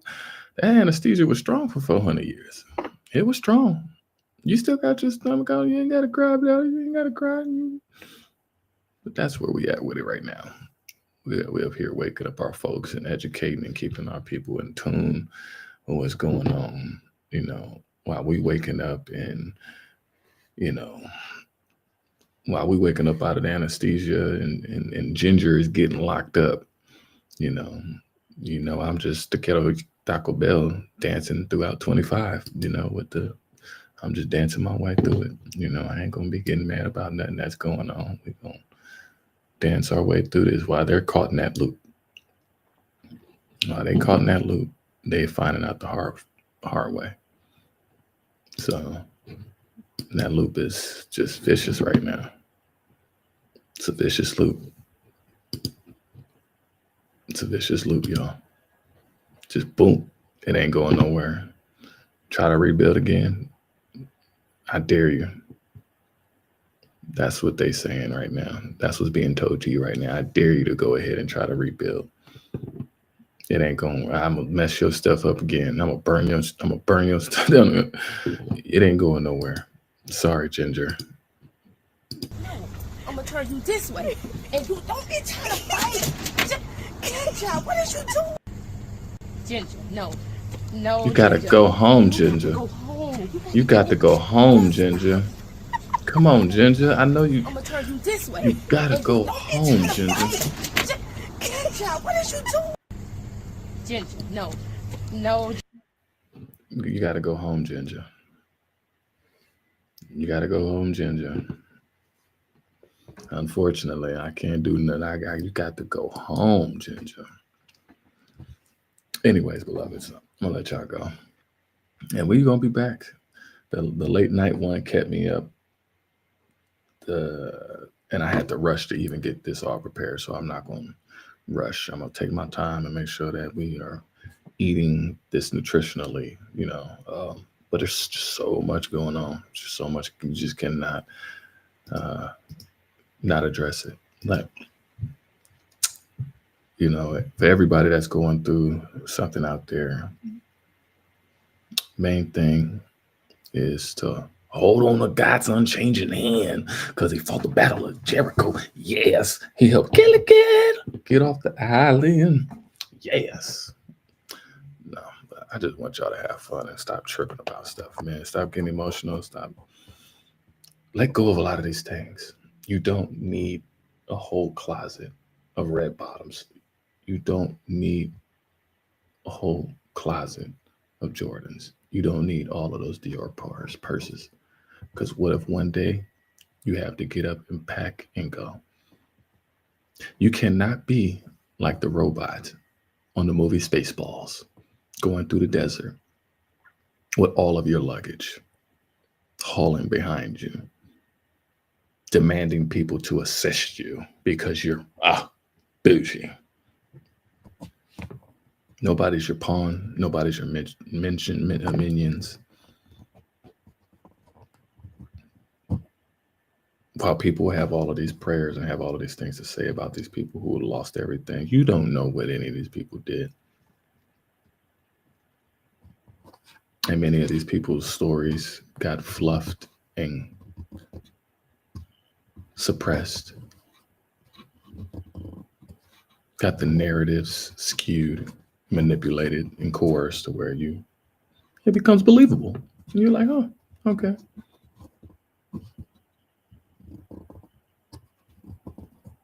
But now, judgment is going to be here all year with Venus. And I'm a Venetian, so I'm all for the love right now. As much as I'm funny, I'm dead ass serious. But I keep this beautiful smile on my face as well. Always stay locked in and stay focused. Just keep your eye on the skies, y'all. I do every time. I get out in the morning, I'm up all the time. I'm out looking at the sky in the morning. I go and look at the sky, take my walk, get a breath of fresh air, get my water in my system. And just thank the Most High for sparing us and showing favor, having grace and mercy on us. I pray for everybody out there that you stay covered, stay diligent, and keep doing the work to show thyself approved. Can't nobody carry your judgment for you. That's where you got to get out of that mentality of thinking that your celebrities is going to get you out. They're going to get you out of that. Look how much time you wasted on caring about Kim Kardashian's thongs, or who this person slept with, or who that person is doinking. People lost sight of a lot of things. And I just know that my people ain't never going back to sleep again.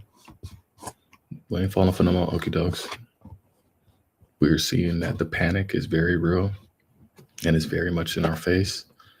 And many people are going to come hooting and hollering, screaming, yelling, pleading, desperately.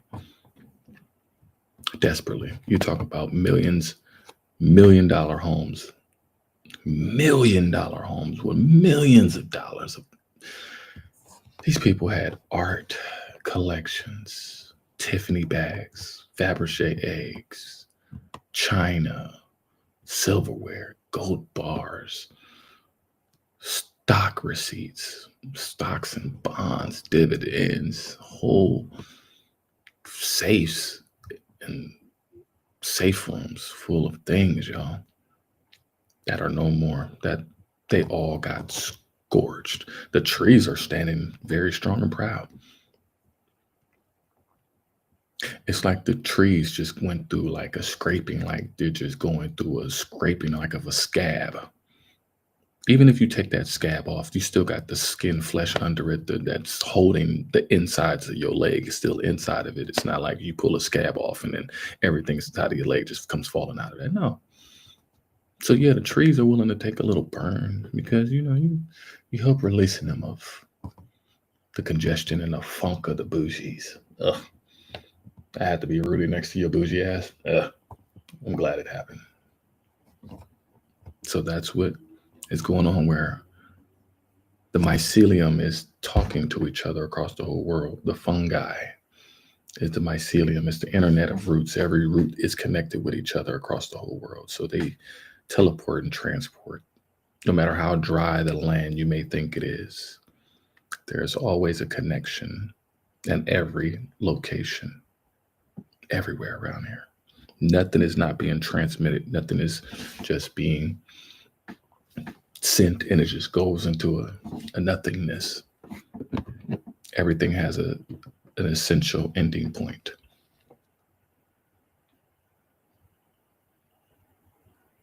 Yes. This is just the beginning, y'all. If you've never lived in California or been out here during these times, I've been out here my whole life. How this feels, how this smells right now, this is different. This is different. And people are waking up to a rude awakening, like they're going to sleep. To everything being burnt. People were cold shivering on the East Coast, going to sleep to their houses catching on fire because of a space heater. Because of some embers just happen to pop out of your fireplace that has a cage in front of it. Just an ember, just move out. Oh yeah, move out of the way. I'm gonna burn everything down. Yeah. People are ending up homeless, jobless, carless, everything. They just lost everything. These people had the bulldozer moved. They moved your shit out the way. All life savings gone. Cash burnt up. People have safes of money and it's gone. People are going to be, this is going to be the new Esau Skid Row. People are going to be living all throughout everybody's houses now, throughout LA. There's going to be a lot of multiple people living together. People have to just suck it up and be humble and be like, yo, hey, bro, hey, sis, hey, I needed that. You just seen what happened. People calling my line is going to be like, Prime Blaq is not available to the beginning of next year. Don't ever call this number again. So it's going to get crazy, y'all. I'm too busy. I'm too busy reporting it to y'all so y'all can see it, so y'all can be able to prevent it. But it's going to be people who are going to be, it's going to be a mass exodus going to whatever cities around in the vicinity.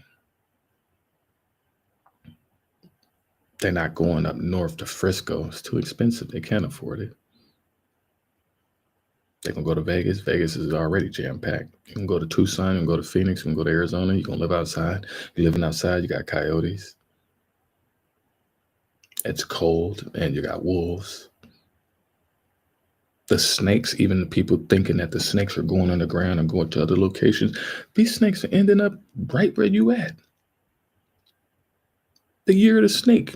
You're getting bit by the lucky snake oil salesman. Wherever you ending up at. It's not escaping you. Like, this is Jason, Michael Myers, and Freddy Krueger wrapped into one nice cocktail. And it's haunting the nightmares of a lot of people right now. They're stressed out, can't do nothing. You're going outside and you're trying to hunt for your food and you get bit by a bear. A bear falls on you. A tree falls on you. How many trees in it? We talked about the trees.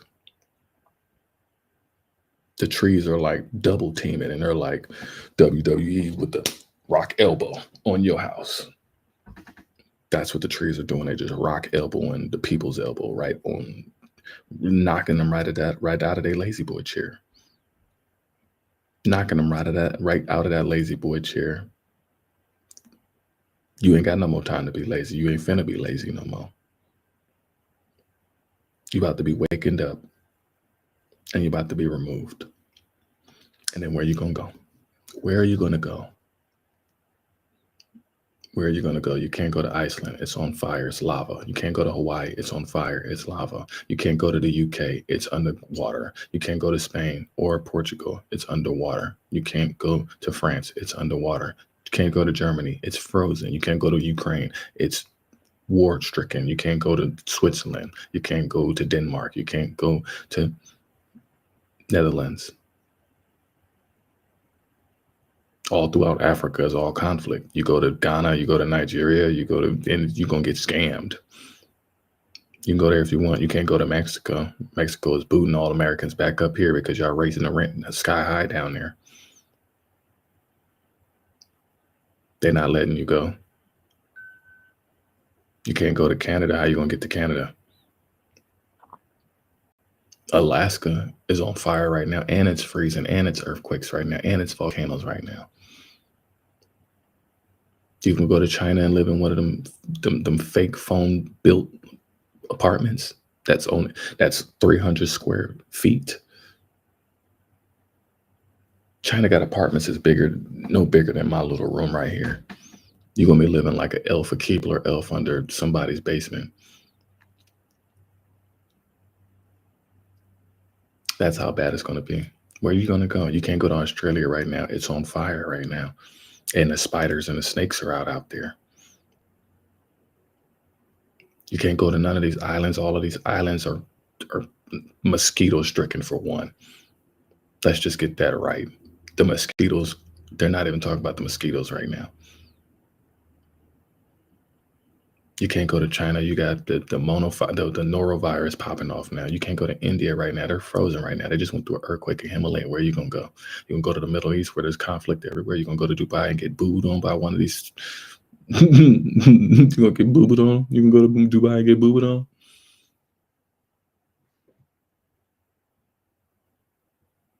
I don't know who you are, Cappy Koala. But you're running your mouth.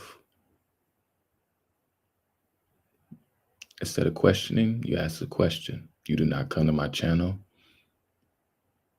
inquiring and not listening. You will be booted out.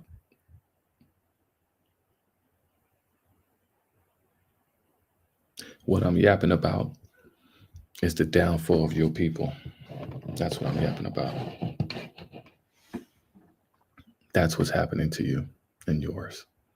You can be funny about it if you want to, and you will be shown the door. That's what we won't tolerate. I'm at peace. If it's not happening to you, it's happening to everybody you know around you. But you won't listen to it because you're going to come with anger and animosity. All I'm doing is telling the world exactly what is already happening and what is actual reality. If you don't want to sit there and face that reality, whether you're here virtually, out there in that real world right now is a very real world that this platform expresses and showcases to the world so they see and know. Listening to your peers who don't know anything, who are not informed.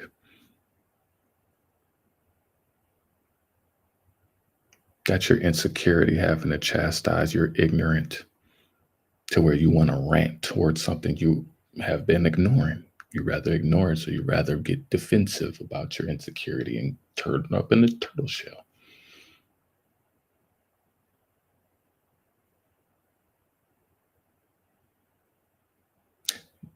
You're going to find out in your own life. I have no discord with you. I dismiss you because I don't know who you are, because you came to this platform with energy that you don't know about, with things that are happening. You came to my channel.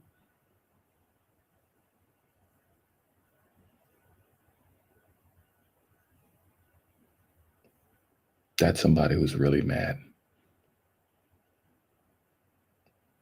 Somebody that's in my chat right now that's super mad.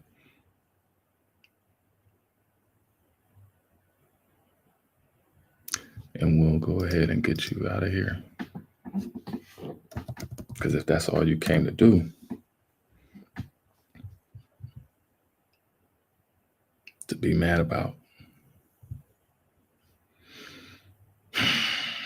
people never learn. I'm not mad about nothing. You should be mad about what's happened for the last hundreds of years. Your people haven't told you. And being on this digital platform, this digital realm, you're going to find out in real life that, yeah, it ain't sweet.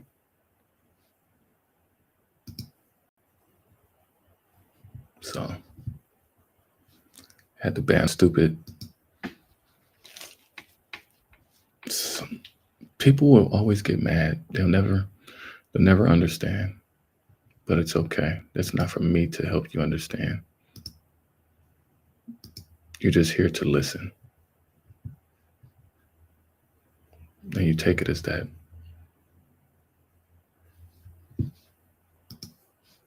So being able to remove you, there you go. That's what you wanted.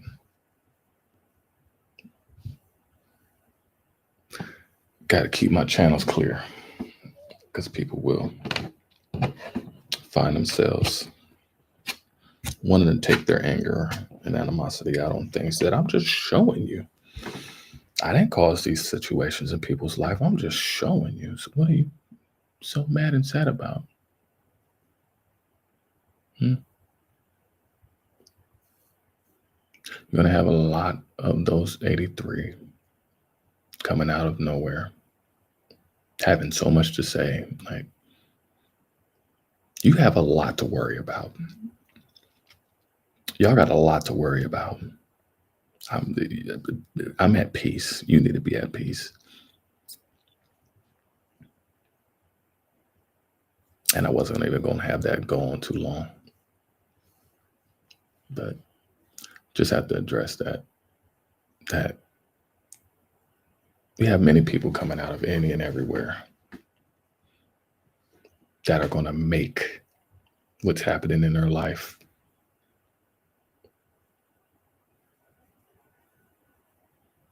to ingratiate and make it and flame it out as if we have been.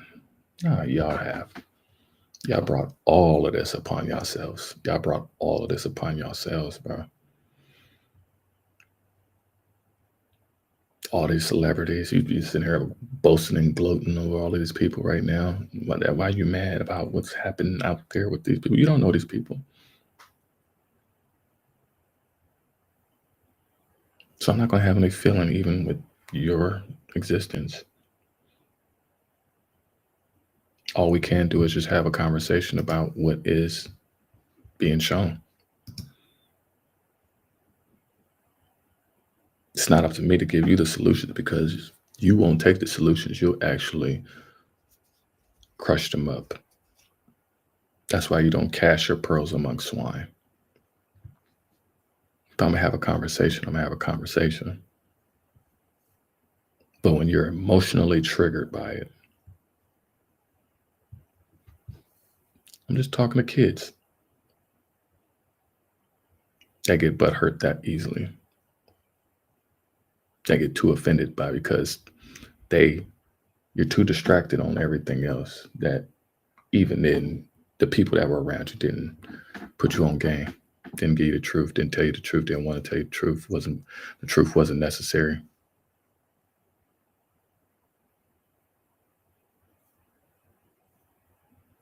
The truth is that it's cold as shit on the East Coast, in the Midwest. It's burning up out here. And there's many other things that are going on. And that's on the outside. Interior, people have lost everything that they have. Eggs are $9. I'm just saying, y'all, I'm just putting all of this stuff together and get mad at me, pop up in my chat to get mad at me about, yo, go to your local grocery store. Don't get mad at me I'm talking nonsense. Do your own research. This is just me.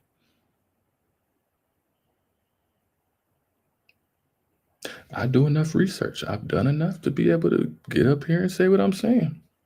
Unless you got something to be able to have rebuttal or discord and show me some facts and some examples. What are you talking about? Because the only thing that's going to be talked about through you is going to be your emotions. That's why I couldn't even entertain it. Because people have gotten way too emotionally triggered. Whether he would have started talking all crazy, oh, you N-word, all this stuff. No, I'm not going to be mad because everything that they speak towards us, it is coming back to you guys tenfold. I promise you, leave Black folks alone. Leave us alone. This beautiful juncture in life right now, if you have not learned nothing else throughout history, how much you have seen what your folks have done to our people, it is about time. You should be exhausted already to be like, you know what, I'm going to just leave them alone. And that's what you're growing. That's what you got people, and you're running into people like that now. But then again, you're having to find more faces of evil, or you need another bad guy. So you're trying to spin the block back around on Black folks right now. Do not spin that block. I'm telling you right now, do not spin that block. Spiritually, right now, do not spin that block on nobody who is the same complexion as me right now. Not everybody is skin folk. Don't get me wrong. But there's not a lot of people that you can sit here and cozy up with and be cool with, and they're going to sit here and no. We are leaving you alone because you wanted to be left alone. You didn't want us in your businesses. You didn't want us with your women. We don't even want your women. Your women wanted us. We were their sexual fantasies. We were just, yeah. Or men. We have a wiggle wang. Unfortunately. I'm guilty, and I need to be able to repent for myself because I damaged myself and I could have easily cursed myself. Overindulging in vanilla, putting too much milk in my coffee. So these are lessons that we have to learn. Is it right? Is it okay? Is it mean? I'm not the police about this stuff. It just has been what it is, y'all. It's okay. Just accept the ass kickings right now.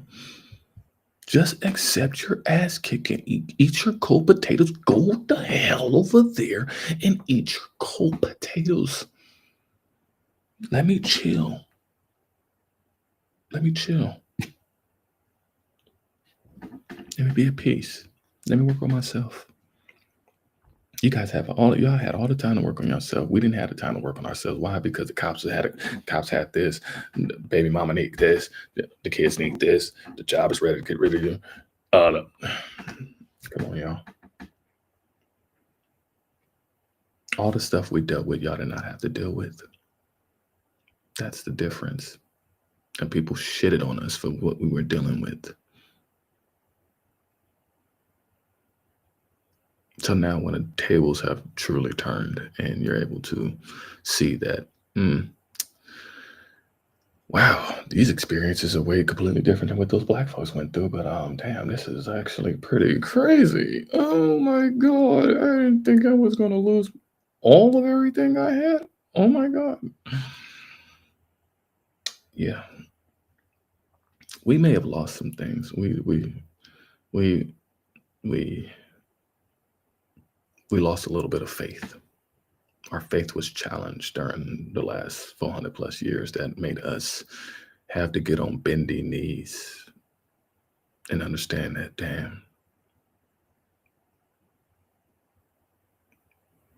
this was wrong. This was bad. And I'm sorry, and forgive me. And I need to do better. And I'm willing to do better. And I repent. And I promise I'm going to do all the work that I'm going to do my best to show thyself approved. And many people be like, oh, what you talking about? I don't know what you're talking about. And that's what the dude was talking about. I don't know what you're talking about. Oh, you just sitting there fighting with me. Oh, you don't know what you're talking about. You're just talking nonsense. Sure. I may be. But your reality ain't no nonsense. Your nonsense is knocking on your door. But who am I to judge? I'm not the judge. I'm just all love. I'm just a love pony. I'm a Venetian love pony. Yes. So we're going to let this ride out and let y'all slide out. And we're going to be back with some more. Because I got some more goodies. This fire kind of really took, this is a big knocker. But we needed to cover it because thank you for the beloved sister that came in and chimed in. Definitely with all the other brothers and sisters. If y'all ever got something to say, come on and chime in. Even with all you bassels and blasters, you never still actually step up to the plate to defend or debate healthy. You're not going to get up here and be calling names unless you want to be called names. And the names you're going to be called, I have jokes. Just know that I am hilarious. I will chop you down. I am an assassin. I am a bag master. I grew up in the hard knocks. I grew up in the concrete jungles where bagging, yeah, you're going to get body bagged. And I'm just going to leave it at that. But I love you because we family. But yeah, you still going to get these cold potatoes. Shalom, family. To everybody out there on Facebook, Twitter, Instagram, Twitch, Kick, even a dumbass on Kick. You'll get yours. You'll get yours. Yeah. Everybody's getting theirs. And so, love yourself more.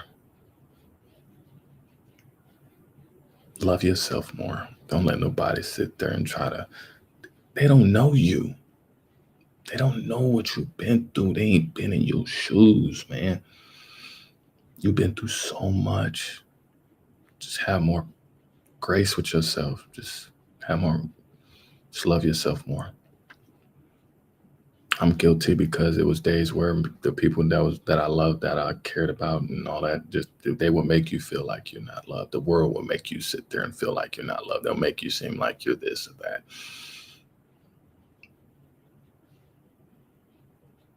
Believe who you are in the mirror. And stop living your life with regrets. Get over the pain. Get over the trauma. Accept and do better. Do better. Know that the faith of a mustard seed will get you through. You cannot stop watering your seed. As much as I'm sitting here watering my seed every day, I'm 8 days strong, I guess. Woo. I feel like I've been on here for years. I can't imagine when people be sitting here, but I'm on here for hours, y'all. But it's good though. It's healthy. I'm getting my little kinks out. I'm getting back on here where people noticing, I ain't mad at the haters coming in right now. I ain't mad at all of that. I'm not even worried about that. I'm paying attention and I'm focused on the ones who love me, who I love back, who are here to seek knowledge and wisdom and actually get confirmation. People who may not know anything about it, who may actually be in disagreement. Get a greater understanding of why you may be in disagreement with things that I may be saying. But if you can't, then just sit back and enjoy yourself and share with somebody. Show the love. Send it to somebody if they do got something to say about the fires, about all the stuff that's going on. Yeah. Know that we're going to be all right. But I'm out of here, y'all. Shalom, family.